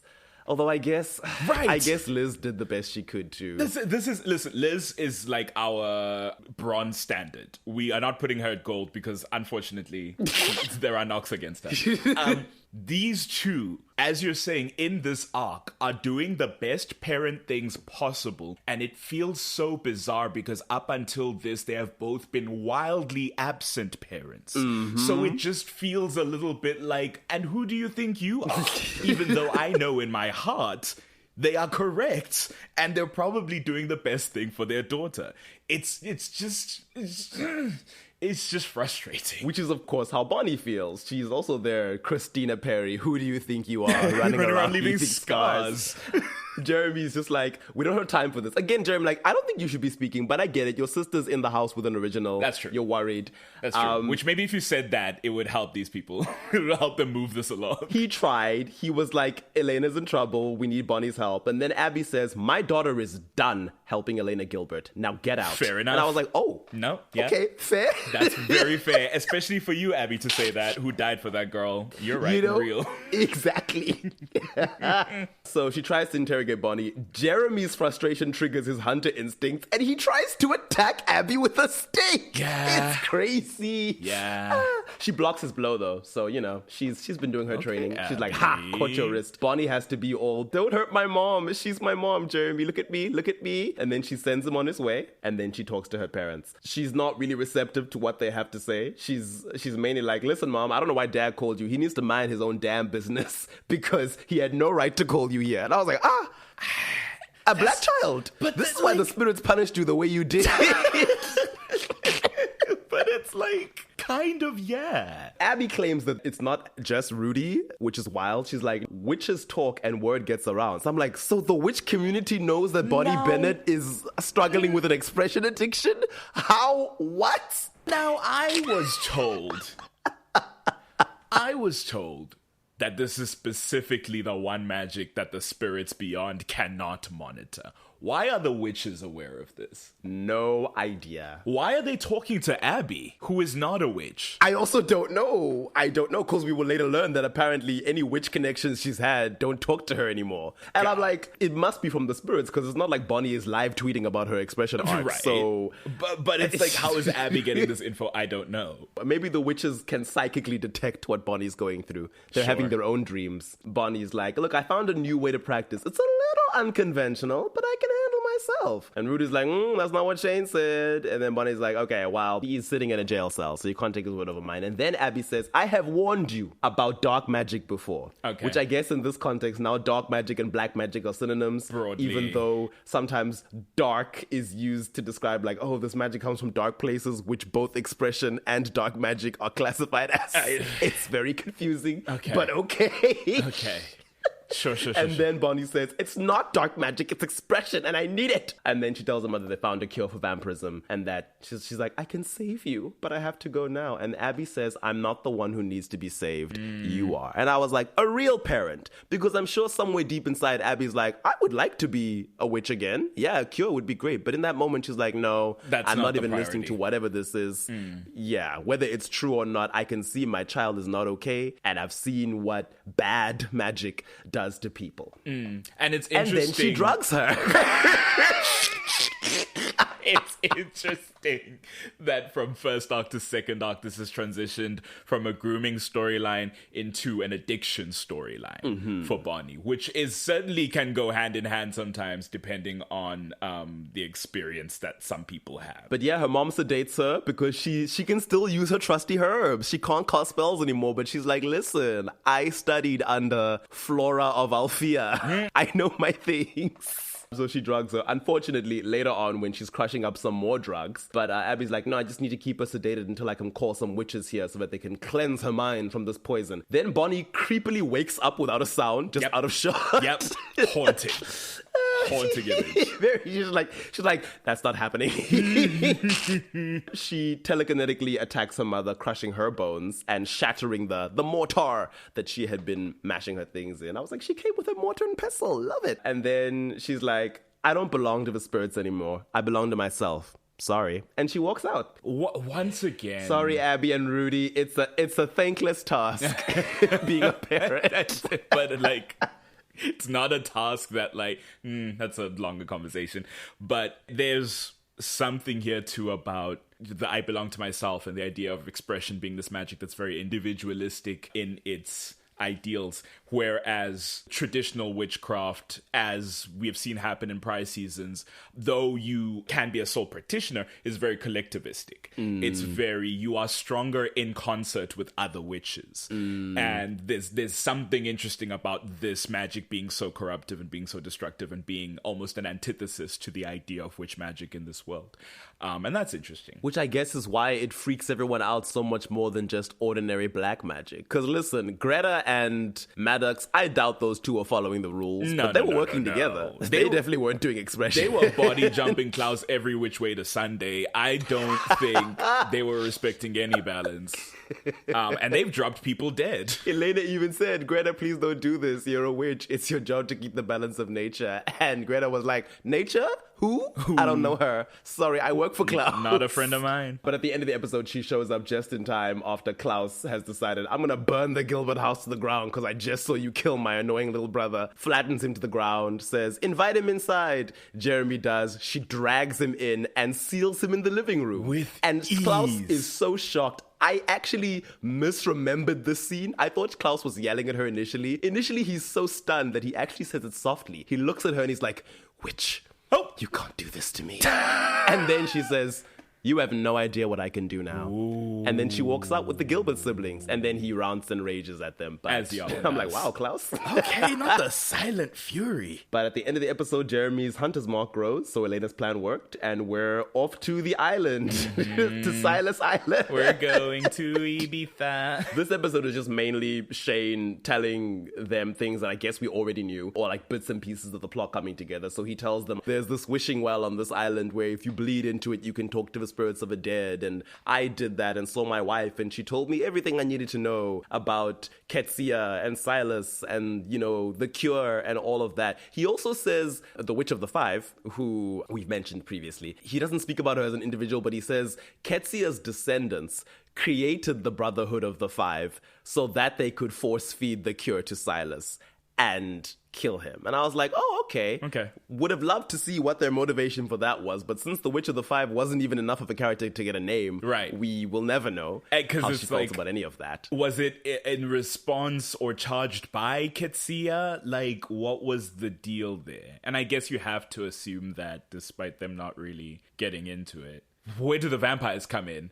Because the five, the Silas thing about the five... Something got lost in translation there. Right. But they have the silver daggers with which to put down the originals. The originals. So it's like, I guess she was like, while you're at it, could you just Stick those pesky originals. Let's call the whole thing off in terms of immortality. It's like, all right, fair enough. Double job. I hope you're paying us twice the pay. I guess the Witch of the Five was born after Ayana, so perhaps Esther, as she does, piggybacked on a black woman's hard work and was like, oh, Ketsia, while you're speaking to your descendant, she's also the descendant of my good friend Ayana. Could you just tell her to go, like, kill my kids as well? Because those little demons are causing a lot of trouble. Wild. At one point, Bonnie is like, oh, because the spell is supposed to be contained in Jeremy's tattoo. Oh, there's a cute scene where she's taking pics of his tattoo and he's shirtless and she's like, sorry, if there was a less awkward way to do this, I would do it. And he's like, doesn't bother me. And I was like, oh, okay. Flirting up a storm. But she tells Shane, there's no spell that I can see in the mark. And then Shane is like, well, expression doesn't require a written spell. Think of it as a way of accessing magic that already exists inside of you. You just have to want it bad enough. And I'm like, now this is contradictory to what you told us before. We can't keep changing what expression is. Now you're accessing magic inside you. I guess Shane is just a liar or misinformed. I don't know. Does this contradict anything that was said before? Because I know Because if we're drawing magic from dark places that don't exist in the natural world, sure, then how is it accessing power within yourself? So that's why I was like, if it is dark places within you, poetically speaking, then that tracks. Because again, the idea of expression seems to be this individualist magic. If you're not drawing from nature or from the additional powers of the spirits, then... Because when Bonnie does this magic early on, it doesn't have the effect that it has sort of as the story goes by. When she's lighting candles in Shane's office, like, there's no, like, dark shit going on. There's no, like, exacting price that happens when she starts drawing enough power that it's, like, coming from the sacrifice of other people's bodies. It's like, at first, it seems to be stable. And I assume that was because she was drawing from within herself. So it is and isn't from within? Because if you need to sacrifice people to make it stronger, right, then I'm like, wow, that's definitely external. Well, I mean, similarly to my assumption was that it's a threshold thing, right? The more power you need, right? You're not just going to draw from yourself, you'll kill yourself. That's when you start sacrificing people to draw from them to feel the big stuff. I see. And Bonnie didn't realize that's what she was being hypnotically trained for when she did that spell to protect Shane and accidentally started sacrificing April next door to her. So that's kind of, I think, the order of events I was putting together in my mind. I see. I'll allow it. I mean, you're right that it's not clear at all, but that's what I was stringing together. But this is also where Shane reveals that, yes, my wife was actually a witch, and she did expression. He's like, we're in a stalemate here. Not a stalemate. Stalemate means that neither of you can do anything. It's more like... We're at an impasse. We're at an impasse, I guess, because he's like, as much as Damon is itching to kill me and none of you trust me, I have turned Bonnie into a bomb that only I can disarm. So you have to keep me alive so I can keep her alive, or her magic will kill her. And I know this because I saw the same thing happen to my wife when she abused expression to try and resurrect our son. And Bonnie's like, you taught me the magic that killed your wife? It's all bad. It's all so bad. And it's like, yeah, he did. Also, of course, this is now with the Witch of the Five and Ketsia. We get a 2-for-1 special of Bonnie, you are the Bennett witch needed to unseal this thing because your ancestor is linked to the plot. And it's like, so we've had Bonnie do this with Emily and the tomb. Correct. We've had Bonnie and her mother be linked to Esther channeling their bloodline in order to come back from the dead and be powerful. Yes. And now it's like, yes, Bonnie is linked to the person who created the Five and also that person's ancestor, Ketsia, who created the cure in order to kill Silas, whom she helped become immortal in the first place. And I'm like, yes. Okay, yeah, thank goodness everything magical that's ever happened ever is by someone in Bonnie's family. Yeah, and it's like, I get if the idea is it's because the Bennett bloodline, because that's the thing we were selling in the first 3 seasons, this Bennett bloodline is this line of powerful witch women, black women, in the, like, conceivable timescale of things that black women existed in the United States, as they are called now. But to go... No, the magical events also predate the idea of Bennett entirely. Like, this witch shit goes all the way back, and it's all coming back to importance in your present day. Feels crazy. Insane. It feels crazy. But in the next episode 14, they finally go down the rabbit hole. They go spelunking. Shane hurts his leg. Oh, no. He actually breaks his leg. He's like, my leg is broken. Bonnie's basically like, sounds like a you problem. She says, guess you should stay off it then. And then she and Jeremy leave him and go look for Silas's tomb. Listen, iconic. But as I've said before, in my young heart, when I was somewhat sympathetic to Shane, which is not the case now, it just really felt like, as far as villains go in this show, such a human, coincidental thing to completely take him out of the running in the story. He just fell into a hole and broke his leg. Well, it wasn't the fall. He landed pretty fine. Bonnie actually cuts her hand, which starts to bleed into the hole and wakes Silas up. It's when she casts the spell to finally unseal the tomb. She causes that cave-in, which doesn't hurt her and Jeremy at all, but I guess a rock. What's funny is Shane runs away. Bonnie and Jeremy are standing in the line of fire. Shane runs away, doesn't bother to help them, and he still manages to get his leg broken. So karma. But I was just like, what a fragile human way to get completely. We're in the Amazing Race and you've just been disqualified because you broke your leg. A thing these characters do on the daily. I was just like, damn, bro. Exactly. You did the whole wife and child speech. Because why are you here? You're not supernatural. Sucks. There is a nice moment where when Bonnie's casting the spell, she's getting a little bit like uneasy, and then Shane is in the background being like, oh, Bonnie, oh, my post-hypnotic blah, blah, blah. Remember, you have the power. And she's not even looking at him. She's looking at Jeremy, who is telling her, just like you helped me, I'm going to help you. Remember, you taught me you're in control. And I'm like, oh, that's nice for the two of them. Shane, why are you here? But eventually they come to the tunnel outside Silas's tomb, and then whom should appear but Sheila Bennett again. Ariana, what are you doing here? In Nova Scotia, Canada. And Bonnie's like, oh, Grams, you're here. I'm so sorry for everything that's happened and what happened in the premiere of this season. And Grams is like, it's okay. You're going to bring me back just now when we go find Silas. And Jeremy's like, Bonnie, who are you talking to? And she's like, my Grams. And then Jeremy's like, no, Bonnie, I don't see anything and I'm a medium, so she can't be here. And he's like, it's an illusion. Silas is in your head. And again, he's able to ground Bonnie and be like, look at me, you're here with me. And I'm like, oh, look at you two being each other's anchor. Scott McCall, where are you? Scott McCall, Allison Argent. This is adorable. They then go into Silas's tomb and they see a tiny little box in his petrified hands, and they're like, that's the cure?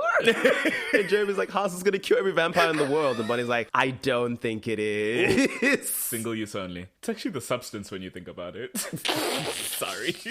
So they try to pry it loose, and eventually Bonnie's like, no, I think we need to soften his joints by feeding him blood so that he, defossilizes. She's like, maybe we can find another way to do it. And then she gets stabbed in the back by Vaughn, our Scottish hunter of the fight. Yeah, hate to see it. He and Jeremy fight, and then Jeremy is saved by the timely arrival of Elena. Except, surprise, it's not Elena, it's Catherine, back in the show at long last. She keeps up the ruse for like a good 10 seconds, except Jeremy keeps being like, yeah, can you heal Bonnie, who's like bleeding out on the floor? And she's like, okay, to hell with this. Feeds him to Silas. Silas breaks his neck as she runs off with the cure, and Bonnie is just still there, bleeding on the floor in front of Jeremy's corpse. Right, because she's fully conscious for all of this, isn't she? She's fully conscious. And yet, in the next episode, while Elena has left the island with Stephanie back home with Caroline, deep in denial, and Damon is running around with Rebecca looking for Bonnie, Bonnie wakes up with Professor Shane, who's totally Professor Shane.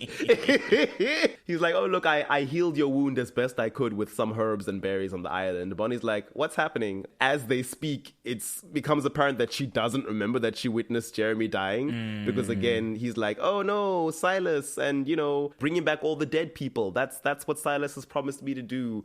And she's like, what? You can't bring back dead. That's unnatural. You can't bring back the dead. That's impossible. And I was like, well, Bonnie, no. There are several forms of resurrection that we've seen in this world. 2 of them which you've done. And then Shane is like, oh, I bet you'll be singing a different tune now that Jeremy is dead. Ooh. And then she's like, the Oprah Winfrey interview with Prince Harry and Meghan. She's like, what? Oh. So he has to tell her that, oh yeah, did your mind block that memory because you were bleeding out and maybe losing consciousness? I don't know. I'm sure. Yeah, tells her Jeremy's dead. I'm sure Atticus Shane. So she's sobbing and he brings her some tea to calm her down and she smacks it out of his hands. She's like, I don't want any of your stupid tea. And I was like, yes, say no to his drugs. I love the this idea of Annika Shane Bear Grylls-ing it in the woods here on this remote island, just making some tea. She does ask him, how did your leg get healed? And he's like, it was Silas. He helped me. Benevolent okay, Silas. He will lead us all to the true future. He's very much giving cult leader, which is exactly what Shane was always doing.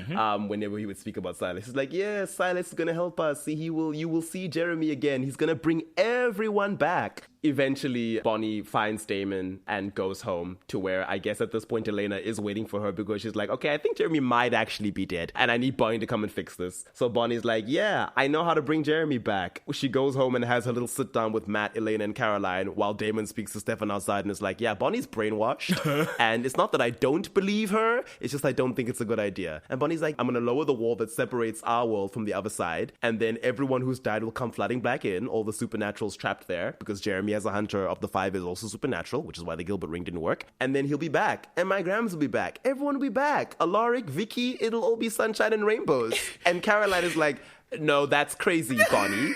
Also, at this point, Shane has explained how the massacres worked. It's so funny. There's a scene where he's like, the massacres of 12, that's what's been fueling the expression. You need to draw on that in order to do this final spell for Silas. 3 massacres will be what we need. And she's like, so you killed 36 people? And he's like, no, I killed 24 people. So we're going to find the final 12 together. You know, I didn't want to cut you out of the good stuff. I want to get you in on the last massacre, girl. Bonnie's conversation with the Mystic Falls gang is like bouncing back and forth between a flashback where she does try to tell, well, Shane, no, I can't do this. But he's like, but what about Jeremy? And he makes her have this vision of Jeremy like lying on the floor, bleeding out, asking for help. And then she tries to like help him with magic. He disappears and he's like, you see, look what you've done. He's suffering and you can bring him back, Bonnie. And she's like, okay, I'll do whatever you ask. And this is the moment where it's like, if you haven't clocked it, okay, this clearly must be Silas. Because Shane has been hypnotic, yes, but he's not been illusion casting into your mind. That's not how his shit works. This is wildly outclassing him. Now we really are Jason Wingard. Right, precisely. And Caroline's like, Bonnie, you can't kill 12 people, much less bring back every monster who has ever died from the other side. And it's so strange that Bonnie is missing the forest for the trees because this conversation is more about, this is a crazy plan, don't do this. And Bonnie's like, no, I have the power, Caroline. I'm strong enough, I promise. And it's like, Bonnie, I don't think they're saying you're too weak. Not the concern. Babe, please lock in. This is when the invigilator walks past you while you're writing your exam and they're like, guys, please read the questions carefully. Distressing. Eventually, Elena has her moment of breaking, at which point Matt takes Bonnie away. He drops her off at home, and she's like, it's okay, Matt, don't worry. I'm gonna bring him back. I'm gonna bring everyone back. And Matt's like, okay, go sleep, Bonnie. We'll talk tomorrow. And when he leaves, we see Shane in front of her house, and he's like, oh, did they listen? And she's like, no, they don't think I can do it, but I'm gonna be able to do it. And again, I'm like, it's not can't, Bonnie. Just hours ago, here. You said base level necromancy was unnatural, and now you're talking about dropping the border wall between the living and the dead. You can't think they're talking about what your power level is. At the end of the episode, Rebecca sees the real Shane, who is barely alive, so we know that this is Silas back in Mystic Falls. But in the next episode, it's just established that Shane is dead. How is he gonna survive? Because Silas... Bleeding out, leg broken. Not the next episode. Bonnie's not in the next episode, of course. She's in episode 17, Because the Night. And at this point, Silas has come clean to her off screen that he's walking around with Shane's face. And he's like, no, but I told you Shane died on the island. And I'm like, now how did you know Shane died? He was alive when you got here, but okay. But he's like, yeah, we need to make this expression triangle. We got to kill the final dozen people. Bonnie hasn't told her friends that she's hanging out with Silas or Shane yet. I guess because the rest of them know that Shane is dead. But she has told her dad, who thinks this is the real Shane. Hold on. I guess who speaks to Bonnie's dad? Because I was like, one conversation would have really solved this. It's Stefan who speaks to Bonnie's dad. Okay, sick. Later on. Hell yeah. Because Stefan knows it. Stefan's been to that man's house and asked for Bonnie. Okay, this is very buttoned up.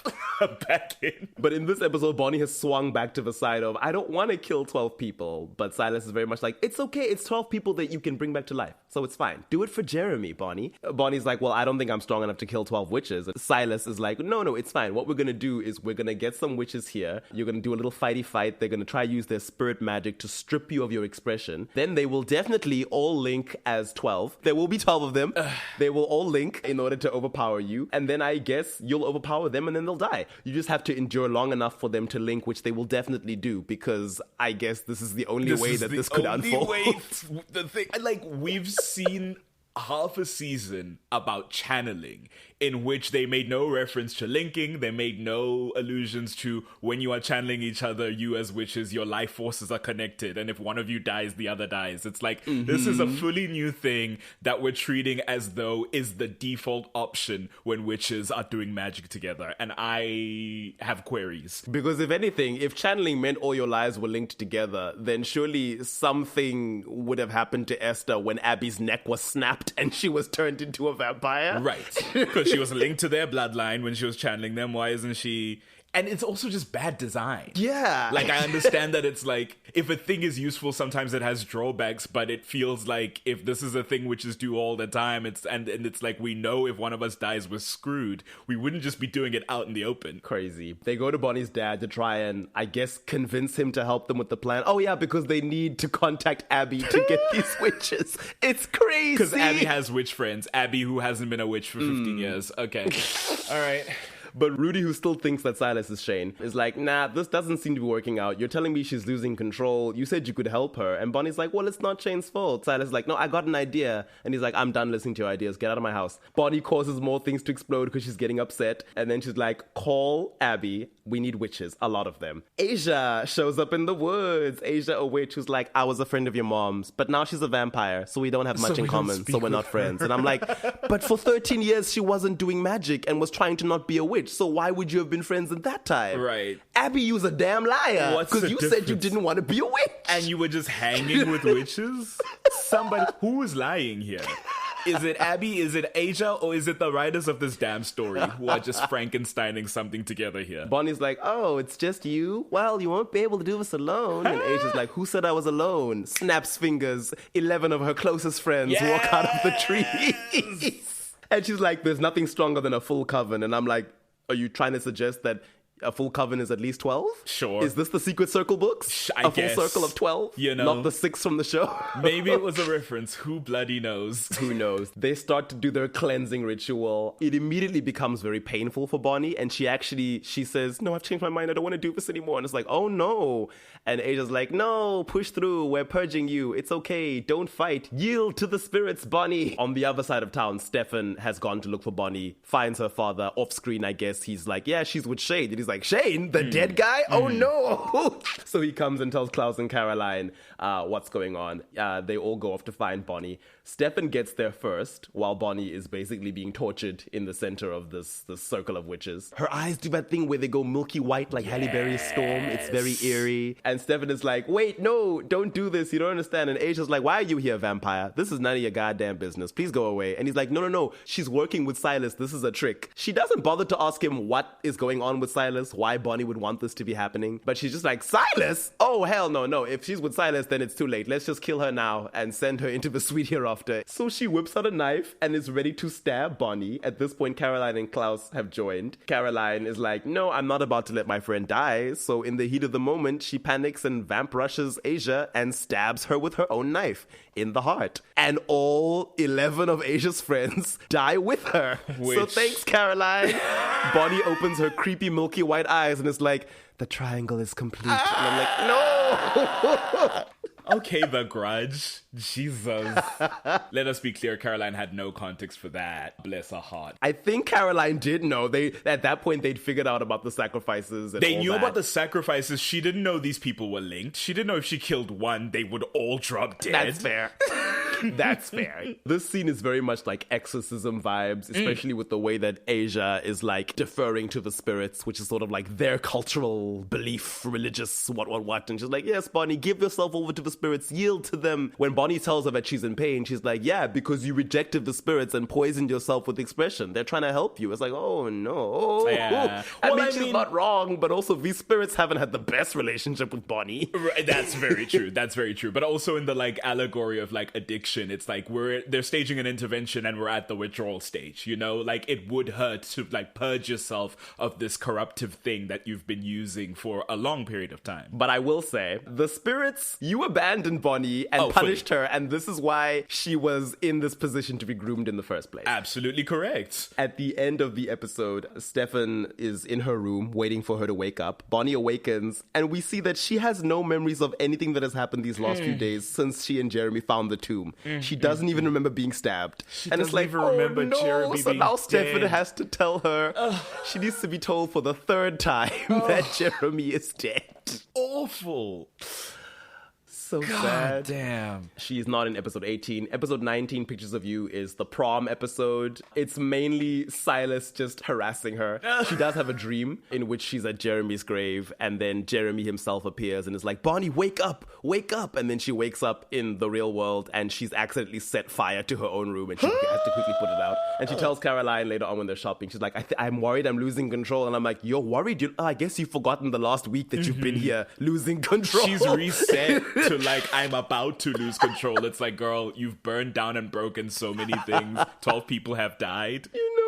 I hate to tell you. And Caroline's like, hey, we need a night off from all this drama, and the morning, we're just going to go to prom as a 3-way friend date with Matt, because Cute. Elena is in her no humanity era, and Tyler is on the run from Klaus, and Jeremy is dead. So this is what we're doing now. They're all struggling. Speaking of Elena, she comes in, and she's like, oh, hey, time to be catty. Hi, Bonnie. Heard you got your mind wiped. Terrible. And I'm like, Elena, leave her alone. You need to step back. Bonnie gets voted prom queen, which pisses Elena off because she wanted her new bestie, Rebecca, to be prom queen instead. But before Elena attacks Bonnie, she runs into a vision of Jeremy standing there looking all dapper in his tux, and they dance for a bit, and she's like, is this real? And he's like, does it matter? Yes. And then eventually he's like, oh, Bonnie, wouldn't you like this to all be real? It can be. All you need to do is drop the veil to the other side, like I've been asking you to. And she's like, ew, Silas, get away from me. This specific Silas arc is so good because the number of times he pulls this shit. It's so funny. It's so creepy, but also hilarious to be like, oh my gosh, he could be anyone. He's now this show's Mystique. He could be anywhere at any time. Can't wait to do the wig reveal of like, you thought it was someone you loved, but it's me. Now do what I told you. And he's like, listen, Bonnie, you need me because you're dangerous to yourself. You'll end up killing yourself. And Bonnie's like, no, go away. I am not helping you. Leave me alone. So then she gets voted prom queen. Elena attacks her, and then she aneurysms her and walks away. While she attacks Elena, she starts to make like things go weird all over with her magic that's flowing out of control, which is why she steps away. So she's like, I need to get out of here before I lose control and cause other crazy stuff to happen. She steps away from Elena and steps right into Silas. Yeah. Yeah. And he's like, come on, Bonnie, you need me. Drop the veil to the other side. I can help you. Look, you're losing control again. And she's like, no, this is what you do. You wait until I lose control, and when you want to swoop in and be the hero, when you are the reason that I'm in this situation.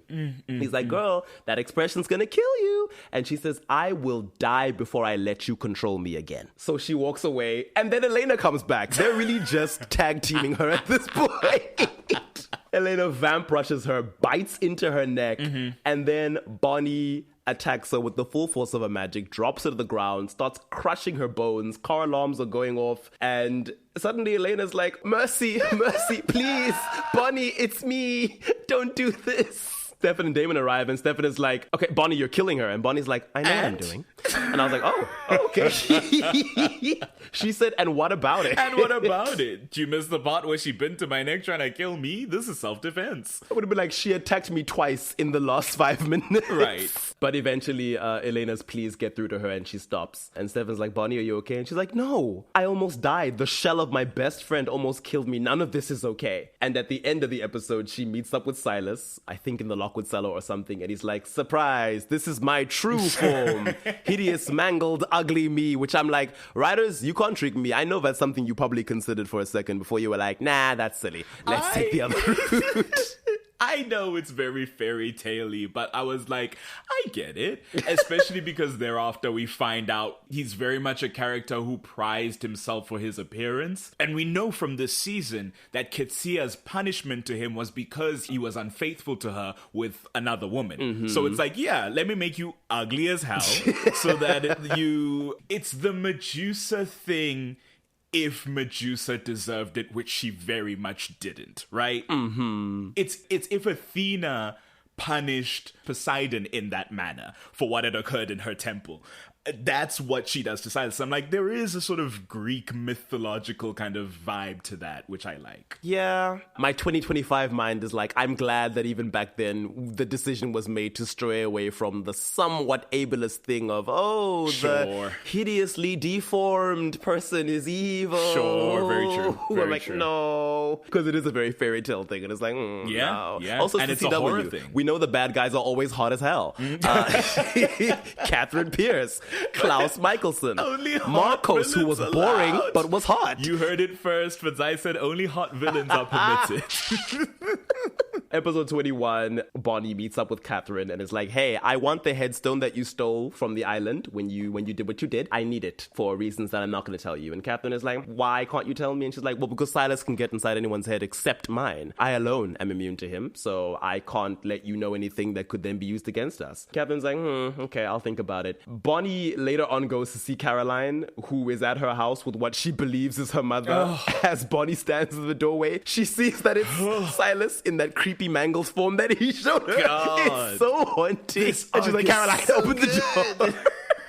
And we see that the real Liz is lying injured on the floor. Caroline is left there trying to resuscitate her mom, while Bonnie is forced to leave Caroline just there in her house with her injured mom, because Silas is like, if you keep trying to avoid me, and if I dare catch you trying to betray me, I will hurt the people you love. Can't kill you, because I need you to do that spell. But let's go now, or things are going to get a lot worse for your friends. So Bonnie's like, I have to go. And she just leaves Caroline there, and it's so sad. But thankfully, Caroline is able to save Liz. But later on, Bonnie meets Catherine again, and Catherine is like, Bonnie, I figured out that you're stalling, because you told me you need the full moon to drop the veil. At least that's what you told Silas. But I'm thinking that this headstone you want so badly is more than just a headstone. Bonnie's like, yes, it's got Ketsia's calcified blood, which is a potent magical agent, so I can actually use that to drop the veil anytime I want. What I want to do is speak to Ketsia for my own reasons. Again, I'm not going to tell you, but if you give me the headstone, I'll speak to her on your behalf as well and get her to make you immortal, like Silas. And Catherine is like, oh my gosh, stronger than an original? Say less. Okay, let's work together.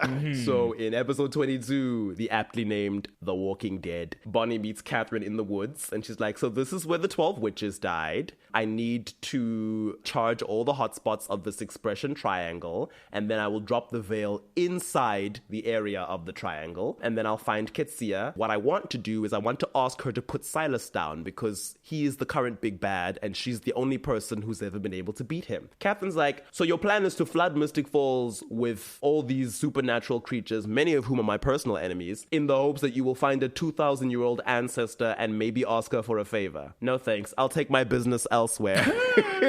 Then she gets yoinked back to Bonnie, because Bonnie's like, yeah, sorry, I've linked you to me, so you are on a leash, and you will be following me around all day. Hell yeah. Let's go to the next spot. She takes Catherine to the Lockwood grounds and cellar where the 12 hybrids were killed, and then she takes her to the farm where the 12 humans died, and she charges each of those spots, and she goes to the center of the triangle, underground though, and Catherine's like, okay, here's the headstone. I guess she had it on her the whole time. Bonnie does her spell, and the veil is dropped, and the town fills with ghosts. So later on, Bonnie is trying to contact Ketsia. They're still in the caves, and Catherine is like, I can hear someone flitting around in the darkness, and it's freaking me out. Can I go look? And Bonnie's like, I'm not letting you go. And she's like, okay, could you just like extend the leash just a little bit so I can go? And Bonnie's like, yeah, sure. And then Elena attacks Catherine because she's in her vengeance era, and the injuries are reflected onto Bonnie because they're linked. Stefan and Caroline at this point have found Bonnie, and they're like, oh, Bonnie, what's happening? Why is your face randomly burning? Why are you being hurt? And she's like, I'm linked to Catherine. And Stefan's like, oh, I know what's happening. Okay, I'm gonna quickly go find Catherine, because I think Elena's trying to kill her. Caroline is like, okay, well, why don't you just unlink yourself then? I don't know why Bonnie didn't do that right away, but she does. So she's like, okay, cool. Well, she was in grievous pain, to be... I don't think you dismiss it as a free action. I think it's an action to break the link, you know? Fair.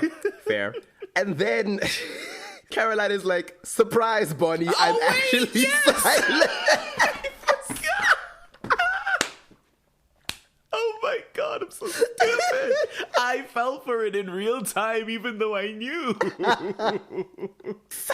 So ridiculous. Reminder that a few episodes ago he was doing the same thing to Caroline, appearing to her as Klaus and Matt and various other people. I like to think, even though we learn his psychic illusions are so powerful, he can just kind of do it if he's seen. I like to think that he has to do it to you at least once to then grasp your essence, your face, and then he can use your likeness to fool others. Oh god, chilling. But he's like, yeah, Bonnie, it's me. And she's like, but how? I was the one person who was immune to your tricks. And he's like, girl, please, that was all part of my charade. I pretended that you had somehow broken free of my power and you were the one person immune. I showed you this deformed, cursed Beauty and the Beast ass face because that was what I wanted you to see. So Bonnie gets freaked out and she's like, go away from me. And he's like, okay, once you finish the spell and you've dropped the veil properly, because this little triangle we're standing inside is not what I asked for. I ordered a full other side breakdown, not this little section here. I want all the land. This veil drop from Timu, I refuse. From Timu, when it shows up and it's much smaller than what you ordered. And then he's like, listen, Bonnie, the truth is I just want to die without this purgatory stopping me. I'll even let you kill me and then I'll be out of your life for good. And she's like, yeah, but every other supernatural creature will be roaming the earth. And he's like, yes, but if you don't help me, I'll be roaming the earth. He's saying all this with Caroline's face, by the way. Bonnie's like, I was never going to drop the veil. And he's like, okay, so what was your plan? You were going to meet up with Ketsia and brainstorm ways of bringing me down? Ketsia's not coming because the truth is she also wants me to be on the other side with her. She's not going to help you entomb me. She wants me to die while the other side still exists. He then starts to create the illusion, I guess, that she's suffocating, then just leaves her there, I guess, to die by, what's it called? By somatoformic suffocation? Psychosomatic. Fair enough. It's a psychic illusion, right? It's not an illusion. Thankfully, her Grams appears. The real Grams, her ghost roaming around free because the veil has been dropped. And she's like, look at me, Bonnie. You can breathe. You're fine. She's like, no, it's Silas again. She's like, would Silas try to save your life? Don't be silly, Bonnie. It's me. And she manages to get through to her. She's like, hey, I've been watching over you. And she's like, oh, Grams, I messed up really bad this season. And she's like, no, it's okay. You can still stop Silas. And she's like, but I can't. I was hoping Ketsia would come here and I don't know how to do what she did. Grams is like, no, you can do that. Expression is the manifestation of your will. You can do anything. I don't like it, but sometimes there are no choices. So let's use this bad magic one last time. So she attacks Silas as he is attacking Damon, dressed like Alaric. And she's like, I may not be able to kill you, Silas, but I will stop you. I will make the blood clot in your veins and make every bone, every muscle, every joint in your body turn to stone. You won't have power over us anymore. It's so lovely. It's almost like she's doing an exorcism. Transmutation is her best power. Really? Because she was like, listen, we don't have 2,000 years to wait for you to turn to stone. So I'm just going to do it like right here, like immediately. Brilliant. The illusion of Alaric disappears and he hides his face. And Damon's like, what's happening? And she's like, he can't hide behind his mind control anymore. He's becoming his true self. But he's like, no, you can't spoil the reveal. I'm going to cover my face with my hands. He covers his eyes. It's like, I'm shy. Don't look at me. It's like, bitch. And he turns to stone. Speaking of Medusa, turns exactly. to stone. And Damon's like, okay, so who is his true self? And Bonnie's like, I guess we'll never know. There's the number one champion, Sami in the style. We're about to get down. Later on, she speaks to Elena, and Elena's like, hi. Hey. Yeah, I haven't really spoken to you since my humanity came back. I don't know what to say. Bonnie's like, you don't have to say anything. Elena's like, yeah, but I was really horrible to you. And Bonnie says, you weren't you. I know what that's like. I wasn't me for a long time. Hey, that's and I was like, oh, that's really nice. But she's like, we can talk later. You've got some catching up to do because Jeremy is there. And she lets Jeremy speak to Elena for a while. She's like, I'll give you guys as much time as I can, but I do have to put the veil back up. So I guess in that moment, she's accepted that, well, Jeremy is dead. Unfortunately, that doesn't last. Because the next time we see her, she's underground in the caves with her candles. And her Grams is like, okay, it's half past time to put up the veil. And Bonnie's like, but not yet. I think I can bring Jeremy back. And she's like, what? No, you can't, Bonnie! No! Not this again. Not this season 2 finale nonsense. We've done this before. And she's like, no, Elena needs him. And you know what? I do not like that this thing is framed as Bonnie saying, I have to do this because Elena needs her brother back. I'm like, why is it because girl, you need him? You need him. You clearly love him. You Frankly, love him. Why, if you have the chance to resurrect somebody, is it Jeremy and not Sheila who's standing in front of you? Actually. She's like, listen, I've moved on, Grams. I can live without you. But my weak-ass friend Elena can't live without Jeremy. And I'm like, but Elena has her humanity back on. She's going fine. through her 12 steps. Leave her.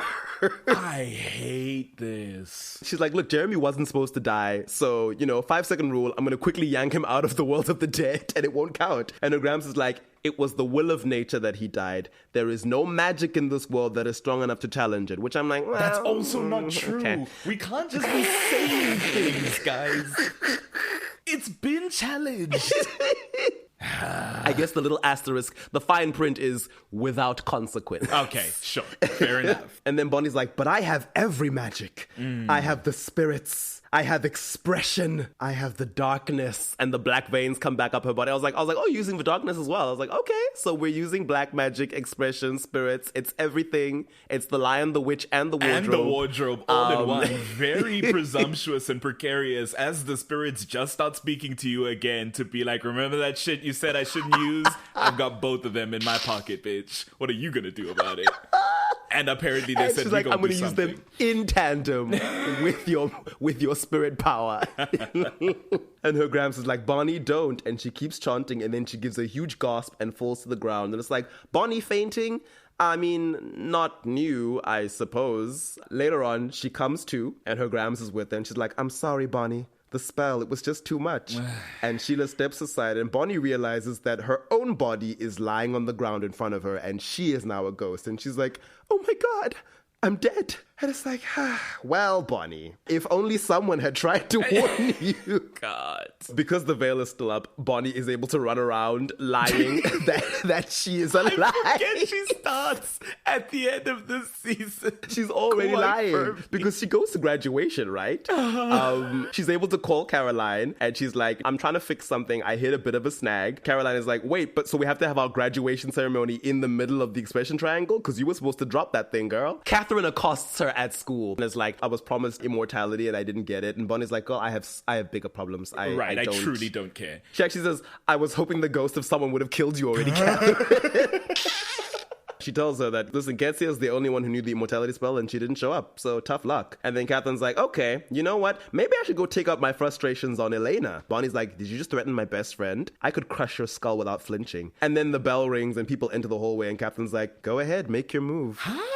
That's the last time that they speak. She goes to graduation. Her dad, congratulates her and stuff. And I'm like, shame, he doesn't know she's a ghost. He doesn't know she's dead. Where's Abby? Yeah, that's... Oh, God. Abby doesn't live here. Right. She left after Bonnie cracked her bones that one time. She said, well, I guess if she don't want my help. Oh, yeah, Cole does come to her and he's like, I'd like the veil to actually go down completely so I can come back. And she's like, I thought you were scared of this. He's like, yeah, but I'm dead now. So now I'm on team other side. Right. And she's like, well, no, the veil is going back up tonight. Cole is like, guess I'm just going to have to kill you then. And she's like, well, no. Look at my body lying on the ground. I'm already dead. So good luck with that. He's like, oh. And he's like, okay, don't you want to come back as well? And she's like, I would like to. I'd like to stay here more than anything. He's like, cool, then let's work together. Come on. And then she binds him in place. Hell yeah. I think she seals him in whatever room they're speaking in. And she's like, yeah, this will hold you until dark. And then the veil is back up and this town will be rid of you for good. He's like, but everything you just said. And she's like, oh, it was true. But we don't always get what we want, do we? And I'm like, well, you certainly don't if your name is Bonnie Bennett. That's for sure. You never do, in fact. She goes back into the underground caves. Does Jeremy know that she's dead at this point? No, he only learns after she does what she does. Oh, okay. So he still thinks he's dead. He is still dead. She doesn't. Oh yeah, she I think she doesn't know that he's alive either. She hasn't brought him back yet. She hasn't brought him back? No. Okay, interesting. Because I thought they said that I thought they said she's bringing up the veil. Oh, okay. Yeah, the thing she does where she tries to bring him back the first time doesn't bring him back. The spell consumes her and Jeremy is still a ghost, which is the insult to injury about it all. Just like Sheila in the first season. The veil fell anyway, and she died.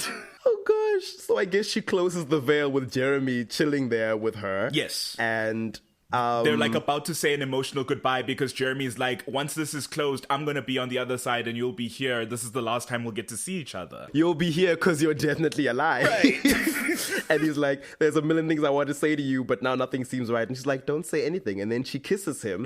And then the torches flare up. And then they go out. And then Jeremy backs away and he's like, oh my gosh, ow, my chest. What's happening? I guess his still heart is starting to beat again. And then she's like, oh my God. And then he's like, what is it? And she's like, oh, it worked. I did a spell that brought you back. I didn't think it would work, but I closed the veil and you're still here. So I guess retroactively her death paid for his resurrection. It seems. Because there must always be a balance. She was I like, guess as she was the John veil, Gilbert to his Elena. Right. She noticed, oh, there's all the energy of my death just lying here. Let me scoop this up real quick before we close this door. And she threw it into Jeremy, which very romantic. But also, it's key that Jeremy's body burned alive when Elena burned their house down. So Bonnie is the first person to transmute someone body and soul into this world. And you said this is her talent, transmutation. She took the ectoplasm that makes up your spirit on the other side, and she turned it into flesh, blood, and bone. She had memorized every curve of his body and perfectly sculpted him once more.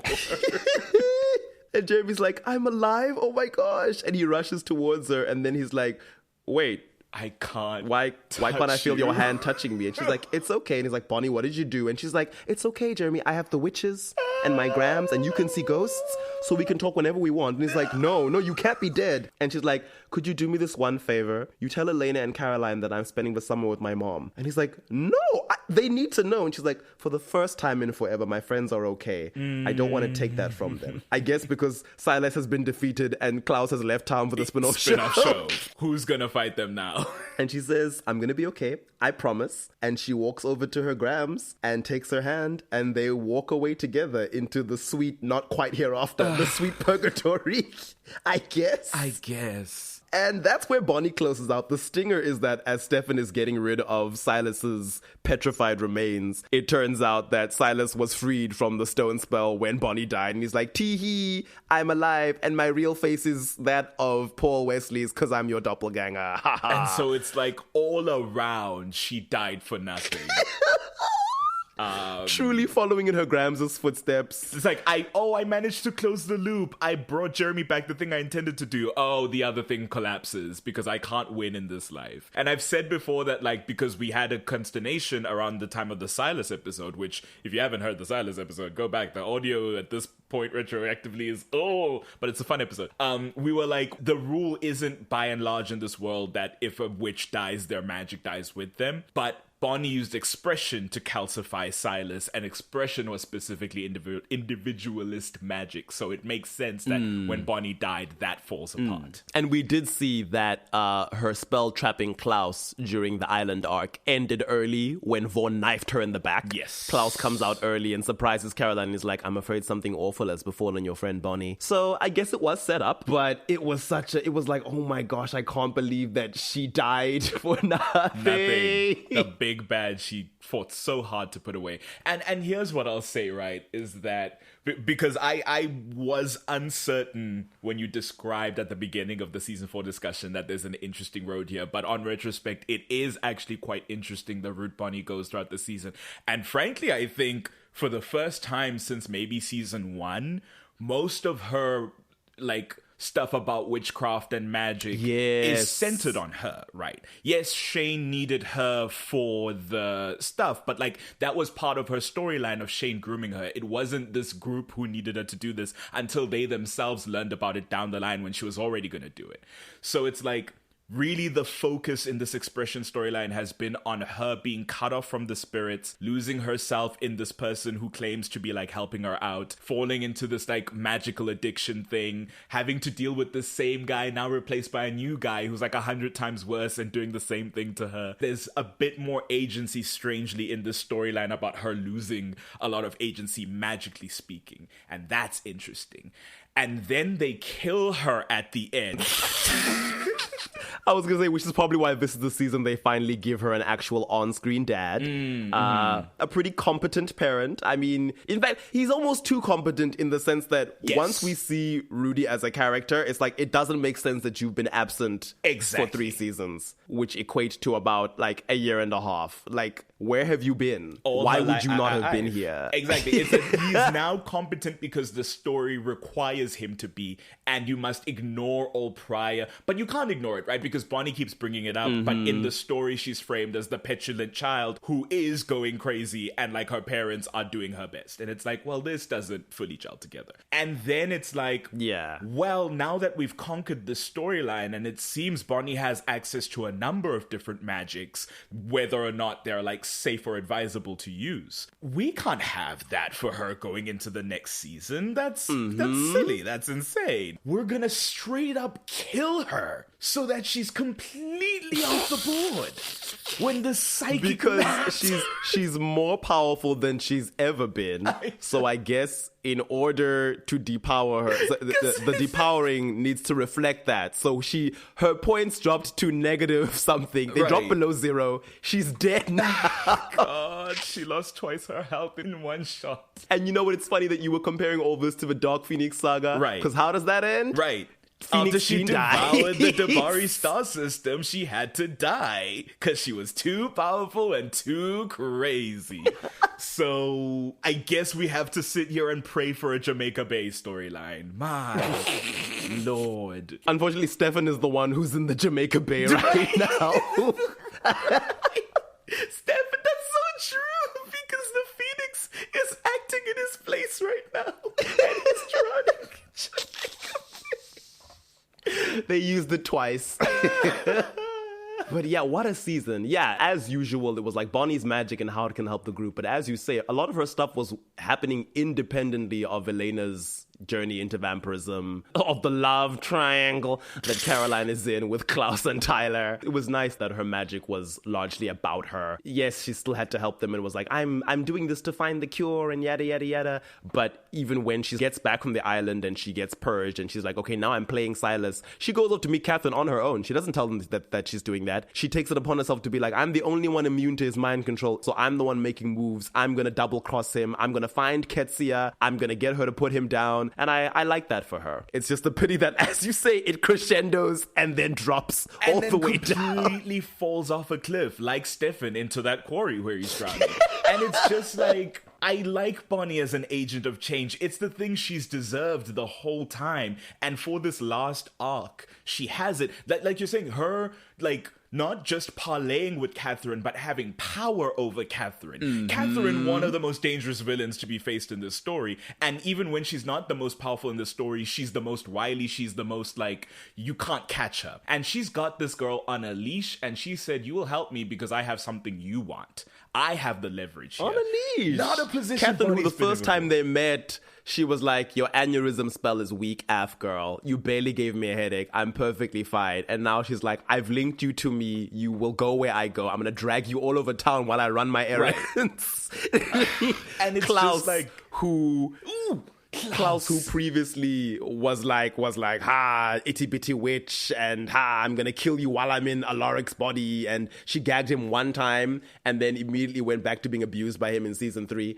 once she'd lost all the power from season 2, and now she's like, I can drop you in the doorway of the Gilbert house. I can drag you inside and seal you in the living room for 3 nights, maybe 4, cracking the bones of Cole, the original brother. Iconic. Brilliant. It really, really sucks that it's just like, throughout this story, she almost never gets to be in a place where she's just pretty powerful witch who should not be messed with in the way the other supernaturals on average should not be messed with by peers on a power level of theirs. Sometimes even slightly more powerful antagonists. And the weird thing is with Bonnie, which I guess happens a lot in like stories dealing with people with powerful abilities, is like, we can't have her be too powerful. So it's either that she can't control the power or that, you know, excessive use of the power is physically taxing on her.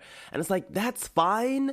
But it feels like every time Bonnie gets an upgrade, they find a way to yank it away from her as quickly as possible. As soon as the storyline it's relevant to is done, it's like, yeah, she can't do that anymore because it was only about how it affected everyone around her. And it's like, okay.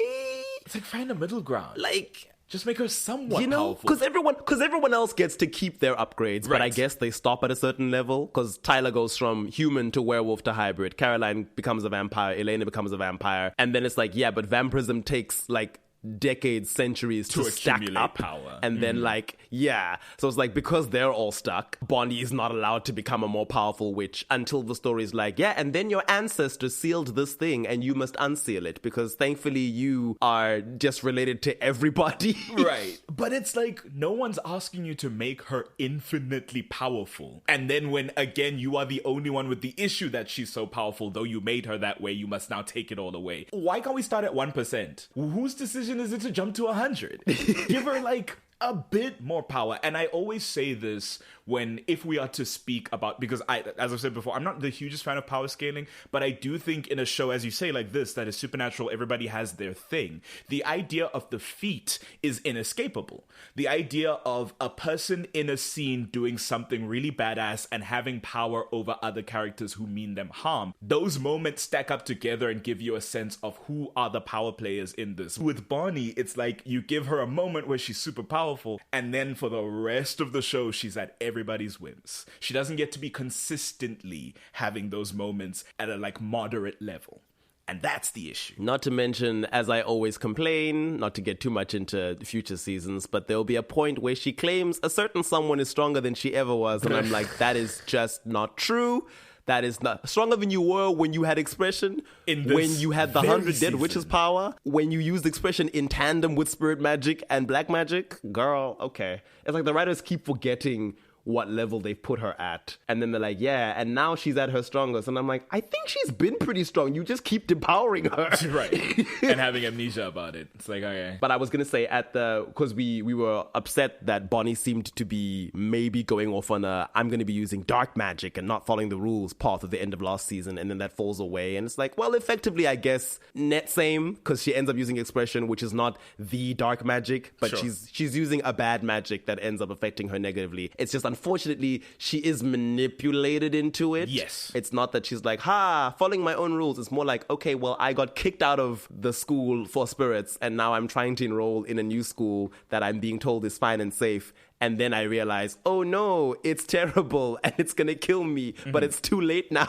God, I again wanted to reference The Magicians. There's just, if you've seen The Magicians, this is the second time I'm referencing it, and I'm sure you'll know both moments that I'm thinking of that just really echo with Bonnie's storyline, and that's so interesting. But anyway. One day I shall watch The Magicians. Watch it for Rick Worthy, who is the president of the magic school.